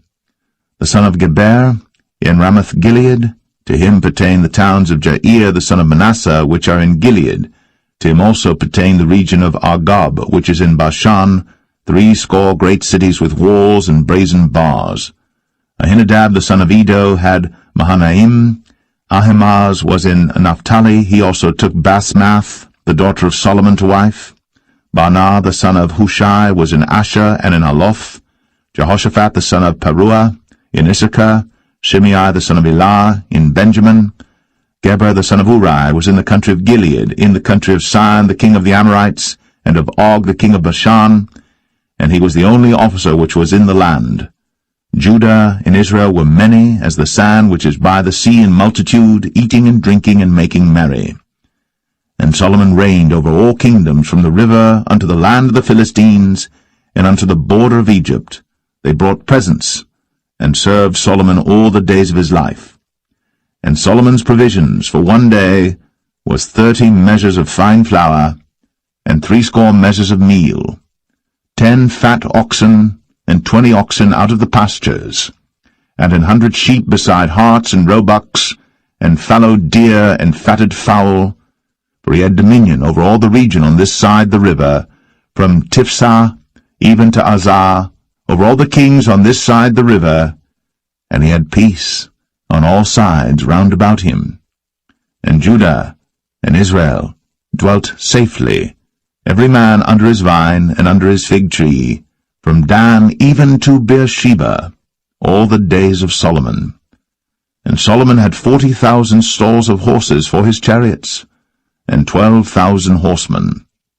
And those officers provided victual for King Solomon, and for all that came unto King Solomon's table every man in his month, they lacked nothing. Barley also, and straw for the horses, and dromedaries brought they unto the place where the officers were, every man according to his charge. And God gave Solomon wisdom and understanding exceeding much, and largeness of heart, even as the sand that is on the seashore. And Solomon's wisdom excelled the wisdom of all the children of the east country, and all the wisdom of Egypt. For he was wiser than all men, than Ethan the Ezrahite, and Heman, and Chalcol, and Darda, the sons of Mahol, and his fame was in all nations round about. And he spake 3,000 proverbs, and his songs were 1,005. And he spake of trees, from the cedar tree that is in Lebanon even unto the hyssop that springeth out of the wall. He spake also of beasts, and of fowl, and of creeping things, and of fishes. And there came of all people to hear the wisdom of Solomon, from all kings of the earth, which had heard of his wisdom.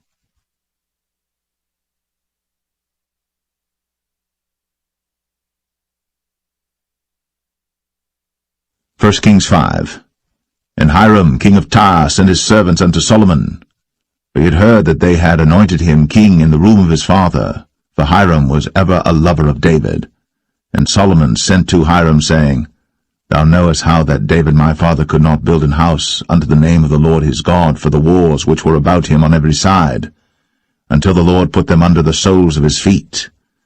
But now the Lord my God hath given me rest on every side, so that there is neither adversary nor evil occurrent. And behold, I purpose to build an house unto the name of the Lord my God, as the Lord spake unto David my father, saying, Thy son, whom I will set upon thy throne in thy room, he shall build an house unto my name. Now therefore command thou that they hew me cedar trees out of Lebanon, and my servants shall be with thy servants, and unto thee will I give hire for thy servants according to all that thou shalt appoint. For thou knowest that there is not among us any that can skill to hew timber like unto the Sidonians. And it came to pass, when Hiram heard the words of Solomon, that he rejoiced greatly, and said, Blessed be the Lord this day, which hath given unto David a wise son over this great people.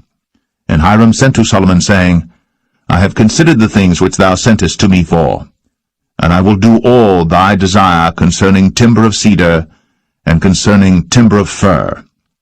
My servants shall bring them down from Lebanon unto the sea, and I will convey them by sea in floats unto the place that thou shalt appoint me, and will cause them to be discharged there. And thou shalt receive them, and thou shalt accomplish my desire in giving food for my household. So Hiram gave Solomon cedar trees and fir trees, according to all his desire. And Solomon gave Hiram 20,000 measures of wheat for food to his household, and 20 measures of pure oil. Thus gave Solomon to Hiram year by year. And the Lord gave Solomon wisdom, as he promised him. And there was peace between Hiram and Solomon, and they two made a league together. And King Solomon raised a levy out of all Israel, and the levy was 30,000 men. And he sent them to Lebanon, 10,000 a month by courses. A month they were in Lebanon, and 2 months at home, and Adoniram was over the levy. And Solomon had 70,000 that bare burdens, and 80,000 hewers in the mountains, beside the chief of Solomon's officers which were over the work, 3,300 which ruled over the people that wrought in the work. And the king commanded, and they brought great stones, costly stones, and hewed stones, to lay the foundation of the house. And Solomon's builders and Hiram's builders did hew them, and the stone squarers, so they prepared timber and stones to build the house.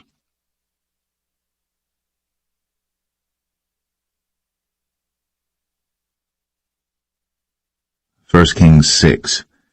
And it came to pass in the 480th year, after the children of Israel were come out of the land of Egypt, in the 4th year of Solomon's reign over Israel, in the month Ziph, which is the 2nd month, that he began to build the house of the Lord. And the house which King Solomon built for the Lord, the length thereof was 80 cubits, and the breadth thereof 20 cubits, and the height thereof 30 cubits. And the porch before the temple of the house 20 cubits was the length thereof, according to the breadth of the house, and 10 cubits was the breadth thereof before the house. And for the house he made windows of narrow lights. And against the wall of the house he built chambers round about, against the walls of the house round about, both of the temple and of the oracle, and he made chambers round about. The nethermost chamber was 5 cubits broad, and the middle was 6 cubits broad, and the third was 7 cubits broad. For without, in the wall of the house, he made narrowed rests round about, that the beams should not be fastened in the walls of the house. And the house, when it was in building, was built of stone made ready before it was brought thither, so that there was neither hammer nor axe nor any tool of iron heard in the house, while it was in building. The door for the middle chamber was in the right side of the house, and they went up with winding stairs into the middle chamber, and out of the middle into the third. So he built the house, and finished it, and covered the house with beams and boards of cedar. And then he built chambers against all the house, 5 cubits high, and they rested on the house with timber of cedar. And the word of the Lord came to Solomon, saying, Concerning this house, which thou art in building, if thou wilt walk in my statutes, and execute my judgments, and keep all my commandments to walk in them, then will I perform my word with thee, which I spake unto David thy father, and I will dwell among the children of Israel, and will not forsake my people Israel. So Solomon built the house, and finished it. And he built the walls of the house within with boards of cedar, both the floor of the house and the walls of the ceiling, and he covered them on the inside with wood, and covered the floor of the house with planks of fir. And he built 20 cubits on the sides of the house, both the floor and the walls with boards of cedar, even built them for it within, even for the oracle, even for the most holy place. And the house that is the temple before it was 40 cubits long, and the cedar of the house within was carved with knobs and open flowers. All was cedar. There was no stone seen. And the oracle he prepared in the house within, to set there the ark of the covenant of the Lord. And the oracle in the forepart was 20 cubits in length, and 20 cubits in breadth, and 20 cubits in the height thereof. And he overlaid it with pure gold, and so covered the altar which was of cedar. So Solomon overlaid the house within with pure gold, and he made a partition by the chains of gold before the oracle, and he overlaid it with gold. And the whole house he overlaid with gold until he had finished all the house. Also the whole altar that was by the oracle he overlaid with gold. And within the oracle he made 2 cherubims of olive tree, each 10 cubits high, and 5 cubits was the one wing of the cherub, and 5 cubits the other wing of the cherub. From the uttermost part of the one wing unto the uttermost part of the other were 10 cubits, and the other cherub was 10 cubits. Both the cherubims were of one measure and one size. The height of the one cherub was 10 cubits, and so was it of the other cherub. And he set the cherubims within the inner house, and they stretched forth the wings of the cherubims, so that the wing of the one touched the one wall, and the wing of the other cherub touched the other wall, and their wings touched one another in the midst of the house. And he overlaid the cherubims with gold, And he carved all the walls of the house round about with carved figures of cherubims, and palm trees, and open flowers, within and without. And the floor of the house he overlaid with gold, within and without. And for the entering of the oracle he made doors of olive tree. The lintel and side posts were a fifth part of the wall. The 2 doors also were of olive tree, and he carved upon them carvings of cherubims and palm trees and open flowers, and overlaid them with gold, and spread gold upon the cherubims and upon the palm trees. So also made he for the door of the temple posts of olive tree, a 4th part of the wall. And the 2 doors were of fir tree.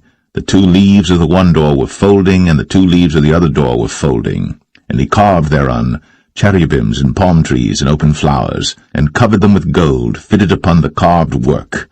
And he built the inner court with 3 rows of hewed stone, and a row of cedar beams. In the 4th year was the foundation of the house of the Lord laid, in the month Ziph. And in the 11th year, in the month Bul, which is the 8th month, was the house finished throughout all the parts thereof.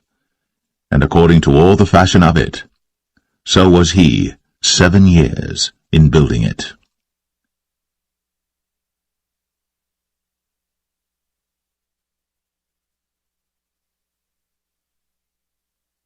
1 Kings 7. But Solomon was building his own house 13 years, and he finished all his house. He built also the house of the forest of Lebanon.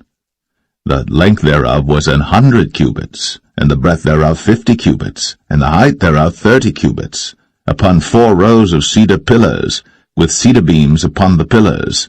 And it was covered with cedar above, upon the beams, that lay on 45 pillars, 15 in a row.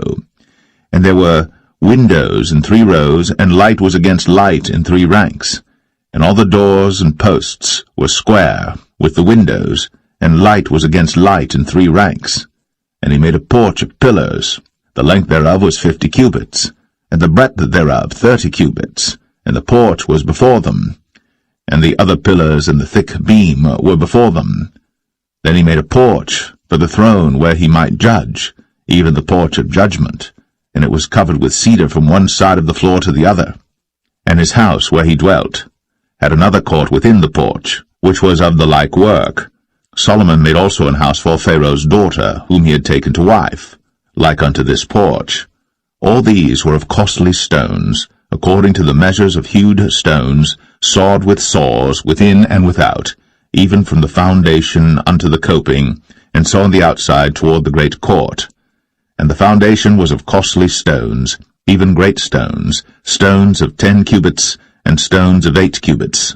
And above were costly stones after the measures of hewed stones and cedars. And the great court round about was with 3 rows of hewed stones, and a row of cedar beams, both for the inner court of the house of the Lord, and for the porch of the house. And King Solomon sent and fetched Hiram out of Tyre. He was a widow's son of the tribe of Naphtali, and his father was a man of Tyre, a worker in brass, and he was filled with wisdom and understanding and cunning, to work all works in brass. And he came to King Solomon, and wrought all his work. For he cast 2 pillars of brass of 18 cubits high apiece, and a line of 12 cubits did compass either of them about. And he made 2 chapiters of molten brass, to set upon the tops of the pillars. The height of the one chapiter was 5 cubits, and the height of the other chapiter was 5 cubits. And nets of checker work, and wreaths of chain work, for the chapiters which were upon the top of the pillars, 7 for the one chapiter, and 7 for the other chapiter. And he made the pillars, and 2 rows round about upon the one network, to cover the chapiters that were upon the top, with pomegranates. And so did he for the other chapiter. And the chapiters that were upon the top of the pillars were of lily work in the porch 4 cubits. And the chapiters upon the 2 pillars had pomegranates also above, over against the belly which was by the network. And the pomegranates were 200 in rows round about upon the other chapiter. And he set up the pillars in the porch of the temple. And he set up the right pillar, and called the name thereof Jachin. And he set up the left pillar, and called the name thereof Boaz. And upon the top of the pillars was lily work. So was the work of the pillars finished. And he made a molten sea, 10 cubits from the one brim to the other. It was round all about, and his height was 5 cubits, and a line of 30 cubits did compass it round about. And under the brim of it round about there were knobs compassing it, 10 in a cubit, compassing the sea round about. The knobs were cast in 2 rows when it was cast. It stood upon 12 oxen, 3 looking toward the north, and 3 looking toward the west, and 3 looking toward the south, and 3 looking toward the east.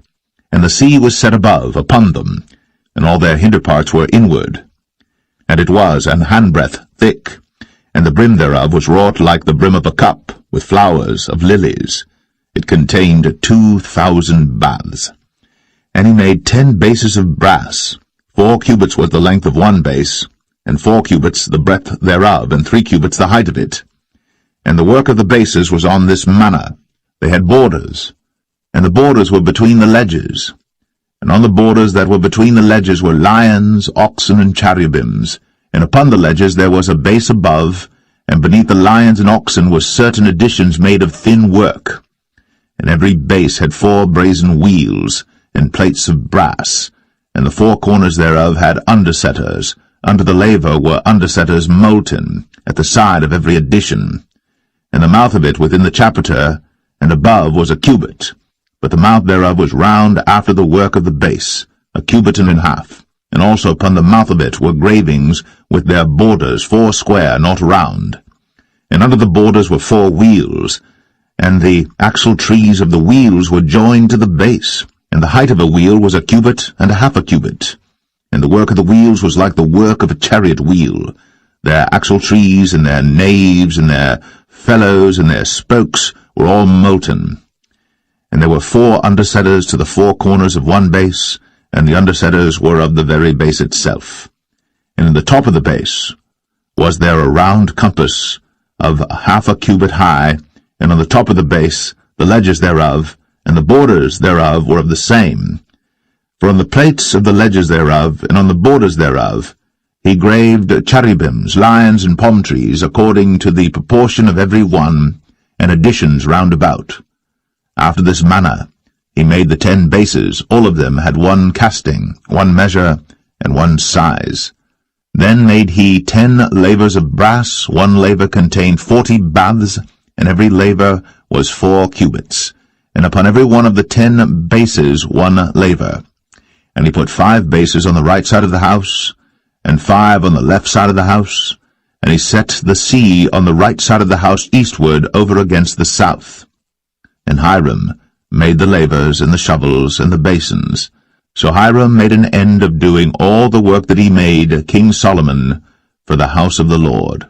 The 2 pillars and the 2 bowls of the chapiters that were on the top of the 2 pillars, and the 2 networks to cover the 2 bowls of the chapiters, which were upon the top of the pillars, and 400 pomegranates for the 2 networks, even 2 rows of pomegranates for 1 network, to cover the 2 bowls of the chapiters that were upon the pillars, and the 10 bases, and 10 lavers on the bases, and 1 sea, and 12 oxen under the sea, and the pots, and the shovels, and the basins, and all these vessels which Hiram made to King Solomon for the house of the Lord, were of bright brass.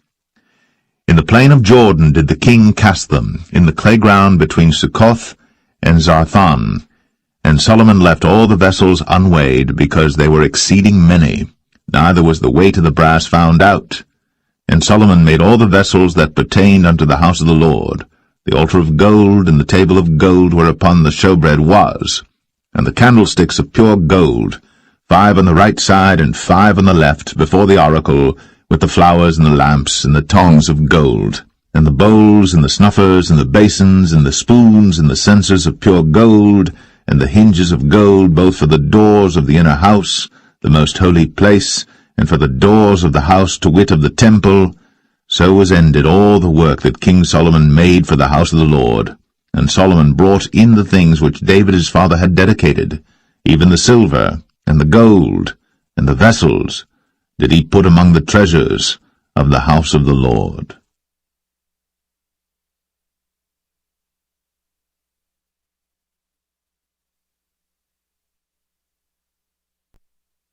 1 1 Kings 8. Then Solomon assembled the elders of Israel, and all the heads of the tribes, the chief of the fathers of the children of Israel, unto King Solomon in Jerusalem, that they might bring up the ark of the covenant of the Lord out of the city of David, which is Zion. And all the men of Israel assembled themselves unto King Solomon at the feast in the month Ethanim, which is the 7th month. And all the elders of Israel came, and the priests took up the ark, and they brought up the ark of the Lord, and the tabernacle of the congregation, and all the holy vessels that were in the tabernacle, even those did the priests and the Levites bring up. And King Solomon and all the congregation of Israel that were assembled unto him were with him before the ark, sacrificing sheep and oxen that could not be told nor numbered for multitude. And the priests brought in the ark of the covenant of the Lord unto his place, into the oracle of the house, to the most holy place, even under the wings of the cherubims. For the cherubims spread forth their 2 wings over the place of the ark, and the cherubims covered the ark and the staves thereof above. And they drew out the staves, that the ends of the staves were seen out in the holy place before the oracle, and they were not seen without. And there they are unto this day. There was nothing in the ark save the 2 tables of stone, which Moses put there at Horeb, when the Lord made a covenant with the children of Israel, when they came out of the land of Egypt. And it came to pass, when the priests were come out of the holy place, that the cloud filled the house of the Lord, so that the priests could not stand to minister because of the cloud, for the glory of the Lord had filled the house of the Lord. Then spake Solomon, The Lord said that he would dwell in the thick darkness. I have surely built thee an house to dwell in, a settled place for thee to abide in for ever. And the king turned his face about, and blessed all the congregation of Israel. And all the congregation of Israel stood, and he said, Blessed be the Lord God of Israel, which spake with his mouth unto David my father, and hath with his hand fulfilled it, saying, Since the day that I brought forth my people Israel out of Egypt, I chose no city out of all the tribes of Israel to build an house, that my name might be therein. But I chose David to be over my people Israel. And it was in the heart of David my father to build an house for the name of the Lord God of Israel. And the Lord said unto David my father, Whereas it was in thine heart to build an house unto my name, thou didst well that it was in thine heart. Nevertheless thou shalt not build the house, but thy son that shall come forth out of thy loins, he shall build the house unto my name. And the Lord hath performed his word that he spake, and I am risen up in the room of David my father, and sit on the throne of Israel, as the Lord promised, and have built an house for the name of the Lord God of Israel. And I have set there a place for the ark, wherein is the covenant of the Lord, which he made with our fathers when he brought them out of the land of Egypt.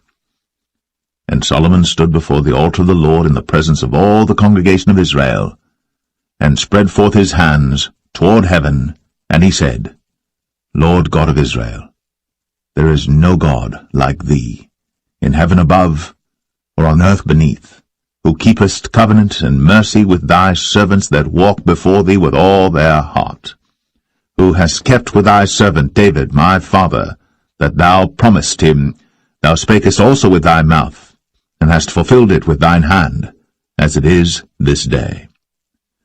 Therefore now, Lord God of Israel, keep with thy servant David my father, that thou promised him, saying, There shall not fail thee a man in my sight to sit on the throne of Israel, so that thy children take heed to their way, that they walk before me as thou hast walked before me. And now, O God of Israel, let thy word, I pray thee, be verified, which thou spakest unto thy servant David my father. But will God indeed dwell on the earth? Behold, the heaven, and heaven of heavens cannot contain thee. How much less this house that I have builded? Yet have thou respect unto the prayer of thy servant, and to his supplication, O Lord my God, to hearken unto the cry and to the prayer which thy servant prayeth before thee today, that thine eyes may be open toward this house night and day, even toward the place of which thou hast said, my name shall be there, that thou mayest hearken unto the prayer which thy servant shall make toward this place. And hearken thou to the supplication of thy servant, and of thy people Israel, when they shall pray toward this place. And hear thou in heaven thy dwelling place, and when thou hearest, forgive. If any man trespass against his neighbor, and an oath be laid upon him to cause him to swear, and the oath come before thine altar in this house, then hear thou in heaven, and do and judge thy servants, condemning the wicked, to bring his way upon his head, and justifying the righteous, to give him according to his righteousness. When thy people Israel be smitten down before the enemy, because they have sinned against thee, and shall turn again to thee, and confess thy name, and pray, and make supplication unto thee in this house, then hear thou in heaven, and forgive the sin of thy people Israel, and bring them again unto the land which thou gavest unto their fathers. When heaven is shut up, and there is no rain because they have sinned against thee, if they pray toward this place, and confess thy name, and turn from their sin, when thou afflictest them, then hear thou in heaven, and forgive the sin of thy servants, and of thy people Israel, that thou teach them the good way wherein they should walk, and give rain upon thy land, which thou hast given to thy people for an inheritance. If there be in the land famine, if there be pestilence, blasting, mildew, locust, or if there be caterpillar, if their enemy besiege them in the land of their cities, whatsoever plague, whatsoever sickness there be, what prayer and supplication soever be made by any man, or by all thy people Israel, which shall know every man the plague of his own heart, and spread forth his hands toward this house, then hear thou in heaven thy dwelling place, and forgive, and do, and give to every man according to his ways, whose heart thou knowest, for thou, even thou only, knowest the hearts of all the children of men, that they may fear thee all the days that they live in the land which thou gavest unto our fathers. Moreover, concerning a stranger that is not of thy people Israel, but cometh out of a far country for thy name's sake, for they shall hear of thy great name, and of thy strong hand, and of thy stretched out arm, when he shall come and pray toward this house, hear thou in heaven thy dwelling place, and do according to all that the stranger calleth to thee for, that all people of the earth may know thy name, to fear thee, as do thy people Israel, and that they may know that this house which I have builded is called by thy name. If thy people go out to battle against their enemy, whithersoever thou shalt send them, and shall pray unto the Lord toward the city which thou hast chosen, and toward the house that I have built for thy name, then hear thou in heaven their prayer, and their supplication, and maintain their cause. If they sin against thee, for there is no man that sinneth not, and thou be angry with them, and deliver them to the enemy, so that they carry them away captives unto the land of the enemy, far or near. Yet, if they shall bethink themselves in the land whither they were carried captives, and repent, and make supplication unto thee in the land of them that carried them captives, saying, We have sinned, and have done perversely, we have committed wickedness, and so return unto thee with all their heart, and with all their soul, in the land of their enemies, which led them away captive, and pray unto thee toward their land, which thou gavest unto their fathers, the city which thou hast chosen, and the house which I have built for thy name. Then hear thou their prayer, and their supplication in heaven thy dwelling place, and maintain their cause, and forgive thy people that have sinned against thee, and all their transgressions wherein they have transgressed against thee, and give them compassion before them who carry them captive, that they may have compassion on them. For they be thy people, and thine inheritance, which thou broughtest forth out of Egypt, from the midst of the furnace of iron, that thine eyes may be open unto the supplication of thy servant, and unto the supplication of thy people Israel, to hearken unto them in all that they call for unto thee. For thou didst separate them from among all the people of the earth to be thine inheritance, as thou spakest by the hand of Moses thy servant, when thou broughtest our fathers out of Egypt, O Lord God. And it was so that when Solomon had made an end of praying all this prayer and supplication unto the Lord, he arose from before the altar of the Lord, from kneeling on his knees with his hands spread up to heaven. And he stood, and blessed all the congregation of Israel with a loud voice, saying, Blessed be the Lord, that hath given rest unto his people Israel, according to all that he promised. There hath not failed one word of all his good promise, which he promised by the hand of Moses his servant. The Lord our God be with us, as he was with our fathers.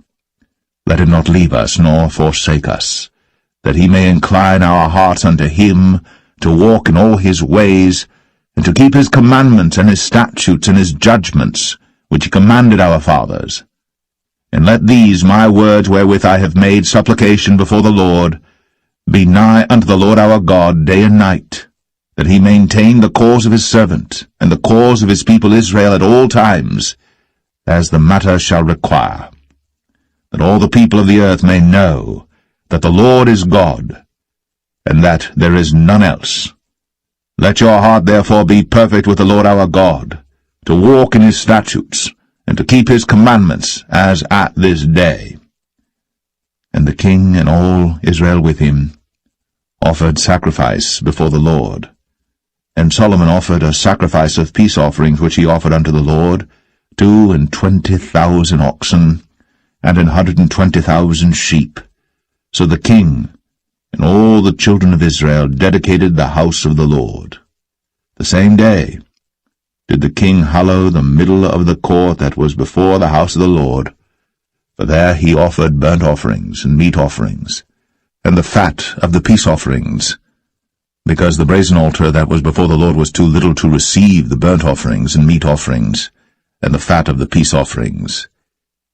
And at that time Solomon held a feast, and all Israel with him, a great congregation from the entering in of Hamath unto the river of Egypt, before the Lord our God 7 days, and 7 days, even 14 days. On the 8th day he sent the people away, and they blessed the king, and went unto their tents joyful and glad of heart, for all the goodness that the Lord had done for David his servant, and for Israel his people.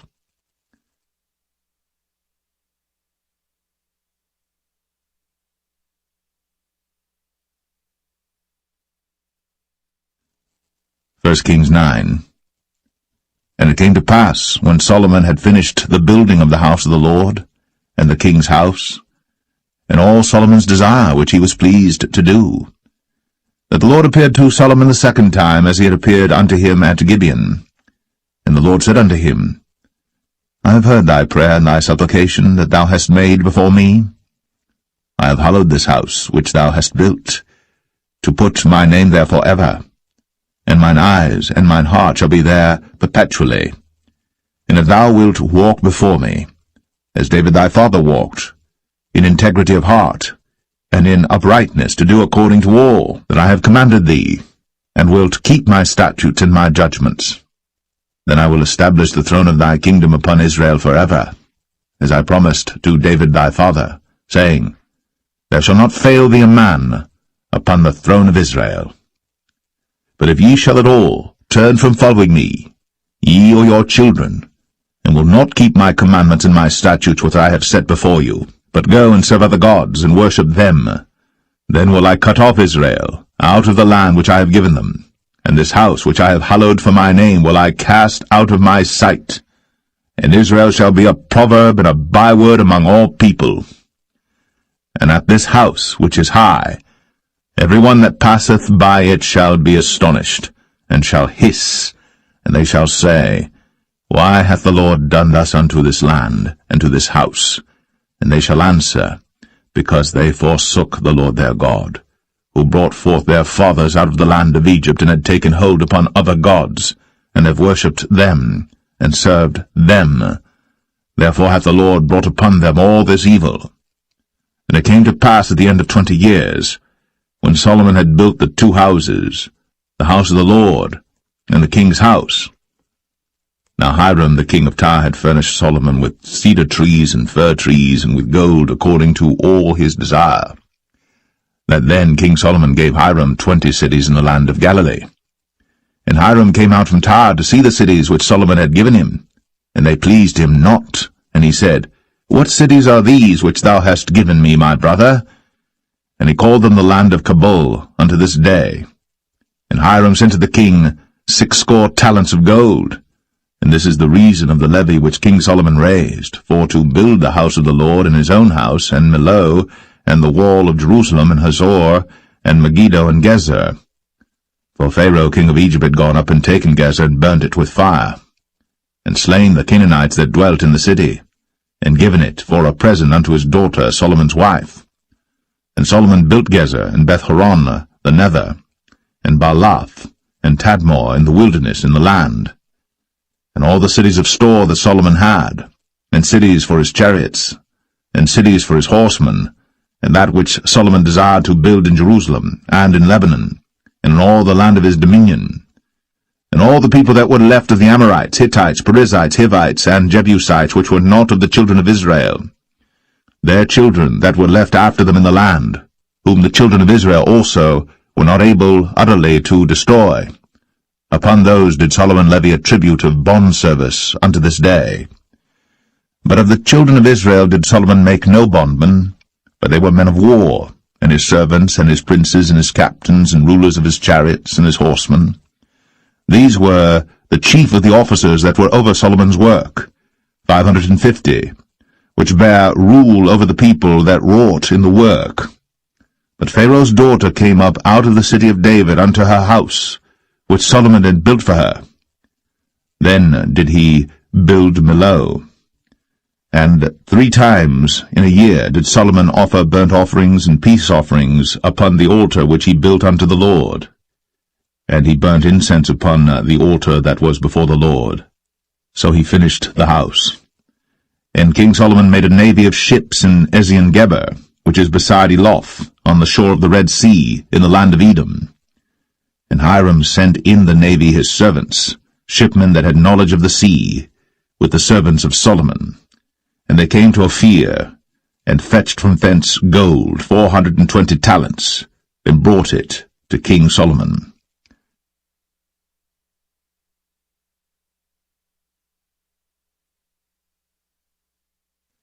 1 Kings 10. And when the queen of Sheba heard of the fame of Solomon concerning the name of the Lord, she came to prove him with hard questions. And she came to Jerusalem with a very great train, with camels that bare spices, and very much gold, and precious stones. And when she was come to Solomon, she communed with him of all that was in her heart. And Solomon told her all her questions. There was not anything hid from the king which he told her not. And when the queen of Sheba had seen all Solomon's wisdom, and the house that he had built, and the meat of his table, and the sitting of his servants, and the attendance of his ministers, and their apparel, and his cupbearers, and his ascent by which he went up unto the house of the Lord, there was no more spirit in her. And she said to the king, It was a true report that I heard in mine own land of thy acts and of thy wisdom. Howbeit, I believed not the word until I came, and mine eyes had seen it, and behold, the half was not told me. Thy wisdom and prosperity exceedeth the fame which I heard. Happy are thy men, happy are these thy servants, which stand continually before thee, and that hear thy wisdom. Blessed be the Lord thy God, which delighteth in thee, to set thee on the throne of Israel, because the Lord loved Israel for ever. Therefore made he thee king, to do judgment and justice. And she gave the king 120 talents of gold and of spices, very great store, and precious stones. There came no more such abundance of spices as these which the queen of Sheba gave to King Solomon. And the navy also of Hiram that brought gold from Ophir, brought in from Ophir great plenty of almug trees and precious stones. And the king made of the almug trees pillars for the house of the Lord, and for the king's house, harps also, and psalteries for singers. There came no such almug trees, nor were seen unto this day. And King Solomon gave unto the queen of Sheba all her desire, whatsoever she asked, beside that which Solomon gave her of his royal bounty. So she turned, and went to her own country, she and her servants. Now the weight of gold that came to Solomon in 1 year was 666 talents of gold. Beside that he had of the merchantmen, and of the traffic of the spice merchants, and of all the kings of Arabia, and of the governors of the country. And King Solomon made 200 targets of beaten gold. 600 shekels of gold went to 1 target. And he made 300 shields of beaten gold. 3 pound of gold went to 1 shield, and the king put them in the house of the forest of Lebanon. Moreover, the king made a great throne of ivory, and overlaid it with the best gold. The throne had 6 steps, and the top of the throne was round behind, and there were stays on either side on the place of the seat, and 2 lions stood beside the stays, and 12 lions stood there on the one side, and on the other upon the 6 steps. There was not the like made in any kingdom. And all King Solomon's drinking vessels were of gold, and all the vessels of the house of the forest of Lebanon were of pure gold. None were of silver. It was nothing accounted of in the days of Solomon. For the king had at sea a navy of Tarshish, with the navy of Hiram. Once in 3 years came the navy of Tarshish, bringing gold and silver, ivory, and apes and peacocks. So King Solomon exceeded all the kings of the earth for riches and for wisdom. And all the earth sought to Solomon, to hear his wisdom, which God had put in his heart. And they brought every man his present, vessels of silver, and vessels of gold, and garments, and armor, and spices, horses, and mules, a rate year by year. And Solomon gathered together chariots and horsemen, and he had 1,400 chariots, and 12,000 horsemen, whom he bestowed in the cities for chariots, and with the king at Jerusalem. And the king made silver to be in Jerusalem as stones, and cedars made he to be as the sycamore trees that are in the vale for abundance. And Solomon had horses brought out of Egypt, and linen yarn. The king's merchants received the linen yarn at a price. And a chariot came up and went out of Egypt for 600 shekels of silver, and an horse for 150. And so for all the kings of the Hittites, and for the kings of Syria, did they bring them out by their means.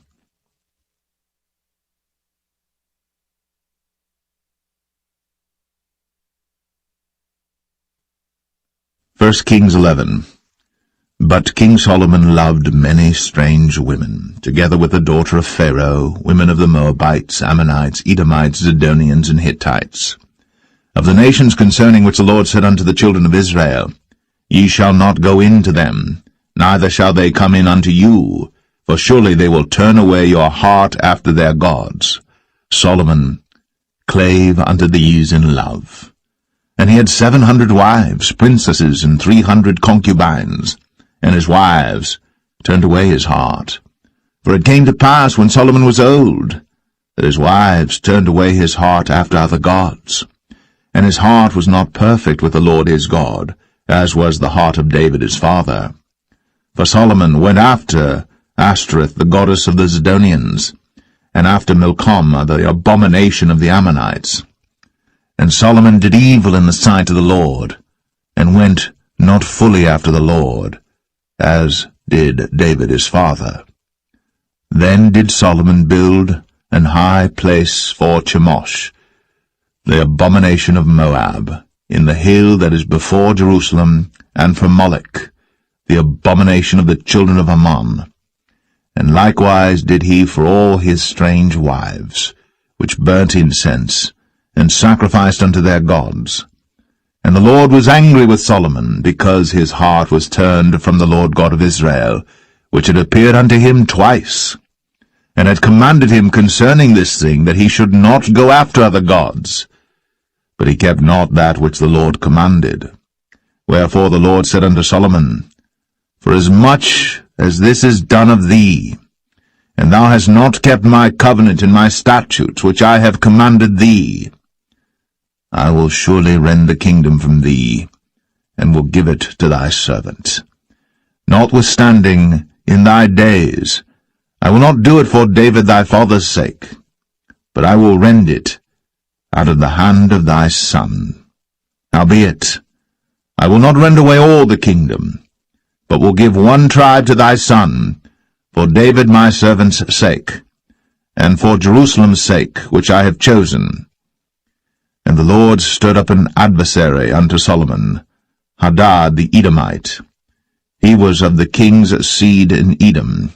For it came to pass, when David was in Edom, and Joab, the captain of the host, was gone up to bury the slain, after he had smitten every male in Edom. For 6 months did Joab remain there with all Israel, until he had cut off every male in Edom. That Hadad fled, he and certain Edomites of his father's servants with him, to go into Egypt, Hadad being yet a little child.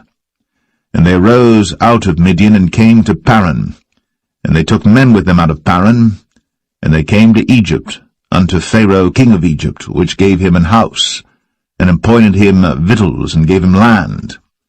And Hadad found great favour in the sight of Pharaoh, so that he gave him to wife the sister of his own wife, the sister of Tahpenes the queen. And the sister of Tahpenes bare him Genubath, his son, whom Tahpenes weaned in Pharaoh's house. And Genubath was in Pharaoh's household among the sons of Pharaoh. And when Hadad heard in Egypt that David slept with his fathers, and that Joab the captain of the host was dead, Hadad said to Pharaoh, Let me depart, that I may go to mine own country. Then Pharaoh said unto him, But what hast thou lacked with me, that, behold, thou seekest to go to thine own country? And he answered, Nothing. Howbeit, let me go in any wise. And God stirred him up another adversary, Rezin the son of Eliadah, which fled from his lord Hadadezer king of Zobah. And he gathered men unto him, and became captain over a band, when David slew them of Zobah. And they went to Damascus, and dwelt therein, and reigned in Damascus. And he was an adversary to Israel all the days of Solomon, beside the mischief that Hadad did. And he abhorred Israel, and reigned over Syria. And Jeroboam the son of Nebat, an Ephrathite of Zeradah, Solomon's servant, whose mother's name was Zeruiah, a widow woman, even he lifted up his hand against the king. And this was the cause that he lifted up his hand against the king. Solomon built Millo, and repaired the breaches of the city of David his father. And the man Jeroboam was a mighty man of valor. And Solomon, seeing the young man that he was industrious, he made him ruler over all the charge of the house of Joseph. And it came to pass at that time, when Jeroboam went out of Jerusalem, that the prophet Ahijah the Shilonite found him in the way, and he had clad himself with a new garment, and they two were alone in the field. And Ahijah caught the new garment that was on him, and rent it in 12 pieces. And he said to Jeroboam, Take thee 10 pieces, for thus saith the Lord, the God of Israel, Behold, I will rend the kingdom out of the hand of Solomon, and will give 10 tribes to thee. But he shall have 1 tribe for my servant David's sake, and for Jerusalem's sake, the city which I have chosen out of all the tribes of Israel, because that they have forsaken me, and have worshipped Ashtoreth, the goddess of the Zidonians, Chemosh, the god of the Moabites, and Milcom, the god of the children of Ammon, and have not walked in my ways, to do that which is right in mine eyes, and to keep my statutes and my judgments, as did David his father. Howbeit, I will not take the whole kingdom out of his hand, but I will make him prince all the days of his life, for David my servant's sake, whom I chose, because he kept my commandments and my statutes. But I will take the kingdom out of his son's hand, and will give it unto thee, even 10 tribes. And unto his son will I give 1 tribe, that David my servant may have a light always before me in Jerusalem, the city which I have chosen me, to put my name there. And I will take thee, and thou shalt reign according to all that thy soul desireth, and shalt be king over Israel. And it shall be, if thou wilt hearken unto all that I command thee, and wilt walk in my ways, and do that is right in my sight, to keep my statutes and my commandments, as David my servant did, that I will be with thee, and build thee a sure house, as I built for David, and will give Israel unto thee. And I will for this afflict the seed of David, but not forever. Solomon sought therefore to kill Jeroboam.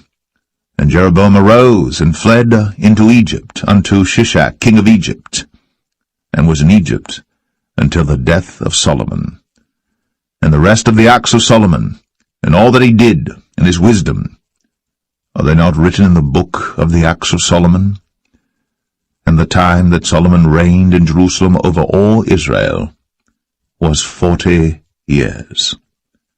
And Solomon slept with his fathers, and was buried in the city of David his father, and Rehoboam his son reigned in his stead.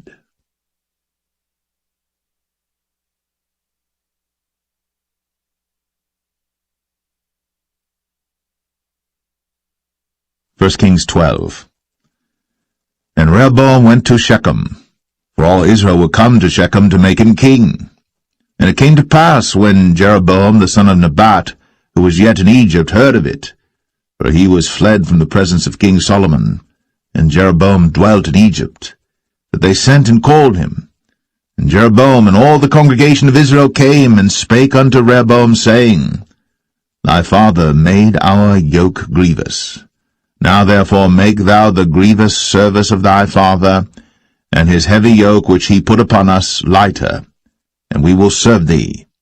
And he said unto them, Depart yet for 3 days, then come again to me. And the people departed. And King Rehoboam consulted with the old men that stood before Solomon his father while he yet lived, and said, How do ye advise that I may answer this people? And they spake unto him, saying, If thou wilt be a servant unto this people this day, and wilt serve them, and answer them, and speak good words to them, then they will be thy servants forever.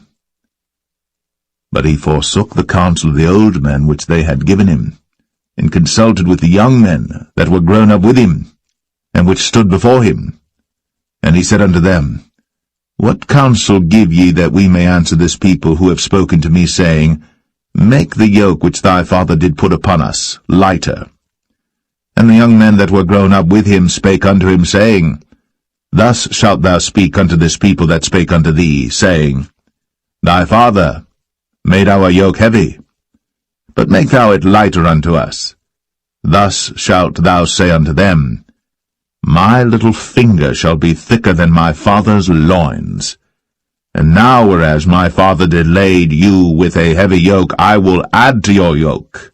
My father hath chastised you with whips, but I will chastise you with scorpions.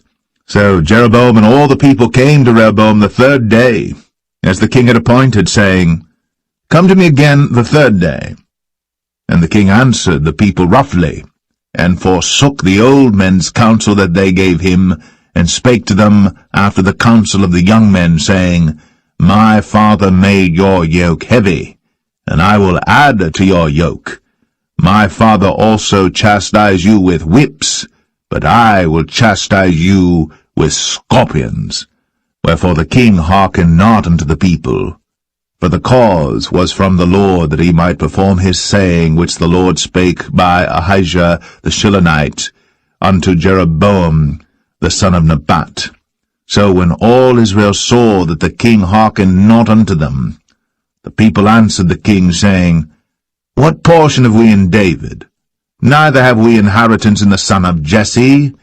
To your tents, O Israel. Now see to thine own house, David.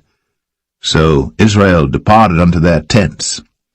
But as for the children of Israel which dwelt in the cities of Judah, Rehoboam reigned over them. Then King Rehoboam sent to Adoram, who was over the tribute, and all Israel stoned him with stones that he died. Therefore King Rehoboam made speed to get him up to his chariot, to flee to Jerusalem. So Israel rebelled against the house of David unto this day. And it came to pass, when all Israel heard that Jeroboam was come again, that they sent and called him unto the congregation, and made him king over all Israel. There was none that followed the house of David, but the tribe of Judah only. And when Rehoboam was come to Jerusalem, he assembled all the house of Judah with the tribe of Benjamin, 180,000 chosen men which were warriors, to fight against the house of Israel, to bring the kingdom again to Rehoboam the son of Solomon. But the word of God came unto Shemaiah the man of God, saying, Speak unto Rehoboam the son of Solomon, king of Judah, and unto all the house of Judah and Benjamin, and to the remnant of the people, saying, Thus saith the Lord, Ye shall not go up, nor fight against your brethren the children of Israel. Return every man to his house, for this thing is from me. They hearkened therefore to the word of the Lord, and returned to depart according to the word of the Lord. Then Jeroboam built Shechem in Mount Ephraim, and dwelt therein, and went out from thence, and built Penuel. And Jeroboam said in his heart, Now shall the kingdom return to the house of David. If this people go up to do sacrifice in the house of the Lord at Jerusalem, then shall the heart of this people turn again unto their Lord, even unto Rehoboam king of Judah, and they shall kill me, and go again to Rehoboam king of Judah. Whereupon the king took counsel, and made 2 calves of gold, and said unto them, It is too much for you to go up to Jerusalem. Behold thy gods, O Israel, which brought thee up out of the land of Egypt. And he set the one in Bethel, and the other put he in Dan. And this thing became a sin, for the people went to worship before the one, even unto Dan.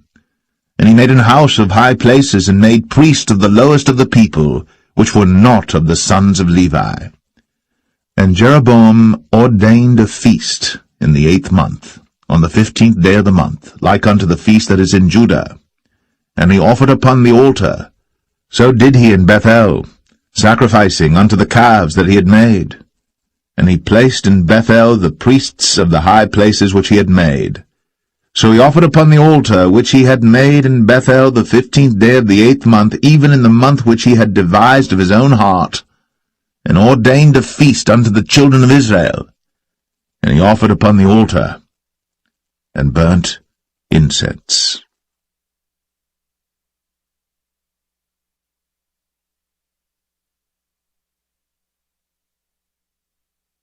1 Kings 13.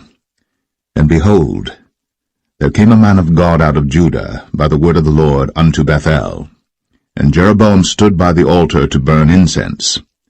And he cried against the altar in the word of the Lord, and said, O altar, altar, thus saith the Lord, Behold, a child shall be born unto the house of David, Josiah by name. And upon thee shall he offer the priests of the high places that burn incense upon thee, and men's bones shall be burnt upon thee. And he gave a sign the same day, saying, This is the sign which the Lord hath spoken. Behold, the altar shall be rent, and the ashes that are upon it shall be poured out. And it came to pass, when King Jeroboam heard the saying of the man of God, which had cried against the altar in Bethel, that he put forth his hand from the altar, saying, Lay hold on him. And his hand, which he put forth against him, dried up, so that he could not pull it in again to him. The altar also was rent, and the ashes poured out from the altar, according to the sign which the man of God had given, by the word of the Lord. And the king answered and said unto the man of God, Entreat now the face of the Lord thy God, and pray for me, that my hand may be restored me again. And the man of God besought the Lord, and the king's hand was restored him again, and became as it was before. And the king said unto the man of God, Come home with me, and refresh thyself, and I will give thee a reward. And the man of God said unto the king, If thou wilt give me half thine house, I will not go in with thee, neither will I eat bread nor drink water in this place. For so was it charged me by the word of the Lord, saying, Eat no bread, nor drink water, nor turn again by the same way that thou camest. So he went another way, and returned not by the way that he came to Bethel. Now there dwelt an old prophet in Bethel, and his sons came and told him all the works that the man of God had done that day in Bethel, the words which he had spoken unto the king. Them they told also to their father. And their father said unto them, What way went he? For his sons had seen what way the man of God went, which came from Judah. And he said unto his sons, Saddle me the ass. So they saddled him the ass, and he rode thereon, and went after the man of God, and found him sitting under an oak. And he said unto him, Art thou the man of God that camest from Judah? And he said, I am. Then he said unto him, Come home with me, and eat bread. And he said, I may not return with thee, nor go in with thee, neither will I eat bread nor drink water with thee in this place. For it was said to me by the word of the Lord, Thou shalt eat no bread, nor drink water there, nor turn again to go by the way that thou camest. He said unto him, I am a prophet, also as thou art. And an angel spake unto me by the word of the Lord, saying, Bring him back with thee into thine house, that he may eat bread and drink water. But he lied unto him. So he went back with him, and did eat bread in his house, and drank water. And it came to pass, as they sat at the table, that the word of the Lord came unto the prophet that brought him back. And he cried unto the man of God that came from Judah, saying, Thus saith the Lord, For as much as thou hast disobeyed the mouth of the Lord, and hast not kept the commandment which the Lord thy God commanded thee, but camest back, and hast eaten bread, and drunk water in the place, of the which the Lord did say to thee, Eat no bread, and drink no water, thy carcass shall not come unto the sepulchre of thy fathers. And it came to pass, after he had eaten bread, and after he had drunk, that he saddled for him the ass, to wit, for the prophet whom he had brought back. And when he was gone, a lion met him by the way, and slew him. And his carcass was cast in the way, and the ass stood by it. The lion also stood by the carcass. And behold, men passed by, and saw the carcass cast in the way, and the lion standing by the carcass. And they came and told it in the city where the old prophet dwelt. And when the prophet that brought him back from the way heard thereof, he said, It is the man of God who was disobedient unto the word of the Lord. Therefore the Lord hath delivered him unto the lion, which hath torn him and slain him according to the word of the Lord, which he spake unto him. And he spake to his son, saying, Saddle me the ass. And they saddled him. And he went and found his carcass cast in the way, and the ass and the lion standing by the carcass. The lion had not eaten the carcass, nor torn the ass. And the prophet took up the carcass of the man of God, and laid it upon the ass, and brought it back. And the old prophet came to the city to mourn and to bury him. And he laid his carcass in his own grave. And they mourned over him, saying, Alas, my brother. And it came to pass, after he had buried him, that he spake to his son, saying, When I am dead, then bury me in the sepulchre wherein the man of God is buried. Lay my bones beside his bones. For the saying which he cried by the word of the Lord against the altar in Bethel, and against all the houses of the high places which are in the cities of Samaria, shall surely come to pass. After this thing Jeroboam returned not from his evil way, but made again of the lowest of the people priests of the high places.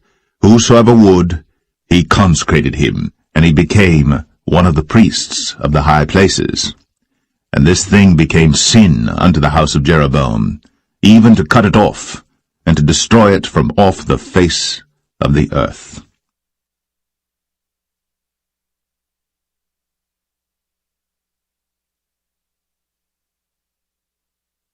1 Kings 14.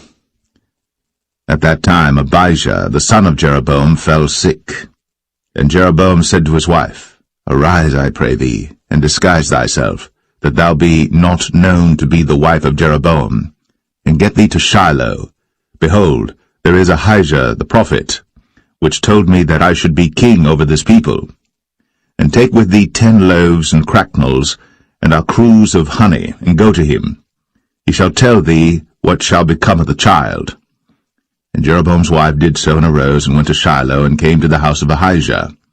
But Ahijah could not see, for his eyes were set by reason of his age. And the Lord said unto Ahijah, Behold, the wife of Jeroboam cometh to ask a thing of thee for her son, for he is sick. Thus and thus shalt thou say unto her, for it shall be, when she cometh in, that she shall feign herself to be another woman. And it was so, when Ahijah heard the sound of her feet, as she came in at the door, that he said, Come in, thou wife of Jeroboam. Why feignest thou thyself to be another? For I am sent to thee with heavy tidings.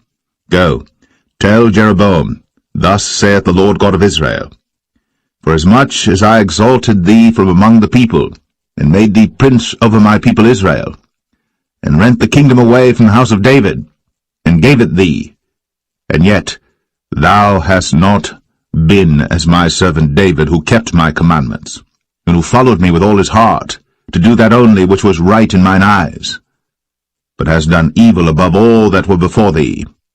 For thou hast gone and made thee other gods, and molten images, to provoke me to anger, and hast cast me behind thy back.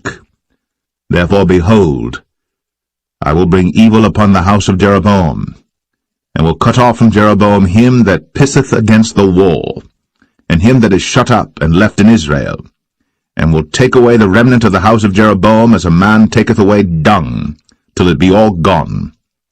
Him that dieth of Jeroboam in the city shall the dogs eat, and him that dieth in the field shall the fowls of the air eat.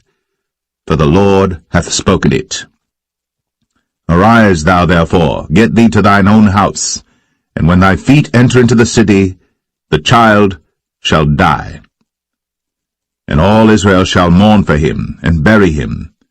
For he only of Jeroboam shall come to the grave, because in him there is found some good thing toward the Lord God of Israel in the house of Jeroboam. Moreover, the Lord shall raise him up a king over Israel, who shall cut off the house of Jeroboam that day. But what? Even now. For the Lord shall smite Israel, as a reed is shaken in the water, and he shall root up Israel out of this good land, which he gave to their fathers, and shall scatter them beyond the river, because they have made their groves, provoking the Lord to anger.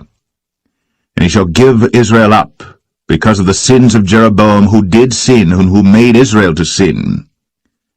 And Jeroboam's wife arose and departed, and came to Tirzah. And when she came to the threshold of the door, the child died, and they buried him. And all Israel mourned for him according to the word of the Lord, which he spake by the hand of his servant Ahijah the prophet. And the rest of the acts of Jeroboam, how he warred and how he reigned, behold, they are written in the book of the Chronicles of the kings of Israel. And the days which Jeroboam reigned were 22 years, and he slept with his fathers, and Nadab his son reigned in his stead. And Rehoboam the son of Solomon reigned in Judah. Rehoboam was 41 years old when he began to reign, and he reigned 17 years in Jerusalem, the city which the Lord did choose out of all the tribes of Israel, to put his name there. And his mother's name was Naamah, an Ammonitess. And Judah did evil in the sight of the Lord, and they provoked him to jealousy with their sins which they had committed, above all that their fathers had done. For they also built them high places and images and groves on every high hill, and under every green tree. And there were also Sodomites in the land, and they did according to all the abominations of the nations which the Lord cast out before the children of Israel. And it came to pass in the 5th year of King Rehoboam, that Shishak king of Egypt came up against Jerusalem.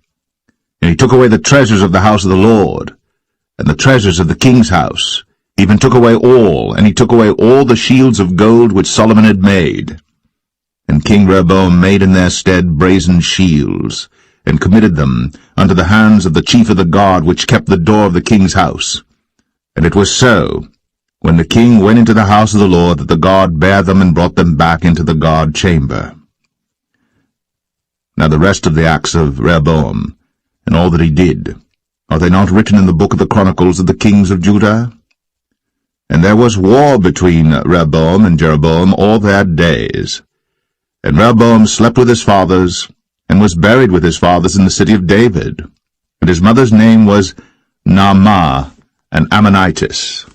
And Abijam, his son, reigned in his stead.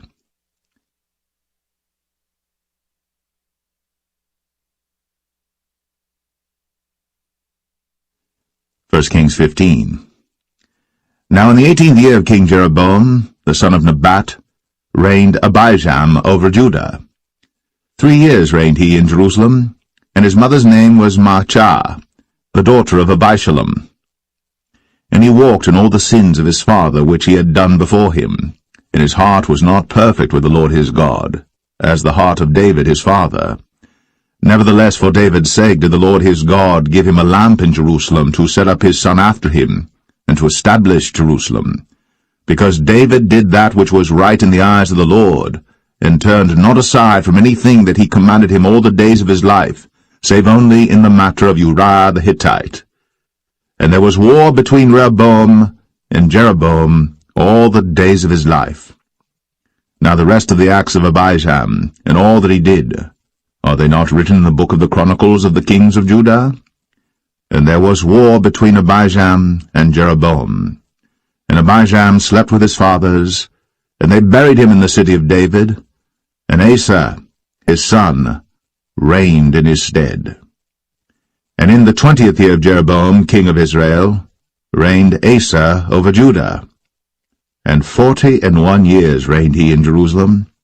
And his mother's name was Maachah, the daughter of Abishalom. And Asa did that which was right in the eyes of the Lord, as did David his father. And he took away the Sodomites out of the land, and removed all the idols that his fathers had made. And also Maachah his mother, even her he removed from being queen, because she had made an idol in the grove. And Asa destroyed her idol, and burned it by the brook Kidron. But the high places were not removed. Nevertheless Asa's heart was perfect with the Lord all his days. And he brought in the things which his father had dedicated, and the things which himself had dedicated, into the house of the Lord, silver and gold and vessels. And there was war between Asa and Baasha, king of Israel, all their days. And Baasha, king of Israel, went up against Judah, and built Ramah, that he might not suffer any to go out or come in to Asa, king of Judah. Then Asa took all the silver and the gold that were left in the treasures of the house of the Lord, and the treasures of the king's house, and delivered them into the hand of his servants. And King Asa sent them to Ben-Hadad, the son of Tabrimon, the son of Hezion, king of Syria, that dwelt at Damascus, saying, There is a league between me and thee, and between my father and thy father. Behold, I have sent unto thee a present of silver and gold. Come, and break thy league with Baasha king of Israel, that he may depart from me. So Ben-Hadad hearkened unto King Asa, and sent the captains of the hosts which he had against the cities of Israel, and smote Ijon and Dan and Abel-Beth-Maachah and all Cinneroth, with all the land of Naphtali. And it came to pass, when Baasha heard thereof, that he left off building of Ramah, and dwelt in Tirzah. Then King Asa made a proclamation throughout all Judah, none was exempted. And they took away the stones of Ramah, and the timber thereof, wherewith Baasha had builded. And King Asa built with them Geba of Benjamin, and Mizpah. The rest of all the acts of Asa, and all his might, and all that he did, and the cities which he built, are they not written in the book of the Chronicles of the kings of Judah? Nevertheless, in the time of his old age, he was diseased in his feet.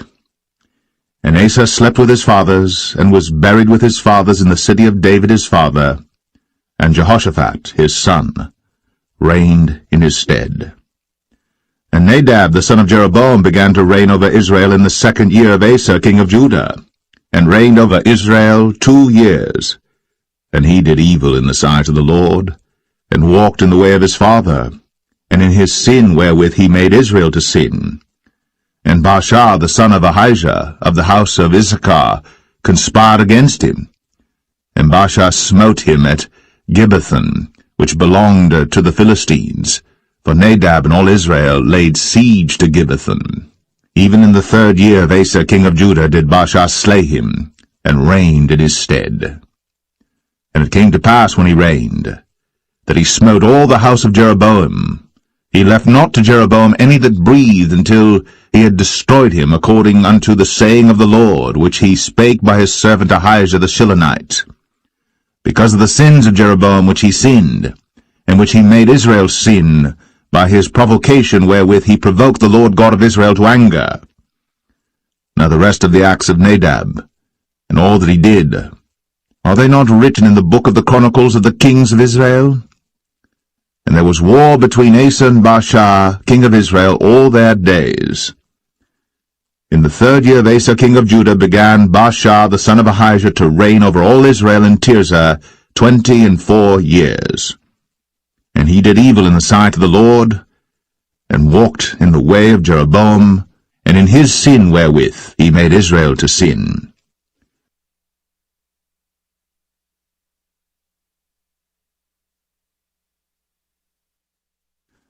1 Kings 16.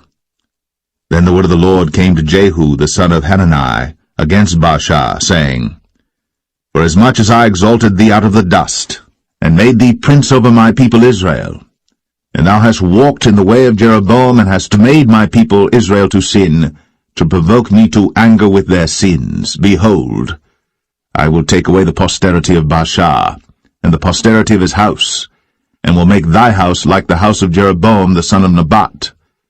Him that dieth of Baasha in the city shall the dogs eat, and him that dieth of his in the fields shall the fowls of the air eat.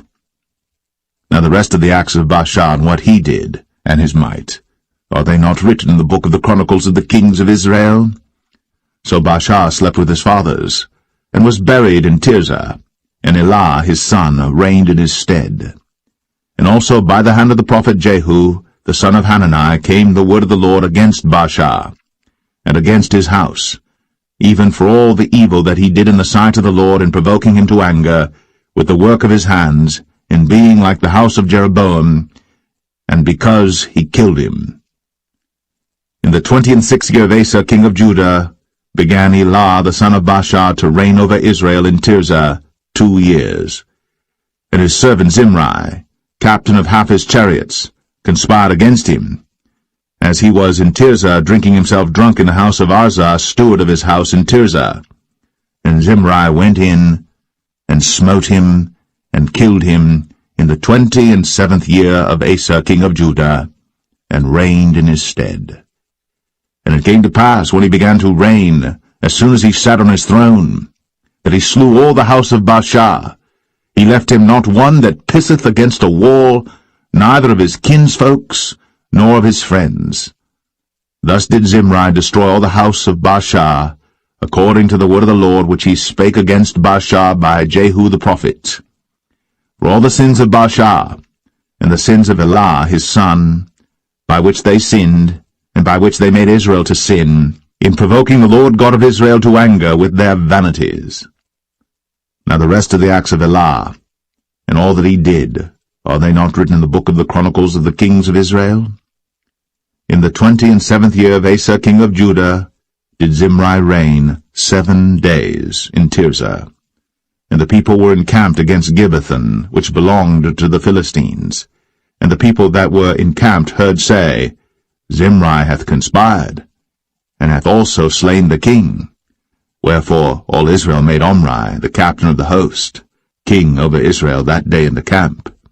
And Omri went up from Gibbethon, and all Israel with him, and they besieged Tirzah. And it came to pass, when Zimri saw that the city was taken, that he went into the palace of the king's house, and burnt the king's house over him with fire, and died. For his sins, which he sinned in doing evil in the sight of the Lord, in walking in the way of Jeroboam, and in his sin which he did, to make Israel to sin. Now the rest of the acts of Zimri, and his treason that he wrought, are they not written in the book of the Chronicles of the kings of Israel? Then were the people of Israel divided into 2 parts. Half of the people followed Tibni the son of Ginath, to make him king, and half followed Omri. But the people that followed Omri prevailed against the people that followed Tibni the son of Ginath. So Tibni died, and Omri reigned. In the 31st year of Asa king of Judah began Omri to reign over Israel 12 years. 6 years reigned he in Tirzah. And he bought the hill Samaria of Shemer for 2 talents of silver, and built on the hill, and called the name of the city which he built after the name of Shemer, owner of the hill, Samaria. But Omri wrought evil in the eyes of the Lord, and did worse than all that were before him. For he walked in all the way of Jeroboam the son of Nebat, and in his sin wherewith he made Israel to sin, to provoke the Lord God of Israel to anger with their vanities. Now the rest of the acts of Omri which he did, and his might that he showed, are they not written in the book of the Chronicles of the kings of Israel? So Omri slept with his fathers, and was buried in Samaria, and Ahab his son reigned in his stead. And in the 38th year of Asa king of Judah began Ahab the son of Omri to reign over Israel. And Ahab the son of Omri reigned over Israel in Samaria 22 years. And Ahab the son of Omri did evil in the sight of the Lord above all that were before him. And it came to pass, as if it had been a light thing for him to walk in the sins of Jeroboam the son of Nebat, that he took to wife Jezebel, the daughter of Ethbaal, king of the Zidonians, and went and served Baal, and worshipped him. And he reared up an altar for Baal in the house of Baal, which he had built in Samaria. And Ahab made a grove, and Ahab did more to provoke the Lord God of Israel to anger than all the kings of Israel that were before him. In his days did Hiel the Bethelite build Jericho.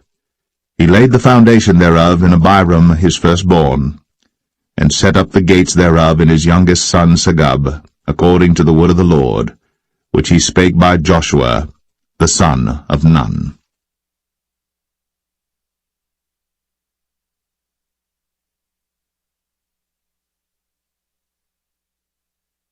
1 Kings 17. And Elijah the Tishbite, who was of the inhabitants of Gilead, said unto Ahab, As the Lord God of Israel liveth, before whom I stand, there shall not be dew nor rain these years, but according to my word. And the word of the Lord came unto him, saying, Get thee hence, and turn thee eastward, and hide thyself by the brook Cherith, that is before Jordan. And it shall be that thou shalt drink of the brook, and I have commanded the ravens to feed thee there. So he went and did according unto the word of the Lord, for he went and dwelt by the brook Cherith, that is before Jordan. And the ravens brought him bread and flesh in the morning, and bread and flesh in the evening, and he drank of the brook. And it came to pass after a while that the brook dried up, because there had been no rain in the land. And the word of the Lord came unto him, saying, Arise, get thee to Zarephath, which belongeth to Zidon, and dwell there. Behold, I have commanded a widow woman there to sustain thee. So he arose and went to Zarephath. And when he came to the gate of the city, behold, the widow woman was there gathering of sticks. And he called to her, and said, Fetch me, I pray thee, a little water in a vessel, that I may drink. And as she was going to fetch it, he called to her, and said, Bring me, I pray thee, a morsel of bread in thine hand.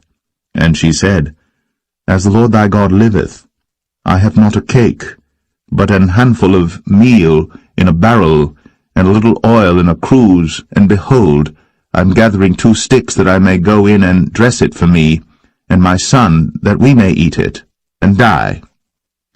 And Elijah said unto her, Fear not, go and do as thou hast said, but make me thereof a little cake first, and bring it unto me, and after make for thee and for thy son. For thus saith the Lord God of Israel, The barrel of meal shall not waste, neither shall the cruse of oil fail, until the day that the Lord sendeth rain upon the earth.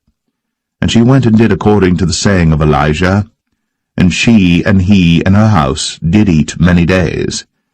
And the barrel of meal wasted not, neither did the cruse of oil fail, according to the word of the Lord, which he spake by Elijah.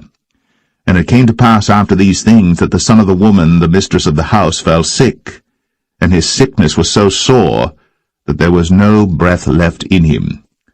And she said unto Elijah, What have I to do with thee, O thou man of God? Art thou come unto me to call my sin to remembrance, and to slay my son? And he said unto her, Give me thy son.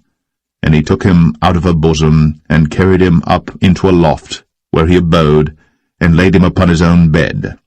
And he cried unto the Lord, and said, O Lord my God, hast thou also brought evil upon the widow with whom I sojourn by slaying her son? And he stretched himself upon the child 3 times, and cried unto the Lord, and said, O Lord my God, I pray thee, let this child's soul come into him again.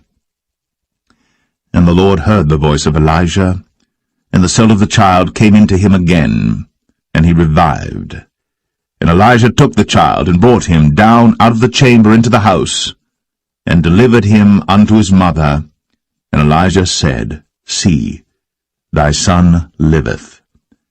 And the woman said to Elijah, Now by this I know that thou art a man of God, and that the word of the Lord in thy mouth is truth.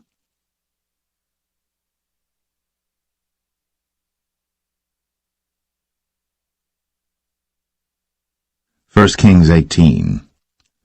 And it came to pass after many days, that the word of the Lord came to Elijah in the 3rd year, saying, Go, show thyself unto Ahab, and I will send rain upon the earth. And Elijah went to show himself unto Ahab. And there was a sore famine in Samaria. And Ahab called Obadiah, which was the governor of his house. Now Obadiah feared the Lord greatly. For it was so, when Jezebel cut off the prophets of the Lord, that Obadiah took 100 prophets, and hid them by 50 in a cave, and fed them with bread and water. And Ahab said unto Obadiah, Go into the land, unto all fountains of water, and unto all brooks. Peradventure we may find grass to save the horses and mules alive, that we lose not all the beasts. So they divided the land between them to pass throughout it. Ahab went one way by himself, and Obadiah went another way by himself. And as Obadiah was in the way, behold, Elijah met him, and he knew him, and fell on his face, and said, Art thou that my lord Elijah? And he answered him, I am. Go tell thy lord, Behold, Elijah is here. And he said, What have I sinned that thou wouldst deliver thy servant into the hand of Ahab, to slay me? As the Lord thy God liveth, there is no nation or kingdom whither my lord hath not sent to seek thee. And when they said, He is not there, he took an oath of the kingdom and nation that they found thee not. And now thou sayest, Go tell thy lord, Behold, Elijah is here. And it shall come to pass, as soon as I am gone from thee, that the Spirit of the Lord shall carry thee whither I know not. And so when I come and tell Ahab, and he cannot find thee, he shall slay me. But I thy servant fear the Lord from my youth. Was it not told my Lord what I did when Jezebel slew the prophets of the Lord, how I hid 100 men of the Lord's prophets by 50 in a cave, and fed them with bread and water? And now thou sayest, Go tell thy Lord, Behold, Elijah is here, and he shall slay me? And Elijah said, As the Lord of hosts liveth, before whom I stand, I will surely show myself unto him today. So Obadiah went to meet Ahab, and told him. And Ahab went to meet Elijah. And it came to pass, when Ahab saw Elijah, that Ahab said unto him, Art thou he that troubleth Israel? And he answered, I have not troubled Israel, but thou, and thy father's house, in that ye have forsaken the commandments of the Lord, and thou hast followed Baalim. Now therefore send and gather to me all Israel unto Mount Carmel, and the prophets of Baal 450, and the prophets of the groves 400, which eat at Jezebel's table. So Ahab sent unto all the children of Israel, and gathered the prophets together unto Mount Carmel. And Elijah came unto all the people, and said, How long halt ye between 2 opinions? If the Lord be God, follow him, but if Baal, then follow him. And the people answered him not a word. Then said Elijah unto the people, I, even I only, remain a prophet of the Lord, but Baal's prophets are 450 men. Let them therefore give us 2 bullocks, and let them choose 1 bullock from themselves, and cut it in pieces, and lay it on wood, and put no fire under. And I will dress the other bullock, and lay it on wood, and put no fire under. and call ye on the name of your gods, and I will call on the name of the Lord, and the God that answereth by fire, let him be God. And all the people answered and said, It is well spoken. And Elijah said unto the prophets of Baal, Choose you one bullock for yourselves, and dress it first, for ye are many, and call on the name of your gods, but put no fire under. And they took the bullock which was given them, and they dressed it, and called on the name of Baal from morning even until noon, saying, O Baal, hear us! But there was no voice, nor any that answered, and they leaped upon the altar which was made. And it came to pass at noon that Elijah mocked them, and said, Cry aloud, for he is a god. Either he is talking, or he is pursuing, or he is in a journey, or peradventure he sleepeth, and must be awaked. And they cried aloud, and cut themselves after their manner with knives and lancets, till the blood gushed out upon them. And it came to pass, when midday was past, and they prophesied until the time of the offering of the evening sacrifice, that there was neither voice, nor any to answer, nor any that regarded. And Elijah said unto all the people, Come near unto me. And all the people came near unto him, and he repaired the altar of the Lord that was broken down. And Elijah took 12 stones, according to the number of the tribes of the sons of Jacob, unto whom the word of the Lord came, saying, Israel shall be thy name. And with the stones he built an altar in the name of the Lord, and he made a trench about the altar, as great as would contain 2 measures of seed. And he put the wood in order, and cut the bullock in pieces, and laid him on the wood, and said, Fill 4 barrels with water, and pour it on the burnt sacrifice, and on the wood. And he said, Do it the second time. And they did it the second time. And he said, Do it the third time. And they did it the third time. And the water ran round about the altar, and he filled the trench also with water. And it came to pass, at the time of the offering of the evening sacrifice, that Elijah the prophet came near, and said, Lord God of Abraham, Isaac, and of Israel, let it be known this day that thou art God in Israel, and that I am thy servant, and that I have done all these things at thy word. Hear me, O Lord, hear me, that this people may know that thou art the Lord God, and that thou hast turned their heart back again. Then the fire of the Lord fell, and consumed the burnt sacrifice, and the wood, and the stones, and the dust, and licked up the water that was in the trench. And when all the people saw it, they fell on their faces, and they said, The Lord, He is the God. The Lord, He is the God. And Elijah said unto them, Take the prophets of Baal, let not one of them escape. And they took them. And Elijah brought them down to the brook Kishon, and slew them there. And Elijah said unto Ahab, Get thee up, eat and drink, for there is a sound of abundance of rain. So Ahab went up to eat and to drink. And Elijah went up to the top of Carmel, and he cast himself down upon the earth, and put his face between his knees, and said to his servant, Go up now, look toward the sea. And he went up and looked, and said, There is nothing. And he said, Go again 7 times. And it came to pass at the 7th time that he said, Behold, there ariseth a little cloud out of the sea like a man's hand. And he said, Go up, say unto Ahab, Prepare thy chariot, and get thee down, that the rain stop thee not. And it came to pass in the meanwhile, that the heaven was black with clouds and wind, and there was a great rain. And Ahab rode, and went to Jezreel. And the hand of the Lord was on Elijah, and he girded up his loins, and ran before Ahab to the entrance of Jezreel.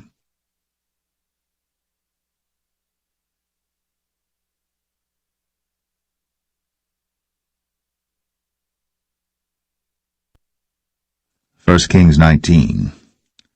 And Ahab told Jezebel all that Elijah had done, and withal how he had slain all the prophets with the sword. Then Jezebel sent a messenger unto Elijah, saying, So let the gods do to me, and more also, if I make not thy life as the life of one of them by tomorrow about this time. And when he saw that, he rose, and went for his life, and came to Beersheba, which belongeth to Judah, and left his servant there. But he himself went a day's journey into the wilderness, and came and sat down under a juniper tree. And he requested for himself that he might die, and said, It is enough. Now, O Lord, take away my life, for I am not better than my fathers. And as he lay and slept under a juniper tree, behold, then an angel touched him, and said unto him, Arise and eat. And he looked, and behold, there was a cake baked on the coals, and a cruse of water at his head. And he did eat and drink, and laid him down again. And the angel of the Lord came again the second time, and touched him, and said, Arise and eat, because the journey is too great for thee. And he arose, and did eat and drink, and went in the strength of that meat 40 days, and 40 nights, unto Horeb the mount of God. And he came thither unto a cave, and lodged there, and behold, the word of the Lord came to him, and he said unto him, What doest thou here, Elijah? And he said, I have been very jealous for the Lord God of hosts, for the children of Israel have forsaken thy covenant, thrown down thine altars, and slain thy prophets with the sword, and I, even I only am left, and they seek my life to take it away. And he said, Go forth, and stand upon the mount before the Lord. And behold, the Lord passed by, and a great and strong wind rent the mountains, and brake in pieces the rocks before the Lord. But the Lord was not in the wind. And after the wind, an earthquake. But the Lord was not in the earthquake. And after the earthquake, a fire. But the Lord was not in the fire. And after the fire, a still, small voice. And it was so, when Elijah heard it, that he wrapped his face in his mantle, and went out, and stood in the entering in of the cave, and behold, there came a voice unto him, and said, What doest thou here, Elijah? And he said, I have been very jealous for the Lord God of hosts, because the children of Israel have forsaken thy covenant, thrown down thine altars, and slain thy prophets with the sword, and I, even I only, am left. And they seek my life, to take it away. And the Lord said unto him, Go, return on thy way to the wilderness of Damascus, and when thou comest, anoint Hazael to be king over Syria. And Jehu, the son of Nimshi, shalt thou anoint to be king over Israel. And Elisha, the son of Shaphat, of Abel-Meholah, shalt thou anoint to be prophet in thy room. And it shall come to pass, that him that escapeth the sword of Hazael shall Jehu slay, and him that escapeth from the sword of Jehu shall Elisha slay. Yet I have left me 7,000 in Israel, all the knees which have not bowed unto Baal, and every mouth which hath not kissed him. So he departed thence, and found Elisha the son of Shaphat, who was plowing with 12 yoke of oxen before him, and he with the 12th, and Elijah passed by him, and cast his mantle upon him. And he left the oxen, and ran after Elijah, and said, Let me, I pray thee, kiss my father and my mother, and then I will follow thee. And he said unto him, Go back again, for what have I done to thee? And he returned back from him, and took a yoke of oxen, and slew them, and boiled their flesh with the instruments of the oxen, and gave unto the people, and they did eat. Then he arose, and went after Elijah, and ministered unto him.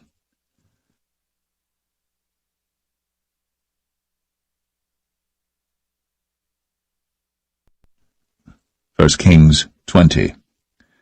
And Ben-Hadad the king of Syria gathered all his host together, and there were 32 kings with him, and horses and chariots, and he went up and besieged Samaria, and warred against it.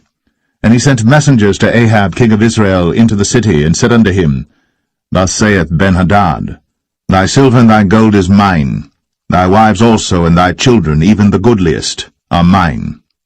And the king of Israel answered and said, My lord, O king, according to thy saying, I am thine, and all that I have. And the messengers came again and said, Thus speaketh Ben-Hadad, saying, Although I have sent unto thee, saying, Thou shalt deliver me thy silver and thy gold and thy wives and thy children, Yet I will send my servants unto thee tomorrow about this time, and they shall search thine house, and the houses of thy servants. And it shall be that whatsoever is pleasant in thine eyes, they shall put it in their hand, and take it away. Then the king of Israel called all the elders of the land, and said, Mark, I pray you, and see how this man seeketh mischief, for he sent unto me for my wives, and for my children, and for my silver, and for my gold, and I denied him not. And all the elders and all the people said unto him, Hearken not unto him, nor consent. Wherefore he said unto the messengers of Ben-hadad, Tell my lord the king, all that thou didst send for to thy servant at the first, I will do, but this thing I may not do. And the messengers departed, and brought him word again. And Ben-hadad sent unto him, and said, The gods do so unto me, and more also, if the dust of Samaria shall suffice for handfuls for all the people that follow me. And the king of Israel answered and said, Tell him, Let not him that girdeth on his harness boast himself, as he that putteth it off. And it came to pass, when Ben-hadad heard this message, as he was drinking, he and the kings in the pavilions, that he said unto his servants, Set yourselves in array. And they set themselves in array against the city. And behold, there came a prophet unto Ahab king of Israel, saying, Thus saith the Lord, Hast thou seen all this great multitude? Behold, I will deliver it into thine hand this day, and thou shalt know that I am the Lord. And Ahab said, By whom? And he said, Thus saith the Lord, Even by the young men of the princes of the provinces. Then he said, Who shall order the battle? And he answered, Thou. Then he numbered the young men of the princes of the provinces, and they were 232, and after them he numbered all the people, even all the children of Israel, being 7,000. And they went out at noon. But Ben-hadad was drinking himself drunk in the pavilions, he and the kings, the 32 kings that helped him. And the young men of the princes of the provinces went out first, and Ben-hadad sent out, and they told him, saying, There are men come out of Samaria. And he said, Whether they be come out for peace, take them alive, or whether they be come out for war, take them alive. So these young men of the princes of the provinces came out of the city, and the army which followed them, and they slew every one his man, and the Syrians fled, and Israel pursued them, and Ben-hadad the king of Syria escaped on an horse with the horsemen. And the king of Israel went out, and smote the horses and chariots, and slew the Syrians with a great slaughter. And the prophet came to the king of Israel, and said unto him, Go, strengthen thyself, and mark and see what thou doest. For at the return of the year the king of Syria will come up against thee. And the servants of the king of Syria said unto him, Their gods are gods of the hills, therefore they were stronger than we. But let us fight against them in the plain, and surely we shall be stronger than they. And do this thing, take the kings away, every man out of his place, and put captains in their rooms. And number thee an army like the army that thou hast lost, horse for horse, and chariot for chariot, and we will fight against them in the plain, and surely we shall be stronger than they. And he hearkened unto their voice, and did so. And the children of Israel were numbered, and were all present, and went against them. And the children of Israel pitched before them like 2 little flocks of kids, but the Syrians filled the country. And there came a man of God, and spake unto the king of Israel, and said, Thus saith the Lord, Because the Syrians have said, The Lord is God of the hills, but he is not God of the valleys. Therefore will I deliver all this great multitude into thine hand, and ye shall know that I am the Lord. And they pitched one over against the other 7 days, and so it was, that in the 7th day the battle was joined, and the children of Israel slew of the Syrians 100,000 footmen in 1 day. But the rest fled to Aphek into the city, and there a wall fell upon 27,000 of the men that were left. And Ben-hadad fled, and came into the city, into an inner chamber. And his servants said unto him, Behold now, we have heard that the kings of the house of Israel are merciful kings. Let us, I pray thee, put sackcloth on our loins, and ropes upon our heads, and go out to the king of Israel. Peradventure he will save thy life. So they girded sackcloth on their loins, and put ropes on their heads, and came to the king of Israel, and said, Thy servant Ben-hadad saith, I pray thee, let me live. And he said, Is he yet alive? He is my brother. Now the men did diligently observe whether anything would come from him, and did hastily catch it. And they said, Thy brother Ben-hadad. Then he said, Go ye, bring him. Then Ben-hadad came forth to him, and he caused him to come up into the chariot. And Ben-hadad said unto him, The cities which my father took from thy father I will restore, and thou shalt make streets for thee in Damascus, as my father made in Samaria. Then said Ahab, I will send thee away with this covenant. So he made a covenant with him, and sent him away. And a certain man of the sons of the prophets said unto his neighbor in the word of the Lord, Smite me, I pray thee. And the man refused to smite him. Then said he unto him, Because thou hast not obeyed the voice of the Lord, behold, as soon as thou art departed from me, a lion shall slay thee. And as soon as he was departed from him, a lion found him and slew him. Then he found another man, and said, Smite me, I pray thee. And the man smote him, so that in smiting he wounded him. So the prophet departed, and waited for the king by the way, and disguised himself with ashes upon his face. And as the king passed by, he cried unto the king, and he said, Thy servant went out into the midst of the battle, and behold, a man turned aside, and brought a man unto me, and said, Keep this man. If by any means he be missing, then shall thy life be for his life, or else thou shalt pay a talent of silver. And as thy servant was busy here and there, he was gone. And the king of Israel said unto him, So shall thy judgment be. Thyself hast decided it. And he hasted, and took the ashes away from his face. And the king of Israel discerned him that he was of the prophets. And he said unto him, Thus saith the Lord, Because thou hast let go out of thy hand a man whom I appointed to utter destruction, therefore thy life shall go for his life, and thy people for his people. And the king of Israel went to his house, heavy and displeased, and came to Samaria.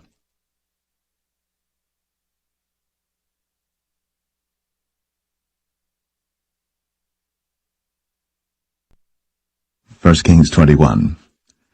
And it came to pass, after these things, that Naboth the Jezreelite had a vineyard, which was in Jezreel, hard by the palace of Ahab king of Samaria. And Ahab spake unto Naboth, saying, Give me thy vineyard, that I may have it for a garden of herbs, because it is near unto my house. And I will give thee for it a better vineyard than it. Or, if it seem good to thee, I will give thee the worth of it in money. And Naboth said to Ahab, The Lord forbid it me, that I should give the inheritance of my fathers unto thee. And Ahab came into his house heavy and displeased, because of the word which Naboth the Jezreelite had spoken to him. For he had said, I will not give thee the inheritance of my fathers. And he laid him down upon his bed, and turned away his face, and would eat no bread. But Jezebel his wife came to him, and said unto him, Why is thy spirit so sad that thou eatest no bread? And he said unto her, Because I spake unto Naboth the Jezreelite, and said unto him, Give me thy vineyard for money, or else, if it please thee, I will give thee another vineyard for it. And he answered, I will not give thee my vineyard. And Jezebel his wife said unto him, Dost thou now govern the kingdom of Israel? Arise, and eat bread, and let thine heart be merry. I will give thee the vineyard of Naboth the Jezreelite. So she wrote letters in Ahab's name, and sealed them with his seal, and sent the letters unto the elders, and to the nobles that were in his city dwelling with Naboth. And she wrote in the letters, saying, Proclaim a fast, and set Naboth on high among the people, and set 2 men, sons of Belial, before him, to bear witness against him, saying, Thou didst blaspheme God and the king. And then carry him out, and stone him, that he may die. And the men of his city, even the elders and the nobles, who were the inhabitants in his city, did as Jezebel had sent unto them, and as it was written in the letters which she had sent unto them. They proclaimed a fast, and set Naboth on high among the people. And there came in 2 men, children of Belial, and sat before him. And the men of Belial witnessed against him, even against Naboth, in the presence of the people, saying, Naboth did blaspheme God and the king. Then they carried him forth out of the city, and stoned him with stones, that he died. Then they sent to Jezebel, saying, Naboth is stoned, and is dead. And it came to pass, when Jezebel heard that Naboth was stoned, and was dead, that Jezebel said to Ahab, Arise, take possession of the vineyard of Naboth the Jezreelite, which he refused to give thee for money. For Naboth is not alive, but dead. And it came to pass, when Ahab heard that Naboth was dead, that Ahab rose up to go down to the vineyard of Naboth the Jezreelite, to take possession of it. And the word of the Lord came to Elijah the Tishbite, saying, Arise, go down to meet Ahab king of Israel, which is in Samaria. Behold, he is in the vineyard of Naboth, whither he is gone down to possess it. And thou shalt speak unto him, saying, Thus saith the Lord, Hast thou killed and also taken possession? And thou shalt speak unto him, saying, Thus saith the Lord, In the place where dogs licked the blood of Naboth, shall dogs lick thy blood, even thine. And Ahab said to Elijah, Hast thou found me, O mine enemy? And he answered, I have found thee, because thou hast sold thyself to work evil in the sight of the Lord. Behold, I will bring evil upon thee, and will take away thy posterity, and will cut off from Ahab him that pisseth against the wall, and him that is shut up and left in Israel, and will make thine house like the house of Jeroboam the son of Nebat, and like the house of Baasha the son of Ahijah, for the provocation wherewith thou hast provoked me to anger, and made Israel to sin. And of Jezebel also spake the Lord, saying, The dogs shall eat Jezebel by the wall of Jezreel. Him that dieth of Ahab in the city the dogs shall eat, and him that dieth in the field shall the fowls of the air eat. But there was none like unto Ahab, which did sell himself to work wickedness in the sight of the Lord, whom Jezebel his wife stirred up. And he did very abominably in following idols, according to all things as did the Amorites, whom the Lord cast out before the children of Israel. And it came to pass, when Ahab heard those words, that he rent his clothes, and put sackcloth upon his flesh, and fasted, and lay in sackcloth, and went softly. And the word of the Lord came to Elijah the Tishbite, saying, Seest thou how Ahab humbleth himself before me? Because he humbleth himself before me, I will not bring the evil in his days, but in his son's days will I bring the evil upon his house.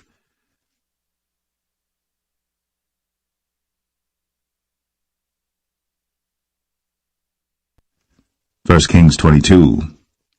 And they continued 3 years without war between Syria and Israel.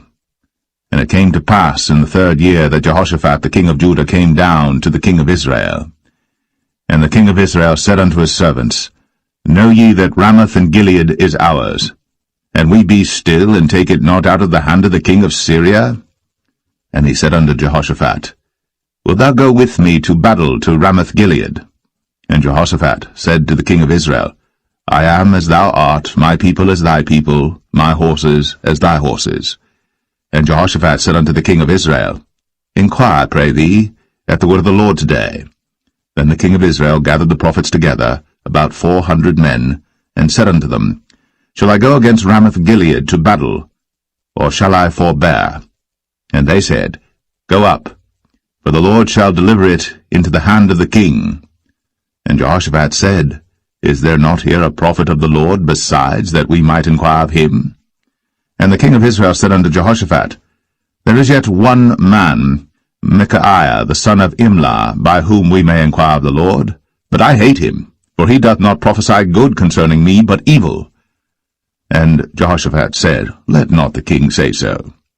Then the king of Israel called an officer, and said, Hasten hither Micaiah the son of Imlah.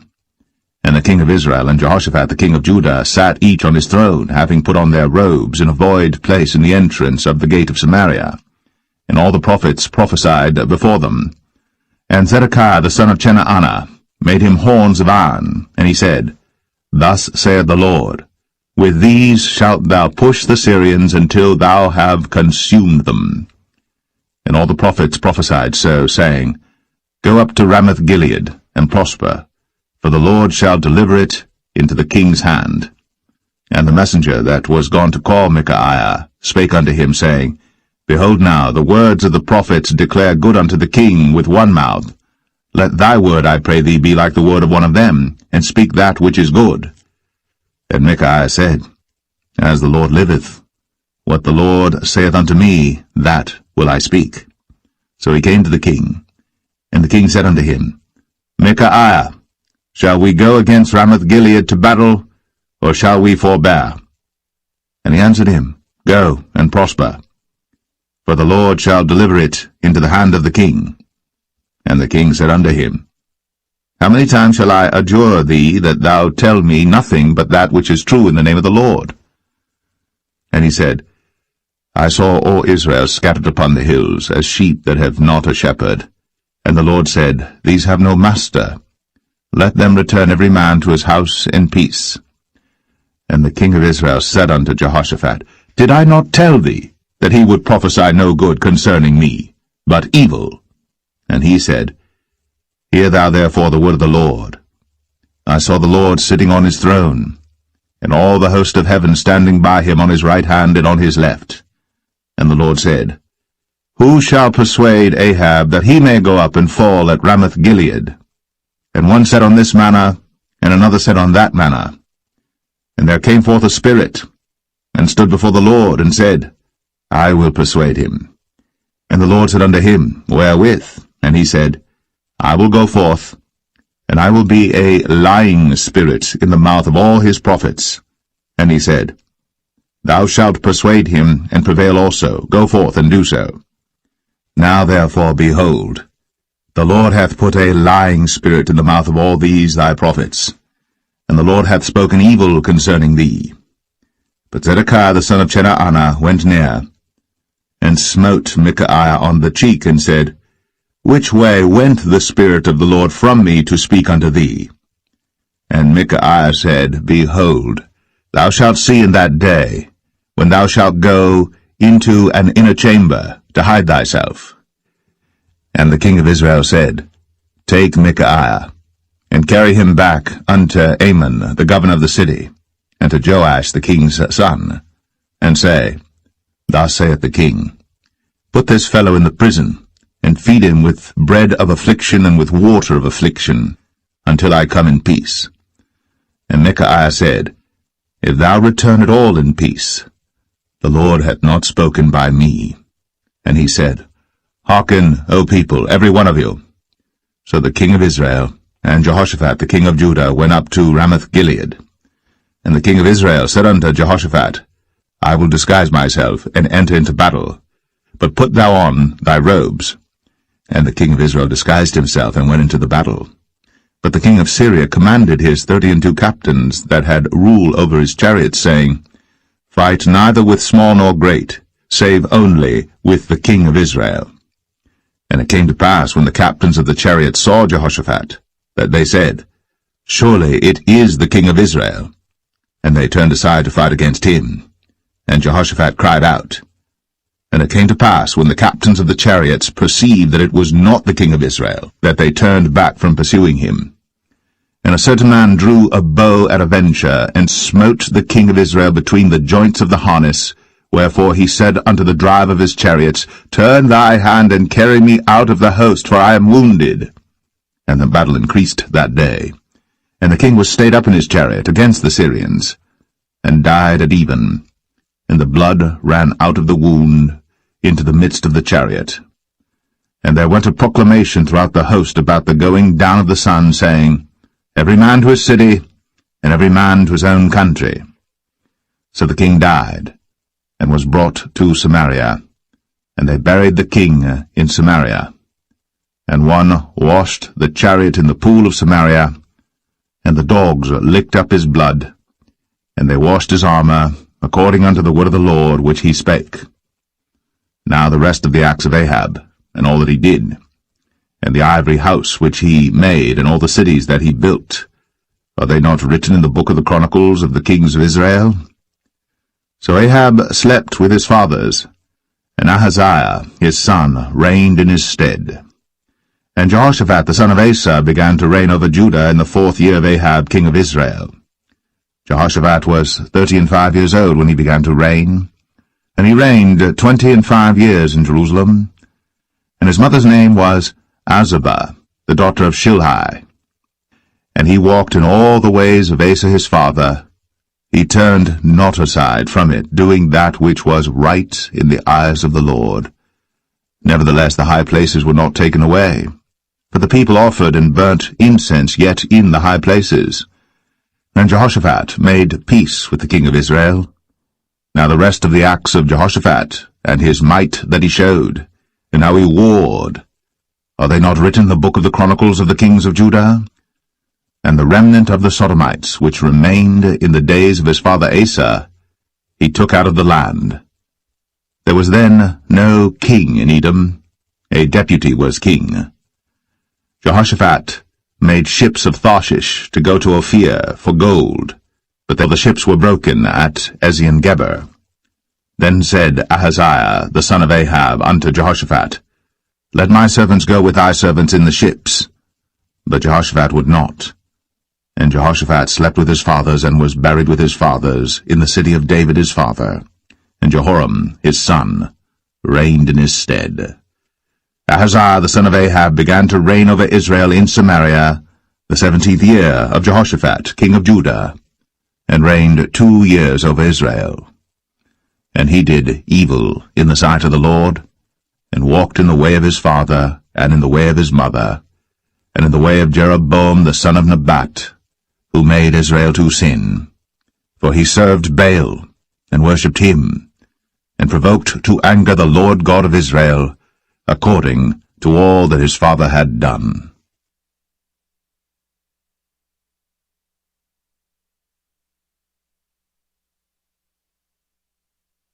The second book of Kings, chapter 1. Then Moab rebelled against Israel after the death of Ahab. And Ahaziah fell down through a lattice in his upper chamber that was in Samaria, and was sick.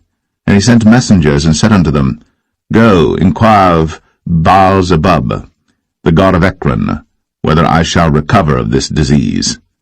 But the angel of the Lord said to Elijah the Tishbite, Arise, go up to meet the messengers of the king of Samaria, and say unto them, Is it not because there is not a God in Israel that ye go to inquire of Baal-zebub, the god of Ekron? Now therefore thus saith the Lord, Thou shalt not come down from that bed on which thou art gone up, but shalt surely die. And Elijah departed. And when the messengers turned back unto him, he said unto them, Why are ye now turned back?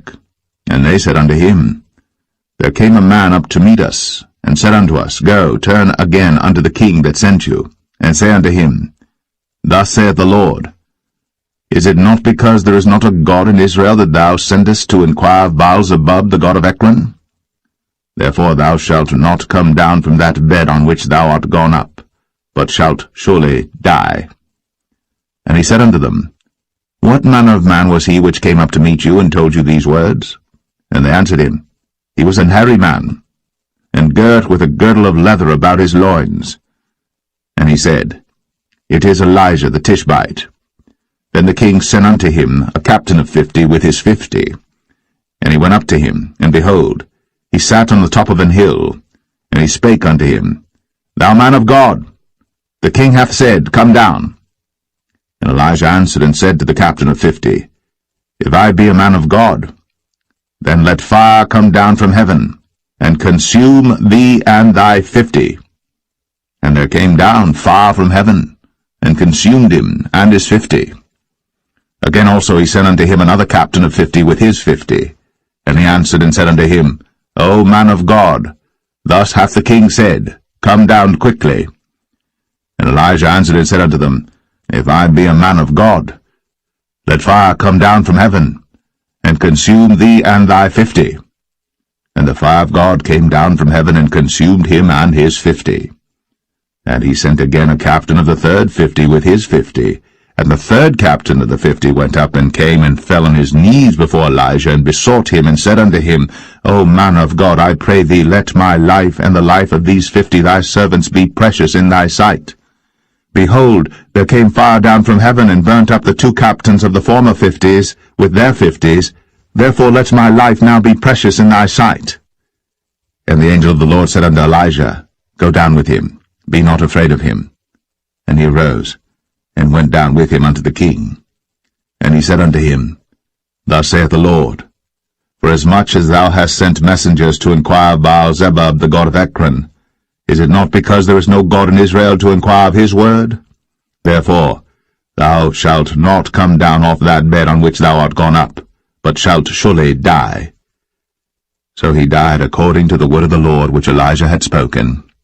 And Jehoram reigned in his stead in the 2nd year of Jehoram the son of Jehoshaphat king of Judah, because he had no son. Now the rest of the acts of Ahaziah which he did, are they not written in the book of the Chronicles of the kings of Israel?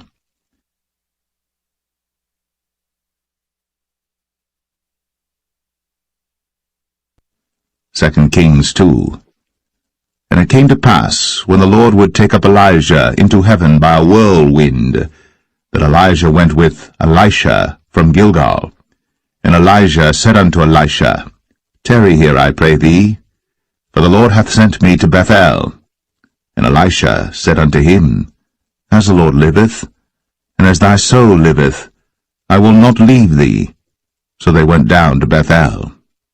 And the sons of the prophets that were at Bethel came forth to Elisha, and said unto him, Knowest thou that the Lord will take away thy master from thy head today? And he said, Yea, I know it. Hold ye your peace.